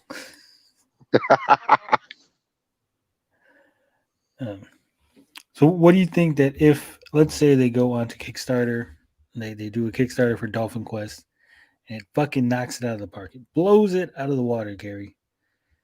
Do you think that that's going to be bad news again for the Amico, because now they're going to have all kind of money to make this really great game that the Amico will not be able to handle? Yeah, I think definitely. I think that if their Kickstarter endeavor really takes off, there's going to be a lot of goals that they hit and things that the Amico just cannot do. That why would you? I mean, obviously, they're going to people who have an Amico, if it does get released, that are going to want to play it. But it's going to be such a watered down version that I don't see it being superior than a Steam version or a Switch version or Xbox, wherever it goes. It's definitely going to suffer at the end of the day. And then who knows? I mean, if the goals get really, if the fundraising gets up there and they hit these goals, or they make goals that they're going to hit, that just transforms this game from what it was going to be on the Amico to what it is on another platform. Yeah, that's going to be rough for them, because who wants to play an Amico version when you play the Switch version and it's got 20 more features and multiplayer and all this other stuff. So it definitely could spell doom for the Amico, and this could be a big hit on Intellivision's part. Yeah, do you think it's going to end up being where, like in the old days, where you would get a say a like a PlayStation version and then a watered down, crappy like Game Boy version? Well, and here's the thing: I always looked at games like that, and then the last, I'd say, 10 years, kind of going back to games like that, like they had their purpose, right? I still think that, like, you could play Mega Man 5 on Nintendo and you play Mega Man 5 on Game Boy, and those are two totally different games. And a lot of people absolutely love Mega Man 5 on the Game Boy. Now, obviously, it's a watered down version, right? You don't have that same, you don't have the graphics, like the colors didn't carry over and things like that. And obviously, you were on a scrunch screen and stuff like that. I do see it just being bad for Intellivision all around if they knock this out of the park. But they have their place, like obviously, like if they can use the controllers in a way, but and it all comes back to those controllers not being able to do much. I would understand, like, there would be a reason to play Dolphin Quest on the Amico if those controllers had something unique, but because they can only hold so much memory or whatever, and you really only get like a static screen, it really doesn't bring anything to the table. So why would you want to buy that version on the Amico if you have a Switch or an Xbox and the game is just leagues better? Yeah, and as the chat has brought up, Chappie says here, interesting, I had no idea Ed tried a Kickstarter for a spiritual successor for Echo already a few years ago. We already had a Kickstarter that failed for a spiritual successor for Echo the Dolphin. How do they expect to do any better now? Well, here's the thing: that I think most people would be aware. Well, the first Kickstarter, did they actually have any concept or anything to show? Because I mean, now obviously you have, they do have gameplay. Obviously, they have probably got quite a bit of the game done, right? Oh, so they had a trailer and everything. Was it like the exact trailer that we got with the Amico stuff? No. No, yeah, and I mean, when people seen that on the Amico games reveal like a couple years ago, people were excited. They thought it was Echo the Dolphin. I was never a huge Echo the Dolphin fan, just because the game was kind of like, if you've ever played it, it's confusing and it's kind of all over the place. It's graphically, I think the game looks good. To me, it was just such a cluster of a game that, like, as a kid, it was hard. It never made sense to me. I always wanted to play it and enjoy it, but every time I pick it up, it's just not really an enjoyable game for me. I do think that now people could be more excited about it, especially that it is what it is now versus I'd have to go and see what their original Kickstarter thing was, but I definitely I will see show them you. probably gaining some. I will show Okay. you part of the video right now. The Kickstarter had a video where it was basically Ed and the other gentleman talking. And then for a very small section, they had a little gameplay demo. So hopefully everybody can see this. Hopefully it doesn't stutter. I won't play the music. But that's Ed looking much younger. Well, and here you go. You got like this looks a lot different, right? And then I think when was this done? Like 2016 or 2015? That was done 2013. Oh, wow. So that's a lot older than I thought. And I think you got to take in the time. I think people are a lot more forgiving now, and that obviously was on an iPad, so people are thinking like an app for the phones. And I think people are a lot more forgiving on games like that now. And I think there's a lot bigger of an audience. So I think that has to do with it.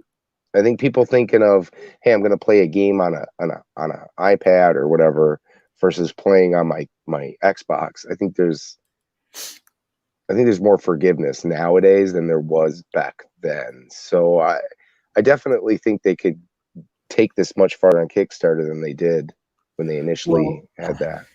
They were on Kickstarter, Gary. So that game was on Kickstarter. Ed Annunziata announced he was going to do the spiritual successor for Echo. They got coverage in Polygon and Kotaku's and all that, all the major outlets. How many people do you think actually donated to the Kickstarter? I'd probably say it was in the range of maybe 1,000 people. But they probably didn't hit their goals, which was probably much.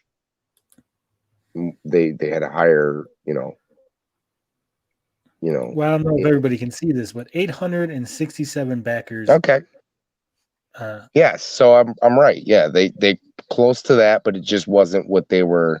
How much was their goal? Their goal was $665,000, and they only raised $55,000.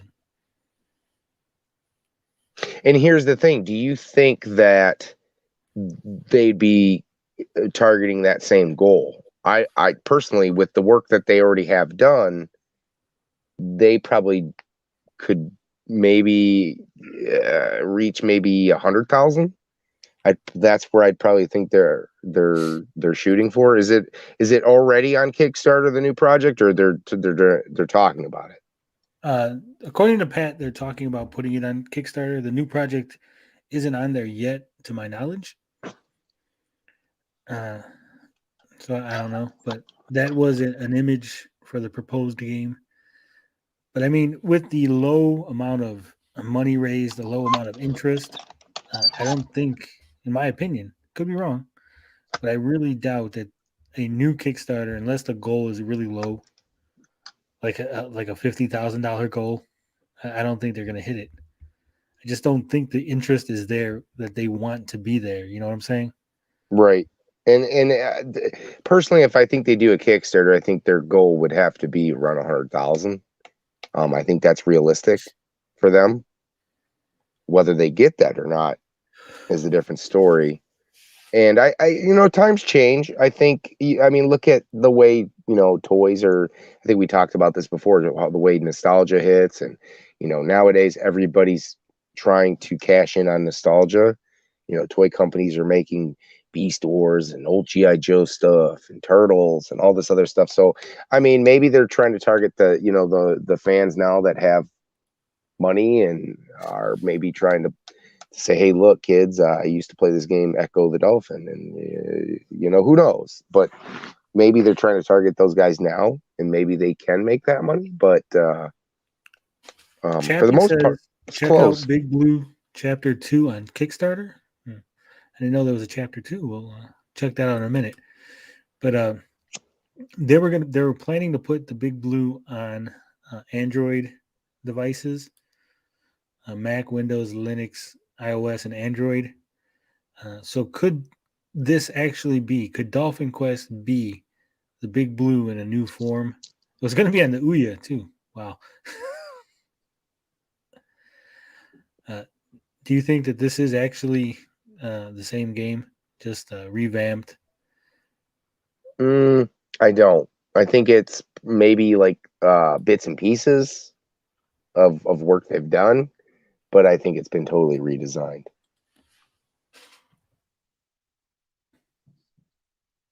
Because I mean, that was supposed to be like his big, his vision that never got finished. That's his Snyderverse, his Snyder cut. See, and You think he would unfortunately, just- when you don't get it done quick enough, I mean, these things just change, right? They're constantly trying to change with the times. Oh, that sneaky Chappie McChapster. The Big Blue Chapter 2 is not about a dolphin. It is the second chapter of Big Blue, a graphic novel about the ultimate big boob superheroine. So no, I will not. She is called the Rack of Righteousness. Oh, that's right up my alley. It is an adult graphic novel where she uses her giant big blue boobs to smack villains around. She's hooterlicious. The art's not bad considering, but no. You almost had me there, Chappie. It's a good thing I check things before I show them on the screen. Yeah, it's a good thing I don't have any internet and can't put nothing up because I probably would have fumbled that one. Evil Knievel says, "Hey Tony, the Cat Biz Co-op game reached their goal. Hopefully, thanks to you." Not sure which game we're talking about. Oh, the catfish one. I know you're talking about.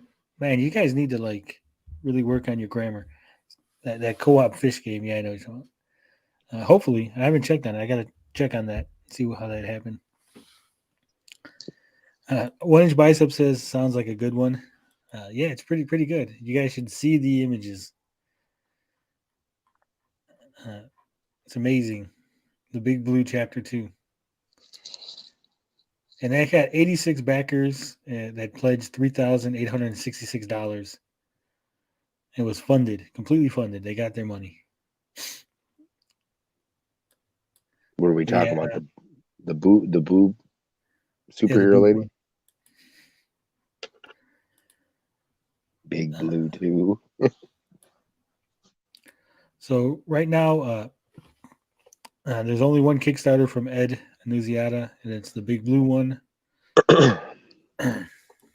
So unless he's on Indiegogo setting it up right now or hasn't set up, I mean, only time will tell. 1 Inch Biceps got the book. Hope you enjoyed. There was a German website that actually reviewed the Amico book. Really? Evil Knievel says, "Hey Tony, that co-op indie game got funded. Maybe thanks to you." My grammar sucks. Yeah, so it did get funded. It's great. It looked awesome. I look forward to seeing that. Was that one we did on Mondays? I think it was one I did on my own. It was a co-op game about a cat and a fish that have to help each other get through like a journey back home type thing. And it's one of those asymmetrical, so the cat can do only certain things and the fish can only do certain things, and it's couch co-op. Oh, okay. I can't remember if I watched that video or not. You should be watching every video that this channel puts out. Every one of you. Every video I put out. No matter what. Even if you're not interested I try to. Just watch it. So if they're going on Kickstarter, I see that as being a double-edged sword. If they raise too much money and get too ambitious, and then next thing you know, it's too good for the Amico, and the Amico gets a super watered down crap version.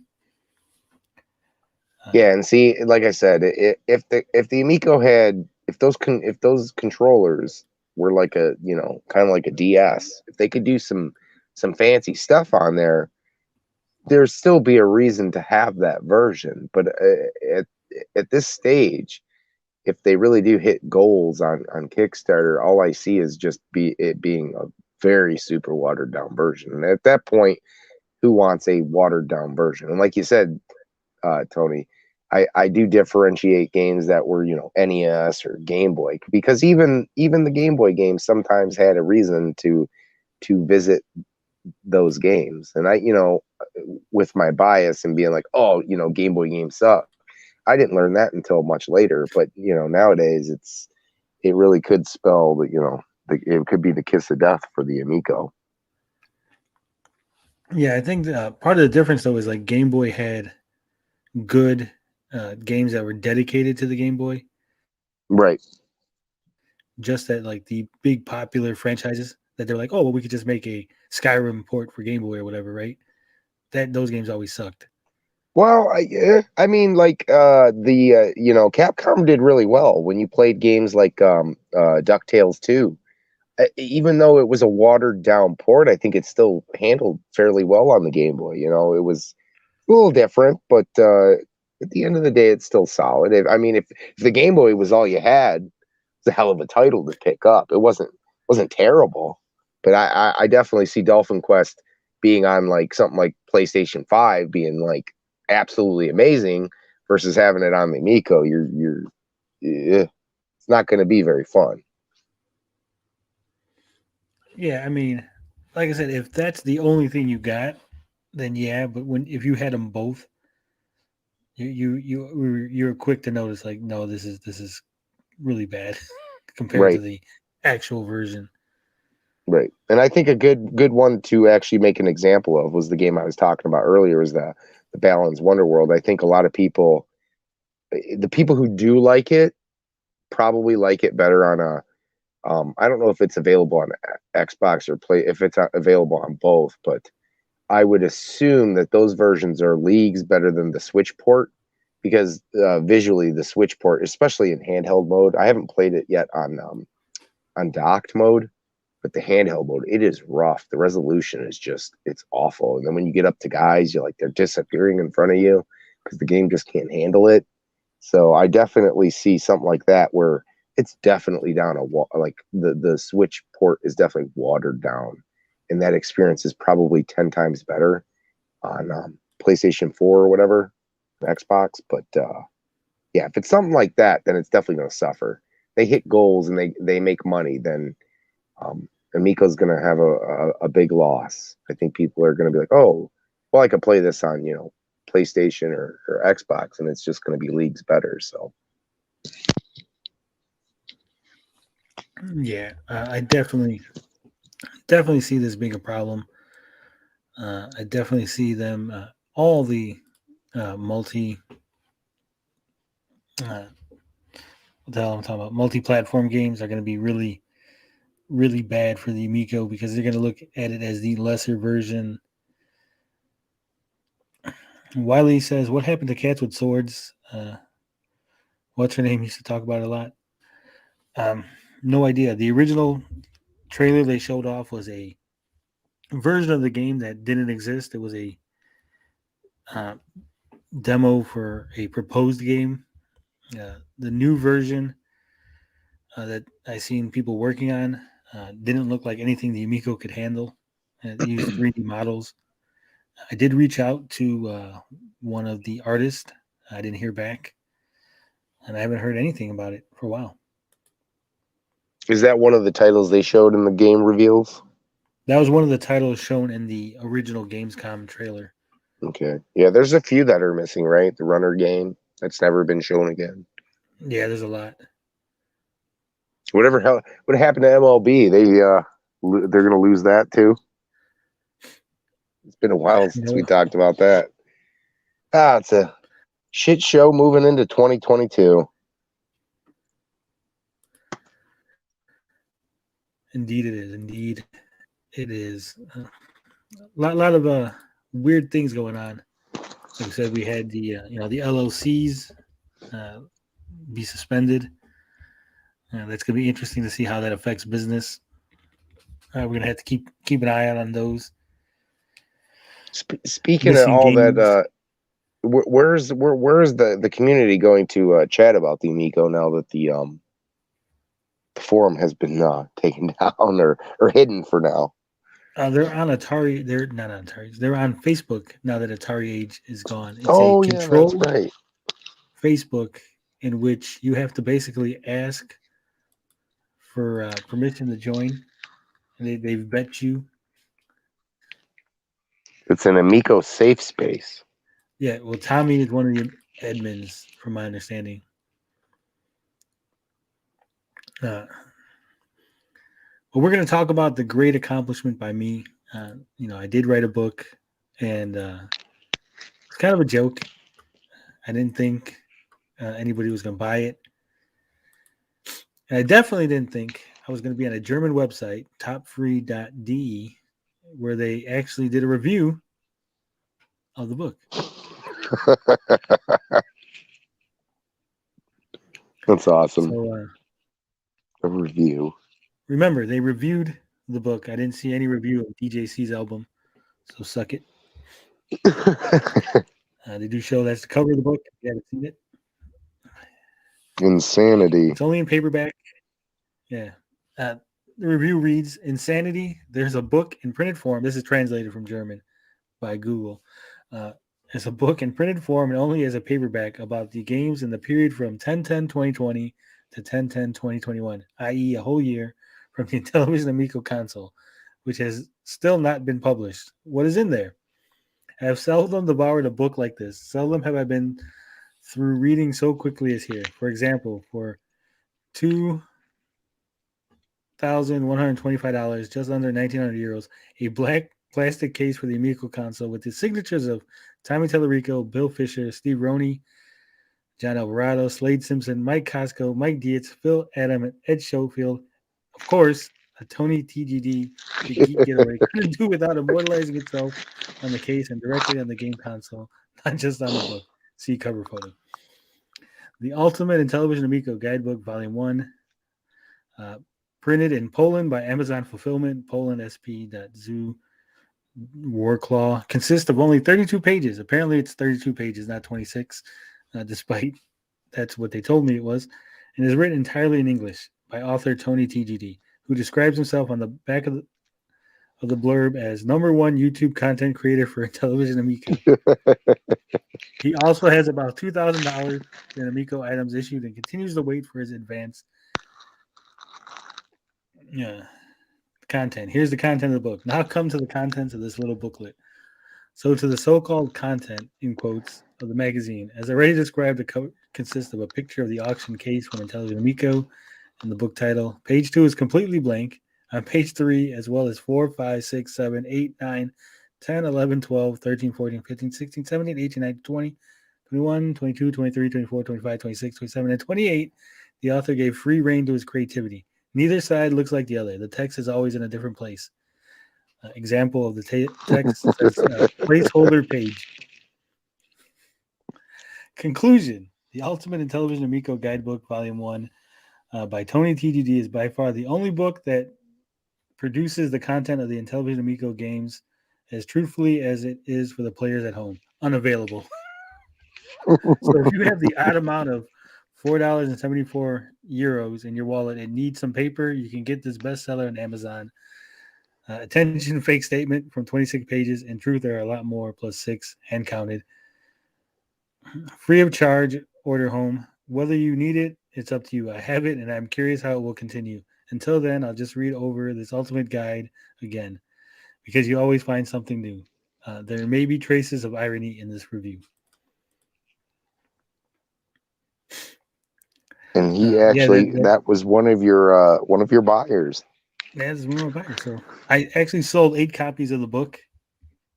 I'm glad that I know almost every one of the buyers who bought a copy. Chappie says it's more positive than the Amico review.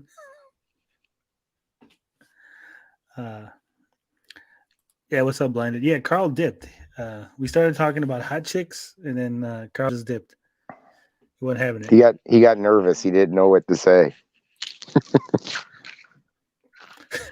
OEB says, OIB says, when you join the Facebook, the first question is, are you a dingaling?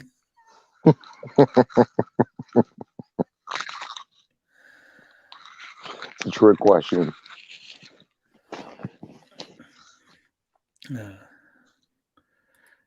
Yeah, Blinded. He was here. We were talking. I don't know. Carl just dipped. Like, just say, all right, guys, got to go. Carl always dips. It's his thing.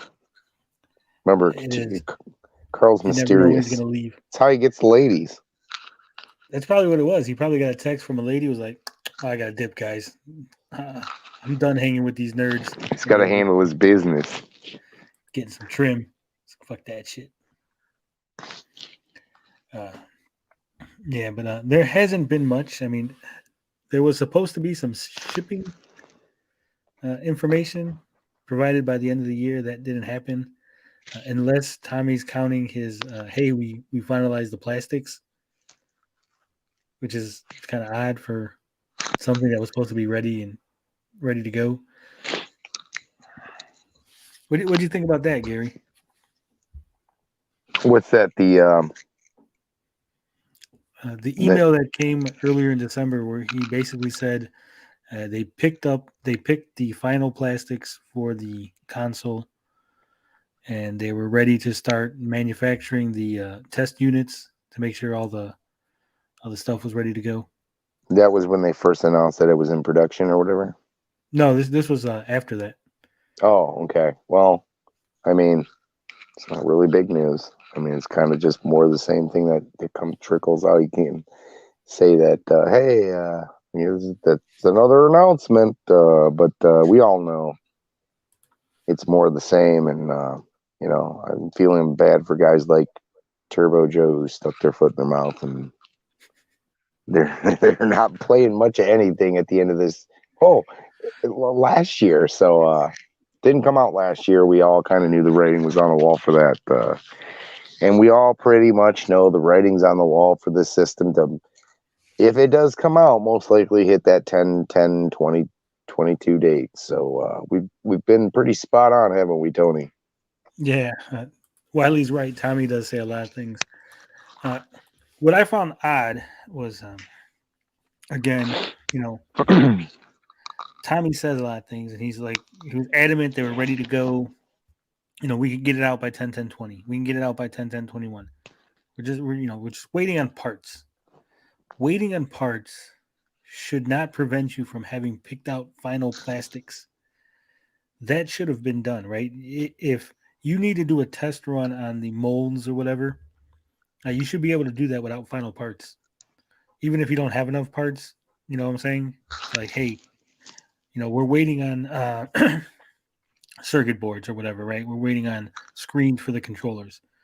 But if you have 100, right, you don't need 10,000 to do a test run. You should have the final plastics picked out, test run done. You're just waiting to procure the amount of parts you need for a total full run, which is what we were led to believe. But again, now we're finding out that we're even further behind than what we thought. Yeah, Show says, yeah, who the hell talks about getting plastics and tooling sorted out? It's someone with nothing else to talk about. Someone with that's banking on the fact that people don't know that this is something that you don't brag about. That Well, I mean, Atari did it with the VCS, didn't they? I think they did. But it was weird. It was weird and odd when they did it. So it's just one of those things. You're right. It's like nobody really, talks about it. It's just, I guess it's one of those, small kind of business type things, I guess, that these, these companies are doing these days. I guess it just doesn't make any sense to any of us with a brain, but you got to keep the fans interested in something when you have nothing. Yeah, Tommy Amico says, so scary when Tony said he thinks his shell was 3D printed. Yeah, if they just picked out final plastics, Does that mean that my shell might be a different plastic than the final retail version? Oh, most likely. You probably wouldn't even be able to switch your shell over to an actual, the final product. I have a feeling that's exactly what's going to happen. Now, are you sure it's 3D printed, or is it just like it doesn't? Does it really not seem like a high quality plastic? I mean, because you can definitely, even on the top of the line 3D printed stuff, you can still tell that it's 3D printed. I'm holding it right now. It looks like decent plastic. I mean, it doesn't feel like I've never held a 3D printed thing. Yeah, 3D printed stuff has it's like, I guess, what is it? Porous would be the right word. There's definitely a quality about it that you definitely can tell that it's 3D printed. And I've held some top of the line 3D printed stuff. It just has a very cheap look to it, I guess. Even though some 3D printed stuff's really good, it's still it's not like a quality plastic. It's hard to describe. I'll tell you what. There's like two plastics. The base, the bottom part, Right. is like a duller plastic. Then it has a shiny plastic ring on the top, and then the dull plastic in the middle. But if you look at where the seams would be, if or does it? Oh, I'm trying to think of what the damn thing looks like and how you could see like an edge of the plastic. No, well, like where the power is supposed to go, there's no edges. It's all smooth. Because I want to, from the pictures that I seen, it looked like it was a quality plastic. It didn't look like it was a 3D printed item, and that would have been, I think, quite expensive for them to make something that big 3D printed, because that's pretty sizable. Usually, when your 3D printed stuff's a lot smaller. You're talking about a much bigger 3D printer, much better quality, but it still would have that 3D print quality. And it does not have there's not screws in there. They're like the hell am I, like almost bolts that's holding it together.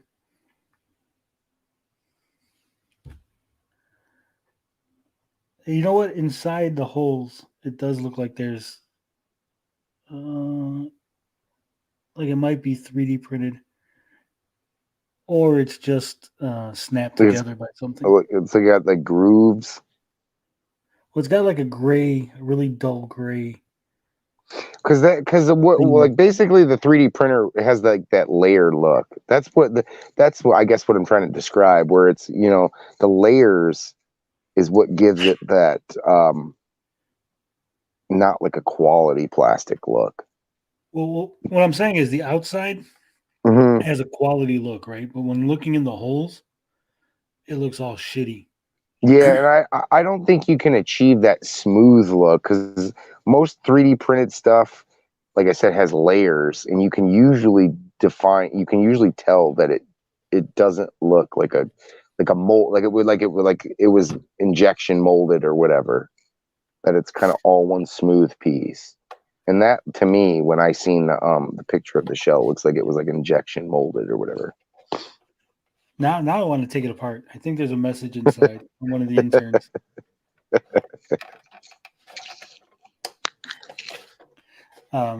Show says Atari did it. It was weird too. Atari was like, "Hey guys, look at this wood grain shell being made. It was obnoxious, but hey, Atari VCS is a product now. It's true." One inch bicep says your shell is a misfit toy. Are there any seams in the plastic? No, it doesn't look like there's any. But I mean, there's like a rubber piece. There is the, the rubber feet on it on the bottom, and there's also the bar for the lights. The clear plastic for where the lights are supposed to be on the inside. I don't know. Maybe I just have the only actual Amico. Evil Knievel says, lick that mold. No, Lick it's a it. little dusty. It's been sitting in the house. Does it have the did they do like Nintendo and spray the cartridges with the the kitty stuff where you're not when you lick it you don't want to lick more of it or put it in your mouth? Maybe. The kid I don't know, proof. it might That's what just they be a got. A high kid proof. quality prototype that they made, and we're like, hey, fuck it, we'll auction off the prototype. It'd be interesting to see a finalized one and see if there are different sizes. If mine is bigger, mine is probably bigger. I probably have the biggest Amico. Tommy Amico says it'll taste like cornhole.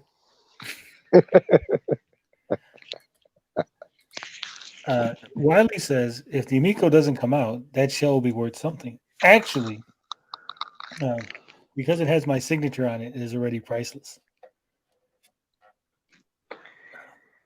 People said I was stupid for signing my name on it, but John Alvarado has agreed that it is making it more interesting, and it really cements the fact that this is the actual shell. Like, if I ever sell this or someone steals it, my signature's on it, so you'll know that this is the infamous Tony TGD shell. Right. I see your Schwartz is as big as mine.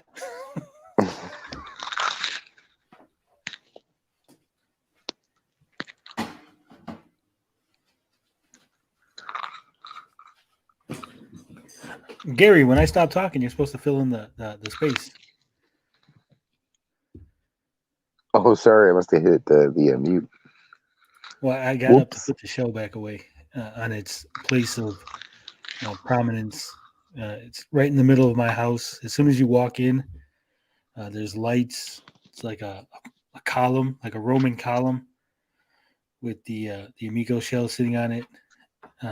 Around it in a ring are the 8 pack-in titles, spotlights, curtain.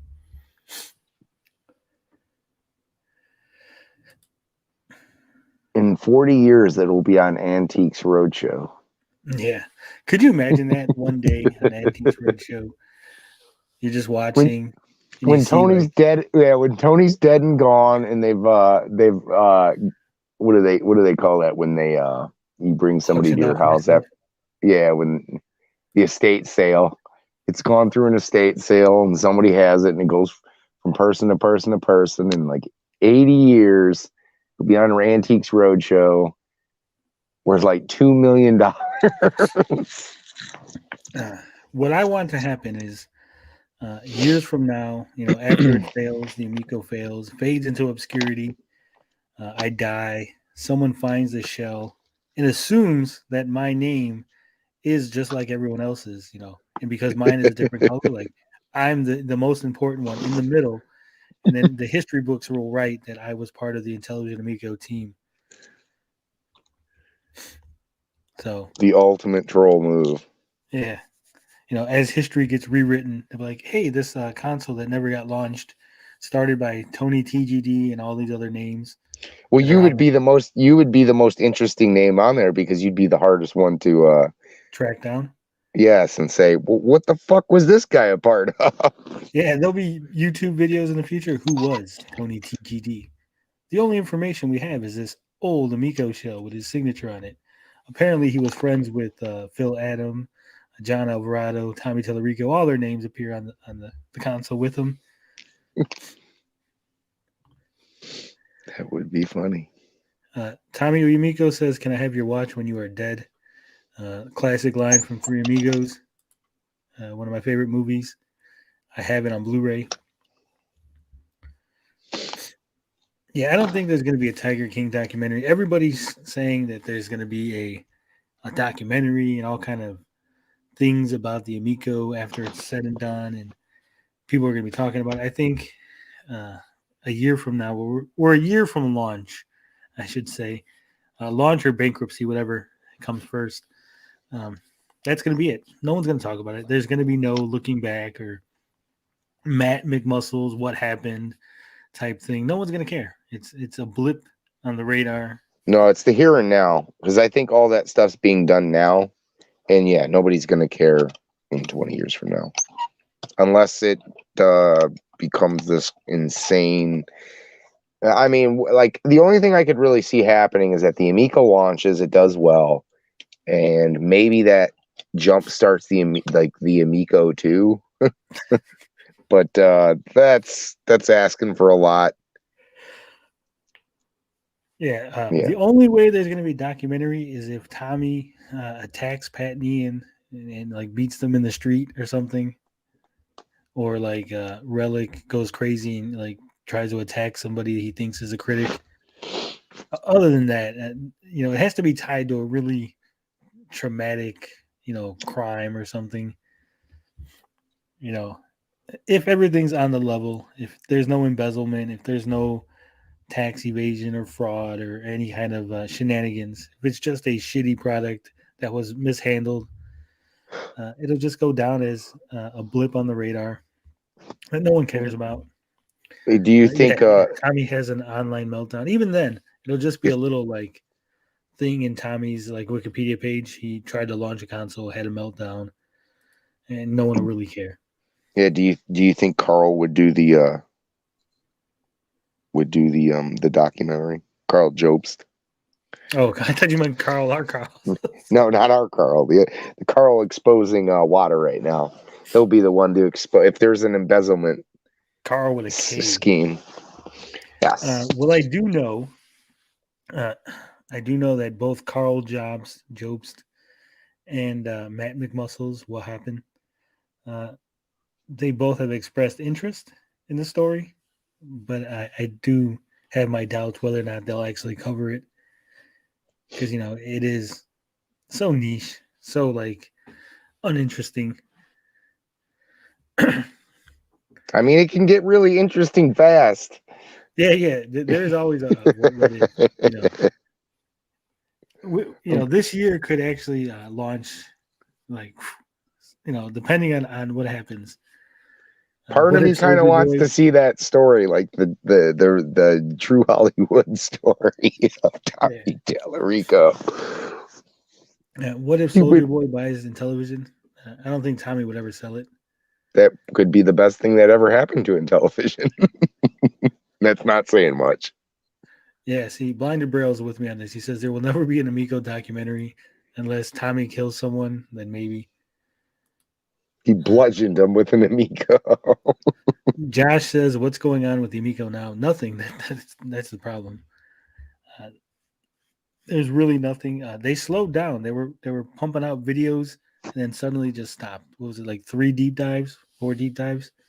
Yeah, they got the physical media out, the deep dives. Well, they only did what? They did Tank Battle. Shark. I can't remember the third one. Astro Smash, no? Did they really need to do a deep dive on Astro Smash? They didn't need to, but they did, right? Isn't that what they did? I don't know. If they did it on Astro Smash, that's probably why I can't think of the third one. And if they did, that's awful. Did they need to do a deep dive? No. They've done enough deep diving on fucking Astro Smash. I feel like I've practically played the game already. Yeah. I'm pretty sure. I'm like almost 100% sure it was a deep dive on Astro Smash. And then they did the sneak peek for the UI. Missile Command. So it was 4 of them, yeah. Missile Command, Shark, Astro Smash, and Tank Battle. And Pat and completely obliterated that. Boom. And then they just stopped. 10 days ago, they did the UI, and then they just stopped. So again, we beat Patney into the punch on the deep dive or our deep dive on the UI, right? They came out with that video, I think, a week after we did ours. A couple weeks. But they were supposed to have one every week. That's what I'm saying. Like they started off Tank, fucked that up. Then they went to Astro Smash, Shark. They were doing pretty good. Hit Missile Command, hit the UI, and then just stopped. I think Tommy's starting to listen to people. I think they're trying to tell him to pump the brakes a little bit. So then the question is, when do you think they're going to resume the deep dives? March. Damn. I think you're going to get a solid bit of information around. Well, here's the thing: if they can, they got to go and definitely have this thing into production next month or this month. If they can do it this month, then you might see something trickle out in February. Otherwise, I don't think you'll see anything until like late March, April, because I think that's going to be, they have to get it. They literally have to be in production by April, right? April. So you got May, June, July, August, September, October, 5, 6. Yeah. So that you're going to see it late March, early April, because it has to be in production. They have to start their marketing. And if that's the case, 10/10/2022 is the date. It has to be. There is no ways around this. It has to be. Yeah. Well, the poll results were Battle Tank, Astro Smash, Missile Command, Shark, Finnegan Fox is the next deep dive on the schedule. Then we're going to have Moon Patrol, Pool, Dyna Blasters, Space Strikers, Evil Knievel, Rigid Force, and then Emoji Charades. Oh God, do we really need a deep dive on a game that's already out? On 2 games that are already out. Well, 3. There you go. 4 games. 4 games. And I'd say the most popular one out of the list, though, is Finnegan Fox, right? You'd agree with me on that? Yeah, I would say so. But I'm saying you already have Evil Knievel's already out. Rigid Force Redux is already out. Emoji Charades is already out. And then Finnegan Fox is already out as Fox and Forest. So 4 of the games are already out in some form. But like I said, it was supposed to be 1 a week. And then nothing happened. Like after the 4th video, it was just turned off the faucet again. You know, it's pretty sad. I think Betty White was really looking forward to her Amico. Tommy Amico keeps saying Coney Tony. Amico will get a YouTube documentary, though. It might. Tank, a good name. They should run with that. They should. Ninja Kitty says they shot all those deep dives on the same day. Doing more would require going into work more than once a month. This is true. I just assumed that they shot a bunch of them, like 6 more on that same day. John Alvarado had of course they did 50 or 60 mustache jokes. Yeah, they got them all done in one go. Tommy Amico says, what if there's an Amico cult mass deletion? I don't think that's going to happen. I hope it doesn't. No Jonestown for the Amico. Tommy, Jim Jones, yeah, Amico. Tommy Amico says, lol, lazy Tommy couldn't refix his hair and put a different shirt on. You'd think he had TV experience. You would think they would have had like 6 or 7 shirts with him, make it look like it was different days that they shot that. Attention to detail is not their strong suit. Yeah, I guess we'll know when the next deep dives hit, when he's still wearing the same stuff. We'll know. Josh says he wants us to know that Brock won the title on Raw. Ridiculous. Brock Lesnar should not be the world champion unless he's going to be a full-time wrestler again. 1-inch biceps, I agree. Just when you think Tommy's listening, he unleashes more greatness. That's our Tom.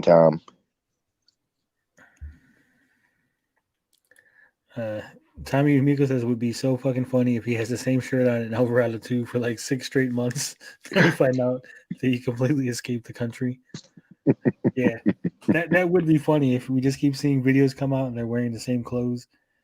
They're all scheduled. Like he scheduled like 6 or 7 videos weeks apart. And it turns out they haven't been in the country for a while. They're on vacation somewhere. Evil Knievel says, invite Tommy O in on the live chat. Not today. Not today. Josh says, just remember the Geek Getaway is an award-winning show. That's right. We did win the Fandom Award for Best Video Game Podcast. So just remember that. Blinder Braille says they will delay it before March. That's my bet. Yeah, I mean, it's supposed to be out first quarter 2022.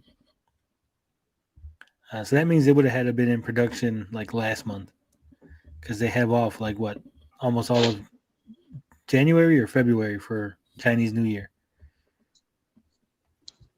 January, isn't it? Yeah. So I mean, if there were any hopes of getting anything out, they should have already had. It's not happening. Shit done. I mean, they just picked out Final Plastics for God's sake. Yeah. I'm telling you, it has to go into production at the end of March, early April for this thing to come out in October. And if we're not, I've stressed this too many times now. If it's not, and we're into like May, June, talking about whether they're going into production, this thing ain't coming out at all. At all. Ninja Kitty says, dude, the audio in those videos are terrible. You would think an audio expert would shoot videos with no echoes and where the sound levels don't jump up and down. Not just the Tommy being an audio guy, but they hired an actual film editor guy who has experience shooting videos and producing videos and editing videos.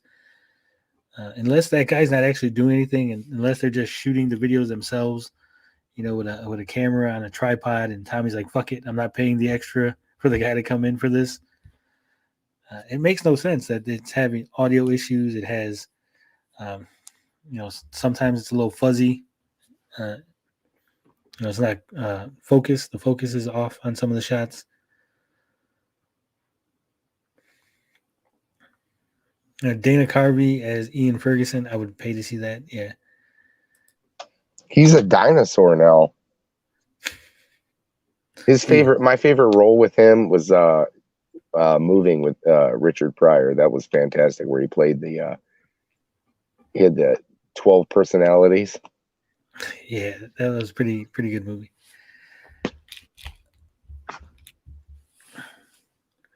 One of his biceps says, Tony, I'm good friends with that film editor guy. Lighten up on him. All right, Tommy. Tommy's good friends with everybody. I agree with Wiley here. He says, I think a family should do a deep dive. It is like Intellivision puts no effort into anything. I think Intellivision is incompetent like me. No, you're not incompetent, Wiley. Incompetent people don't recognize they're incompetent. Yeah, I think the best bet or the best thing to do would just, like I said, put the console in a room, say, we invited 10 families to try the Intellivision Amico, and this is what happened. And then, hidden camera, quote unquote, hidden camera footage of them going in the room, playing the game, picking it up. Look how easy it is. They just picked it up and played it. Obviously, it would all be fake. Obviously, it would all be, they would be told beforehand how to fucking work the shit because, commercials are all fake anyway. But I think that would be the best way to kind of present the product to make it look, the way they're trying to make it look.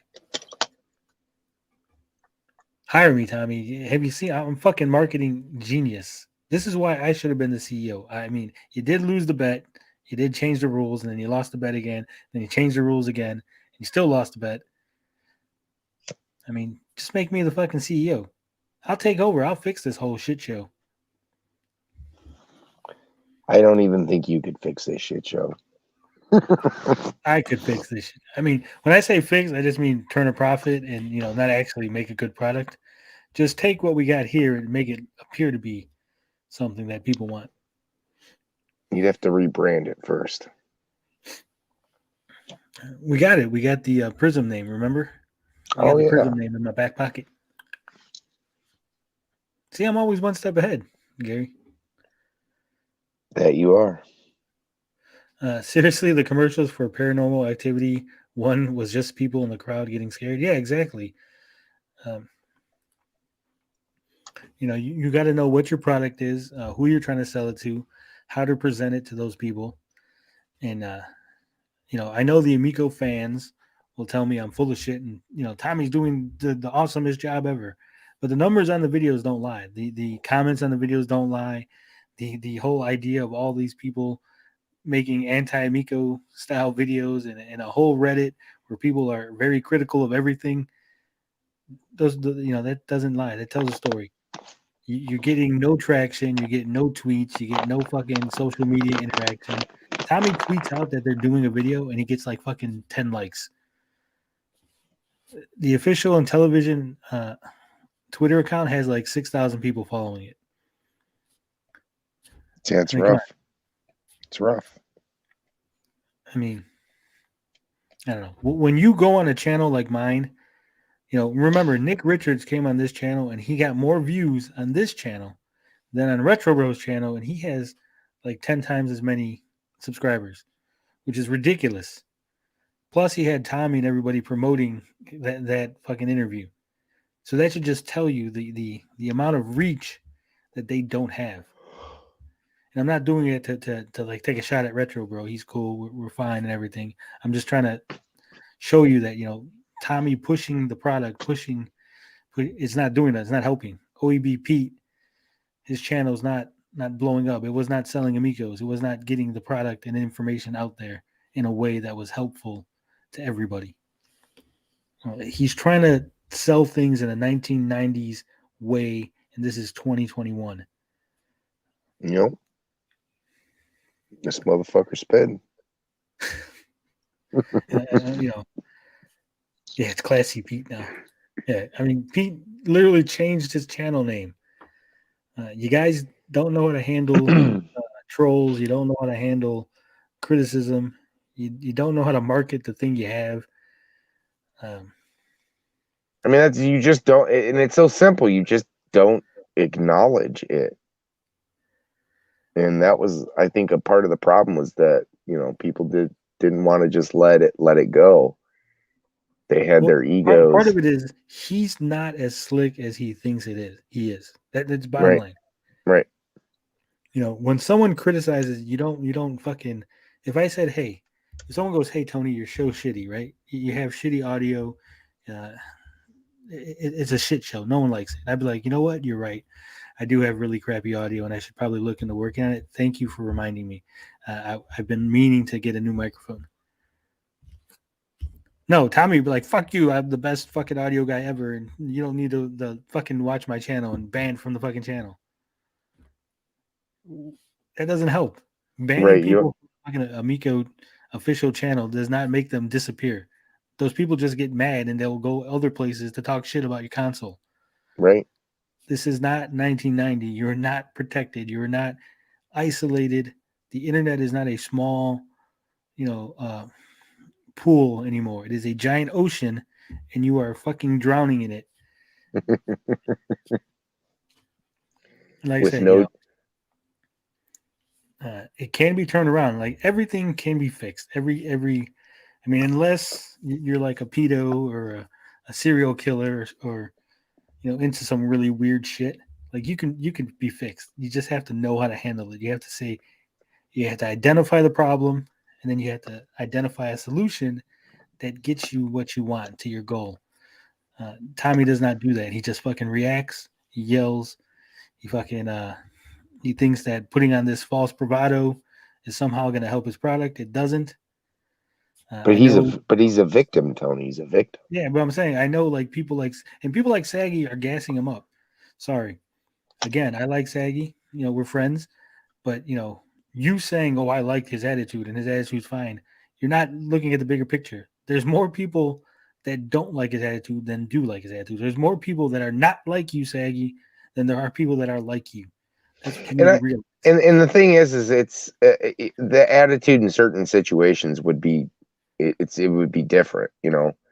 It's commendable when you're the underdog and you're fighting the good fight.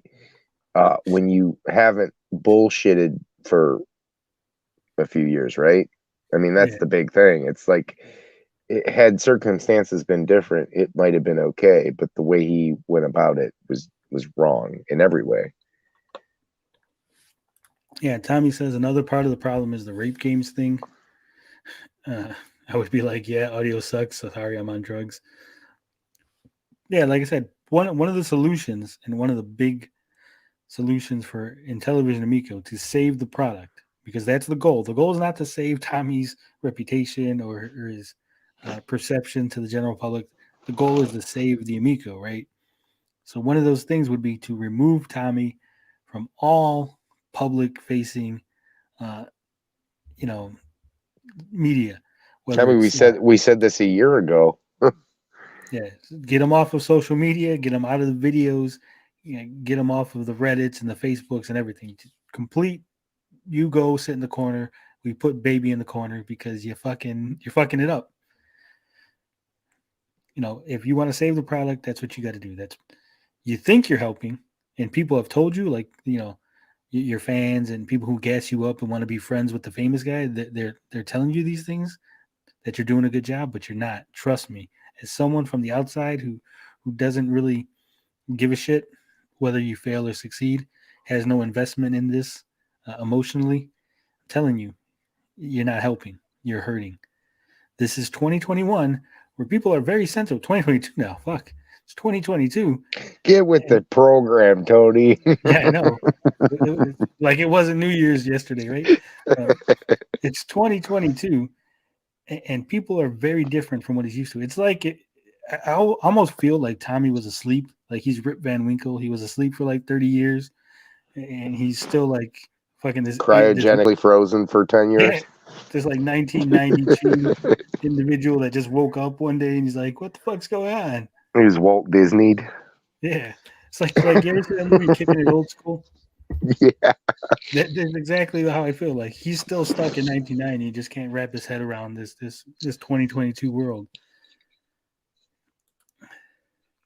1 Inch Bicep says, "How much would it take to make Tony an Amico shield?" I told you it would take $50,000 a year salary plus benefits, and I will sell the fuck out. I'm telling you now, because with that kind of money, I would not have to go to a regular job. I could do YouTube full time, and I just really wouldn't talk about the Amico. I just be like, yeah, it's great, it's fucking awesome. How many years did you say? Full time, $50,000 a year for at least a 10-year. That's what I'm asking. 10 years. It's a lot of dough. Blinded Braille says, "How can anyone believe they would make rape games?" No one believes that, but there are stupid people that'll just assume that Tommy must be telling the truth. I mean, it came out of his mouth. It must be true. Yeah. Amico, not even mainstream yet. Things can change if they actually consult with professionals. Yeah. That's the problem. They did. Here's the problem. Here's the really interesting thing. They consulted with professionals. There was a professional PR company called Zebra Partners. They helped launch the Wii. The people that are on the team used to work for Nintendo. They helped launch the Wii. They have mainstream experience. They sat down with Tommy and his team and outlined a plan for PR for the Amico. They need a show like the Restaurant Boss. They need a guy to come in like that. Yeah. What I'm saying is they outlined the plan for them, right? And Tommy, in his infinite wisdom, took their plan, right? Remember, now this is where the speculation comes in, because I know they had talks. So he took the plan that they gave him, right? He then let Zebra Partners go. We don't need you no more. We got your plan. And then they didn't use the plan correctly, or when things didn't go exactly the way that you assumed, because you're always going to be thrown wrenches into your plans, right? He didn't know how to pivot. He was now like, well, the people who made the plan are gone, and you don't know how to pivot away from the plan, so you just keep fumbling through this plan as shit is not working. Can we get some of those guys to come on the show, Tony? I don't know. I think some of that's covered in NDA stuff. Ninja Kitty says, "Remember when you did the Nick Richards interview and people thought it was a nice small step forward, only for Tommy to open his mouth a day later and bring it back down?" Yeah, I do. That's what I'm saying. Nick came on. He was very honest, or at least we think he was. I mean, we don't know. He could have been lying out of his ass. Who knows, right? But everyone bought it. It was a believable interview. Everybody was like, "Well, we can give him another chance. Let's reset. Let's bygones be bygones. Start all over. See what they got coming. And then a day later, Tommy was running around the office putting cameras in people's face. 1 step forward, 3 steps back. What if they put Tommy in Hannibal Lecter's restraints for all Amico videos from now on? I mean, the only way really is if like you just went full Tommy. Just let him go full Tommy, and then John Alvarado like hits him with a hammer or something like in every video. Like a Looney Tunes. Yeah, like Tommy's the Noid. Like you gotta avoid the Noid. Like make him like an anti-mascot, like Domino's used to do with the Noid.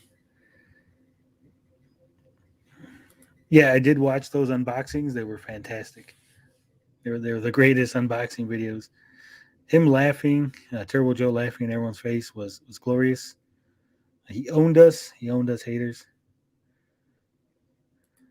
Yeah, I'm not even asking for a parking spot. I don't drive, so I don't need a parking spot. They just drop me off in the front of the building.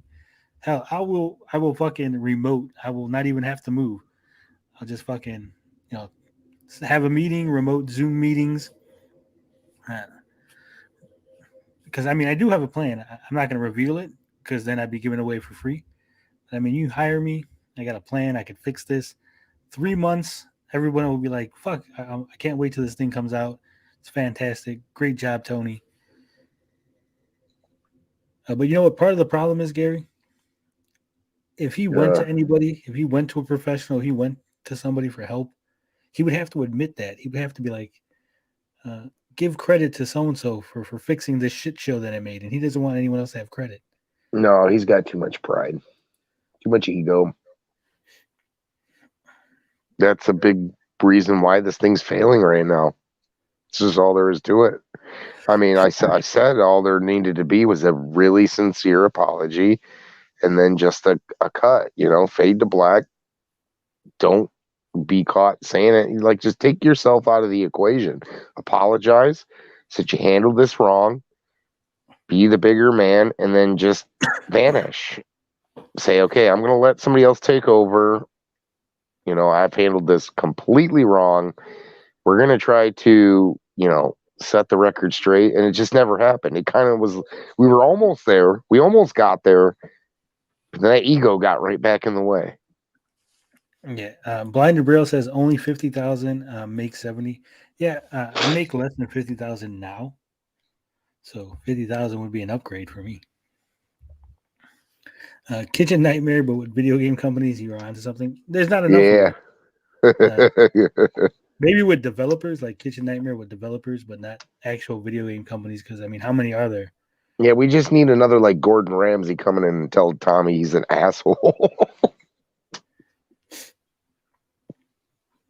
Wiley says, I asked Tommy about having an alternate face textile push buttons controller for people who have difficulty using touchscreens. He said no. What are your favorite controllers? Yeah, his controller is not going away. My favorite controller, personally, is the Super Nintendo controller. I don't know if it's nostalgia, the simplicity. It fits in your hand. It's one of the best designed controllers ever. Yeah, it doesn't have the extra buttons like a PlayStation controller, because it only has 2 on the top, 2 shoulder buttons. That's all you need. Have you ever felt the Wii retro controller where it was like the Super Nintendo controller, but they added those analog sticks? That felt really good. No, I've never tried it. I didn't have a Wii, so I've never used. I have that controller, but I've never used that controller because I found it I found it at like the flea market or something, but I never got a chance to use it. But it was very comfortable. Like I liked it because like you said, that Super Nintendo controller is just.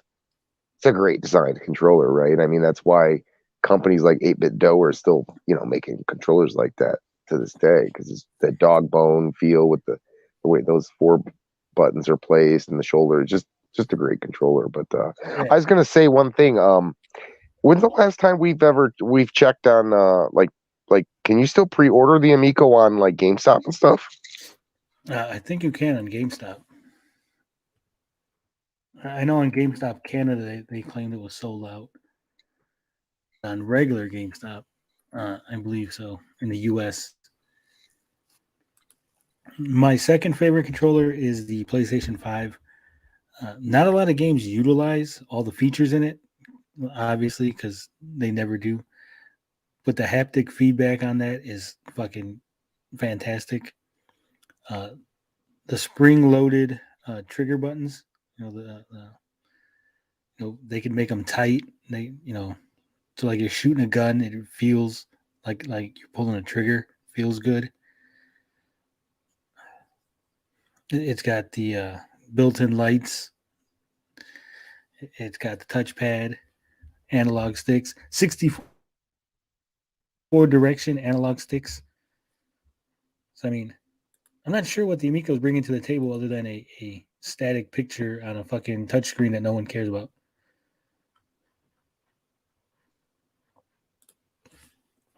Yeah, we were duped.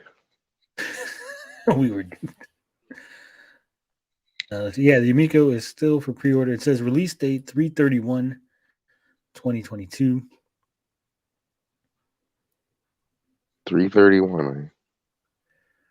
That's a common. I think March and December are the most common placeholder dates ever.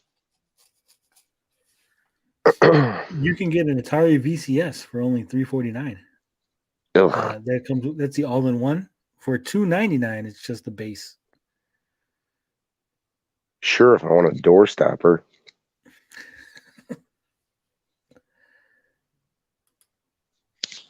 The hell is this? Oh, it's the Tommy's horse video. They got videos now on GameStop. You got videos? Yeah. So like when you go to GameStop, you know how it has the pictures of the console? Mm-hmm. But now they have links to the video, so you can play the controller horse video. You know, the one where they beat the shit out of the controller. Skiing. Oh, okay, yeah.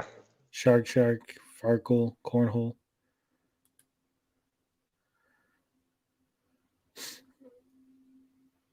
It's weird. I've never seen this before. They got 2 videos, and then they got a bunch of pictures. Well, this is it. This has got to be the year of Amico. If it's not, then it's the year of someone's going to jail.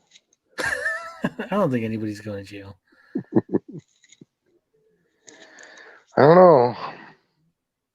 Something's got to happen. Something's got to give. Something's going to break. It's going to be the greatest system ever. You're going to be upset, Gary, that you don't have an Amico. When all your friends are playing Amico and you don't have one, you're going to be so upset. That's what Tommy told me. Well, luckily don't tell Carl, but The Rock can save Amico. Yeah. Luckily, I don't have any friends. Tommy gonna Tommy, yeah. Art Bell says Google search term searches for Amico must be tiny, flatlined since 2020. You know, I haven't even looked at that. I should look at Google Trends. What do you think, Gary? You think Google Trends are going to be spiked? Everyone's looking up Amico? No. Riveting commentary, Gary. You keep us on the edge of our seats. I don't know what else to say about this disaster. Well, sometimes when I'm on different screens and I'm trying to look stuff up, I throw you a question. That's for you to just keep talking until I come back. You would think after almost a year of doing this, we would have this down. But I'm not quick on my feet like that, though. That's why I'm the boring white guy. Tommy Amico says, Jay Eller didn't think he could fix it, but you do. No. I don't think I could fix the console. I don't think I could fix the product. I don't think I can improve on what they have. But I do think that I can sell what they have. I can make people think, I could shine that turd real pretty and dupe a lot of people into buying it, and we would run off before they realize, that we sold them snake oil. Yeah, that's a good point. No apology from Tommy is going to be good enough. They'll just ignore it. Yeah. Well, yeah, at this stage in the game, they can't. There's nothing they could do. But, a year and a half ago, 2 years ago, it's a different story. They just really, they came out of the gate firing, but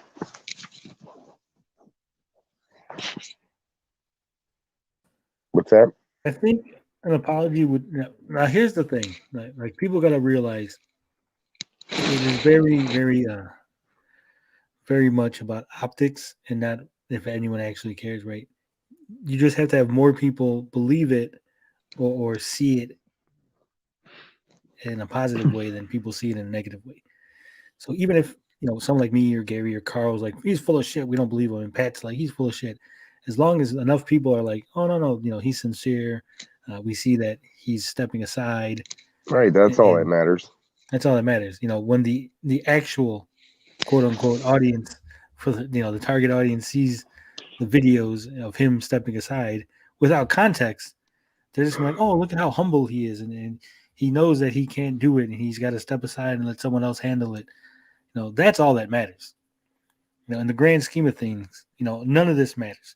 Yeah, people love a redemption story. Yeah, my videos don't matter. Pat's videos don't matter. Bro's videos, Saggy's videos, Pete's videos, none of that matters in trying to turn this around. All you got to do is one slick thing, couple slick moves.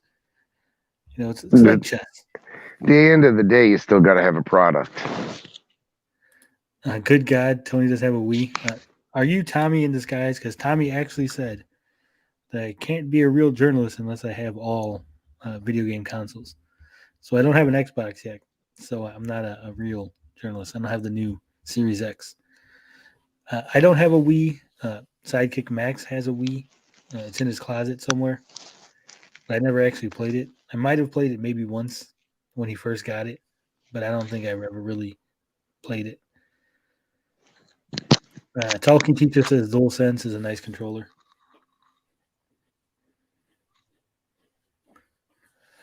Yeah, Tommy has too much pride to admit he was wrong. He wasn't wrong. You were wrong. Yeah, the PS5 triggers are amazing. They're fucking fantastic. How could there be reviews on Amazon Canada if the console's not out? Yeah, SNES-tastic and Retro Bro love the Amico soccer game. To me, it looks like a mess. Yeah, I agree. I actually joked that I thought that maybe Tommy showed Retro Bro a different game, and he was actually commenting on something else. And then Tommy slicked him and showed us that crappy soccer stuff because that was not amazing. It was not mind-blowing. I don't. Maybe Tommy told them, and again, this is speculation, but maybe he showed them and was like, "Hey, don't worry, we're going to improve it. Trust me, we're going to show a better version," and they didn't.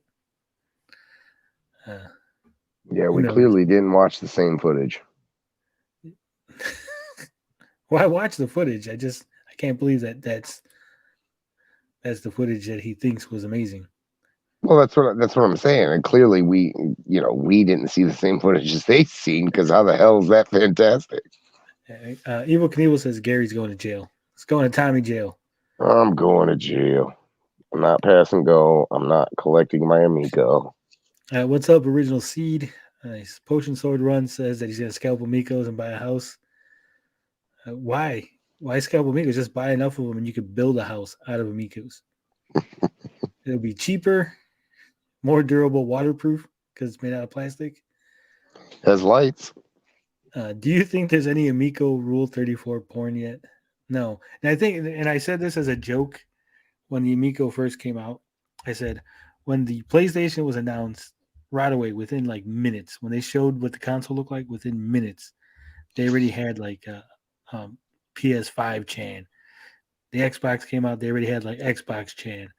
The Amico came out, no one was drawing porn of the Amico. There was like no one cared. The porn artists didn't even give a shit to like draw porn of the Amico. That's how low it registers on everybody's fucking radar.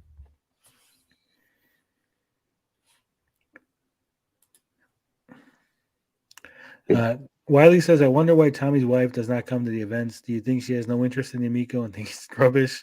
Or is she too busy playing Nintendo Switch? I think she was at the events. I could have swore I saw her in one of the pictures, like in the background, standing around. I don't know. Maybe she doesn't like talking on camera. Maybe she doesn't like interacting with people. I I couldn't say. I don't want to speculate. Maybe she's embarrassed to be. No, I'm not even gonna say it. Like I said, I don't want to speculate. I mean, a lot of times, your wife or your boyfriend or your husband or your significant other or your whatever it is that they call people in 2022. Sometimes they don't want to be involved in your shit. They're just like, hey, that's your job. You do your stuff. I'm gonna do my stuff, and I'll see you after work. 56K wondering who would have thought ding dongs was the breaking point with our age. No, you misinformed, gatekeeping, communist gamer. It was dingalings, not ding dong. Dingaling, ding.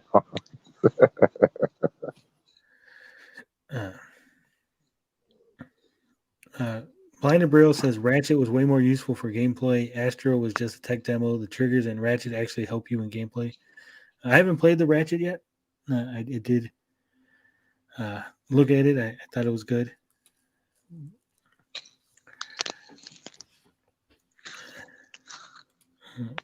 One Inch Bicep says, damn it, I need a 3DO. Blinded Braille says, I wish Xbox added adaptive triggers because it would be useful for certain games.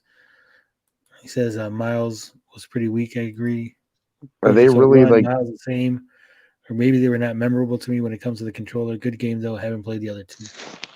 Are those really like that great, though? The triggers? Are they really like the make or break for you? They're not make or break, but they are good when they're utilized because, like I said, they have a spring in them. Mm-hmm. And the game can tell the controller to tighten the spring to make it harder. So let's say your guy's pushing a wall, right? And usually they're like, push the trigger button, and the guy pushes the wall, and you're just pushing the trigger, and there's nothing, like no feedback. In this, while you're pushing the wall, the trigger might get harder. So you're like, so you're actually struggling to push the wall. So you're like immersed into the gameplay. Yeah, that's pretty cool. And like I said, it feels good. Like it feels like it's actually like pushing against you. Like there's tension there. I wonder what kind of wear and tear that's going to do. You know what I mean? Yeah. When the future of it gets better. So. Right. When it finally does get utilized, I think here in the next couple of years, I wonder what kind of wear and tear that's going to cause on those controllers. Tommy Amico says, low. What about when Finnegan Fox says press A? Well, Tommy said, we're not Tommy. John Alvarado said that on the controller, it's a giant A button on the screen when the game starts up. It's not just because it's green and it's an A, just like the Xbox one, doesn't mean that was an Xbox demo that they were showing. It's the exact same button that's going to show up on the screen when you play it. I think they're just trying to hit like familiarity with the like you see it and you're like, oh yeah, this just seems so familiar, you know. I still think they could have went with a different color. It wouldn't have been compared to the whole Xbox thing, but this is actually a really good idea. I never thought of it. No Call No Show says TT should sell the Amigos as non-violent games to be used in prisons. Those controllers are durable. He could rake in the money. Yeah, I mean that could you imagine that? Sell it to the prison system as a recreational item for prisoners that won't break, has family-friendly games so they can't get violent, and you know, unless one of the inmates beats another inmate with a Amico controller, shouldn't have a problem. Farco would be the game, man. Farco would be the go-to. You know what? I don't think it would work because I think prisons don't want inmates to be playing cornhole with each other. that is a big problem in prison. So, Art Bell says Vito used to be into this story. Did he give a huge shrug? Atari and the Switch can crush Amico like a bug at 250. They already have. Vito's been busy ever since he went on that little publicity tour after his incident. I think he still pops in. He's still interested a little bit every once in a while. But, I mean, nothing really exciting has happened to really get him to come on Yeah, down. I tried, guys. I tried to sway him last night, but he wasn't budging. Tommy Amico is reciting lines from the famous song by what the hell's his name? The guy who Wait, sings Johnny Be Good. Chuck Berry. Yeah, Chuck Berry, the famous Chuck Berry, My Dingaling. One of the greatest songs ever.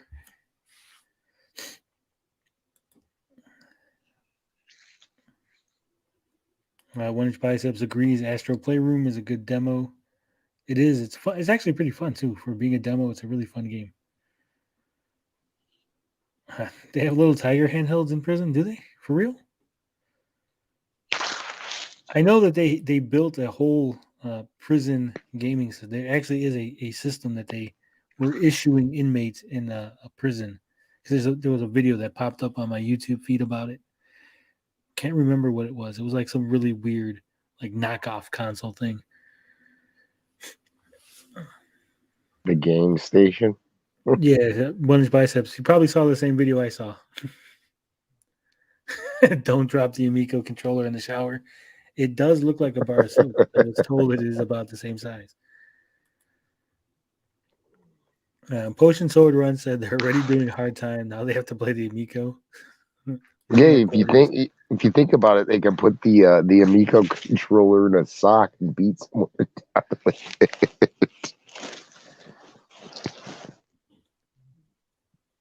Yeah, ooh. So I got the Google Trends. Let's take a quick look.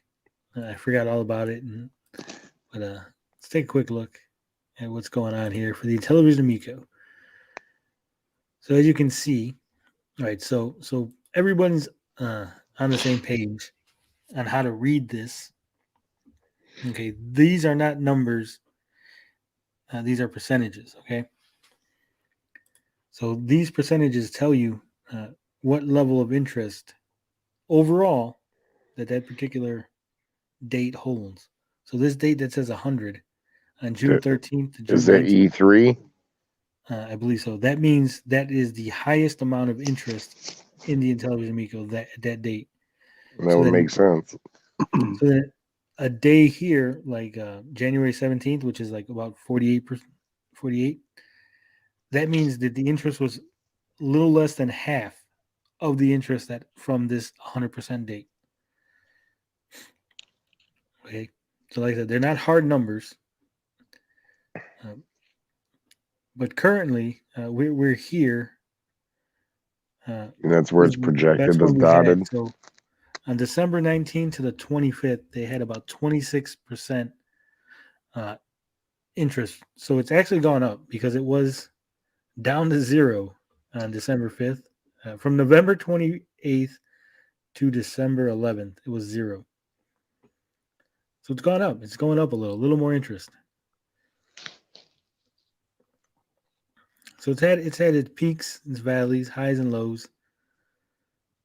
And like I said, it's not hard numbers, but you can see here by sub-region, Utah, surprisingly, is the most interested in the U.S., followed by Colorado, Massachusetts, Minnesota, and then Kentucky.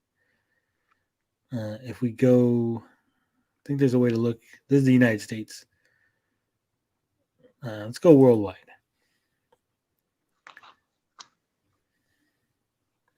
So see, worldwide interest peaked here on these 2 days, June 13th and then August 8th. It's pretty much. And worldwide interest is down at 4, 9, what are we at? 12% worldwide interest. The biggest region is Canada. OEB Pete, Classy Fun Gaming Pete, is keeping it as the most interested place, with United States being half as interested as Canada. Interesting. So, You think Germany would be higher on that list? yeah, Germany is 5th. It has a quarter of the interest that Canada holds. So, if we went by this chart as far as sales, right? So Canada would have the highest amount of should have the highest amount of sales. if it were to launch. If it was available right now, the people interested in it, most of them would be from Canada. And then half as many would be the United States. So if they had 6,000 pre-orders, that would mean roughly, say, 3,000 in Canada, 1,500 in the U.S., and then the other 1,500 spread out among these three.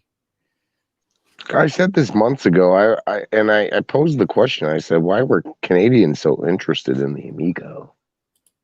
That's the OEB effect. I mean, you got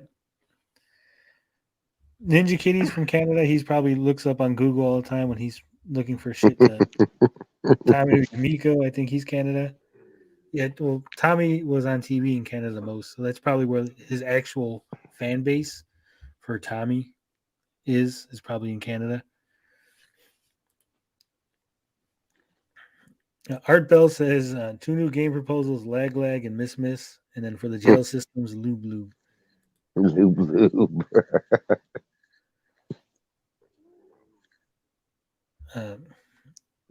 Yeah, 1 Inch Biceps, he put that video in the chat. It says, don't watch it now, though, because Tony and Gary are doing their thing. Yeah, good advice. Yeah, so there you go. Don't forget Darius, Kenny, Canadian Gamer. Yeah. I think there's a lot more Canadian YouTubers that talk about the Amico than there's American YouTubers. No offense to Gary or Carl, but I think Gary, Carl, Blinded, since they're all on this show, we just count as one. Yeah. Versus, Ninja Kitty, Canadian Gamer, Darius, Pete. I think there's a couple other ones in Canada, no? That one, the dude from the Best Buy Canada blog. Says, yet no one in Canada knows what an Amico is. I don't think no one anywhere knows what an Amico is. Is the Best Buy guy that keeps doing his like 10 thing where he sits outside the Best Buy? No, that's Kenny. Oh, okay. The Best Buy Canada guy, that's John Scar. He's like Scars Gaming or something. Dorkalicious is the one with where he went to how was it? And he was in Canada. I think he went to Best Buy or something to buy an Amico on 10/10/2020. And of course, it wasn't out yet. I think I'm about to do a funny video. I think I'm going to start seeing if I can record and going into GameStops asking employees about the Amico. Harassing GameStop employees about the Amico. When they get kicked off of the GameStop website, it's going to be your fault, Gary. It's like, see? Because Gary went in there and harassed all of them. They removed it from the website. Can you sell me, sir, on the Amico? Can you tell me more? You should go in there and ask them, be like, what console should I get my kid? The Amico or the Switch? They're both about $250. I'm on the fence. Help me out, Mr. GameStop employee. Scream at them like Chris Chan. Yeah, go in there and just be like, it's Amico! And just start throwing stuff over. I can't do that. Going to jail for a long time. Write Amico on your chest and then just rip your shirt open and just be like, Amico! Right in the middle of the store. Film it.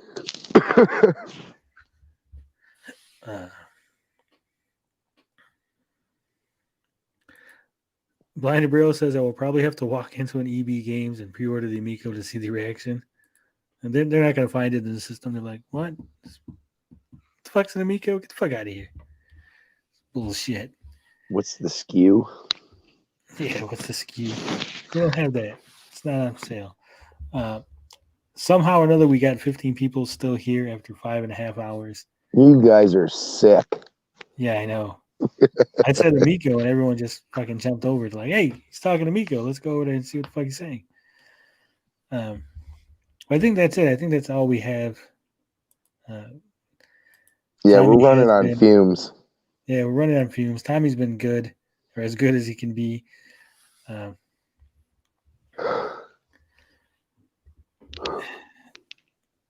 Nothing left, folks. I hope you enjoyed the show. I will try my best to wake up early and get this thing all, chaptered out, so you can skip straight to the parts you want to hear about. I'll try to do that on all the long live streams we do, but no promises, because I am lazy and I do just forget or don't care. I don't know, one of the two. Gary and them don't help me, so I got to do it all on my own. It's a any last one-man words, show. Gary? Not really. I hope everybody had a good New Year. I hope you're not looking forward to the Amico because it's going to be another long year. Tommy Amico has inspired me. He says, Gary, I'll set up my band to play in the GameStop parking lot. Here's what we need to do. Here's what you got to do, guys. You got to go down. Remember the old PlayStation commercials with Crash Bandicoot in the Nintendo parking lot? Oh, yeah, driving like circles and then or had the megaphone. Yeah, you need to do that. Amico shirts. Get your Amico shirts on with your megaphones. We're coming for you, big Nintendo.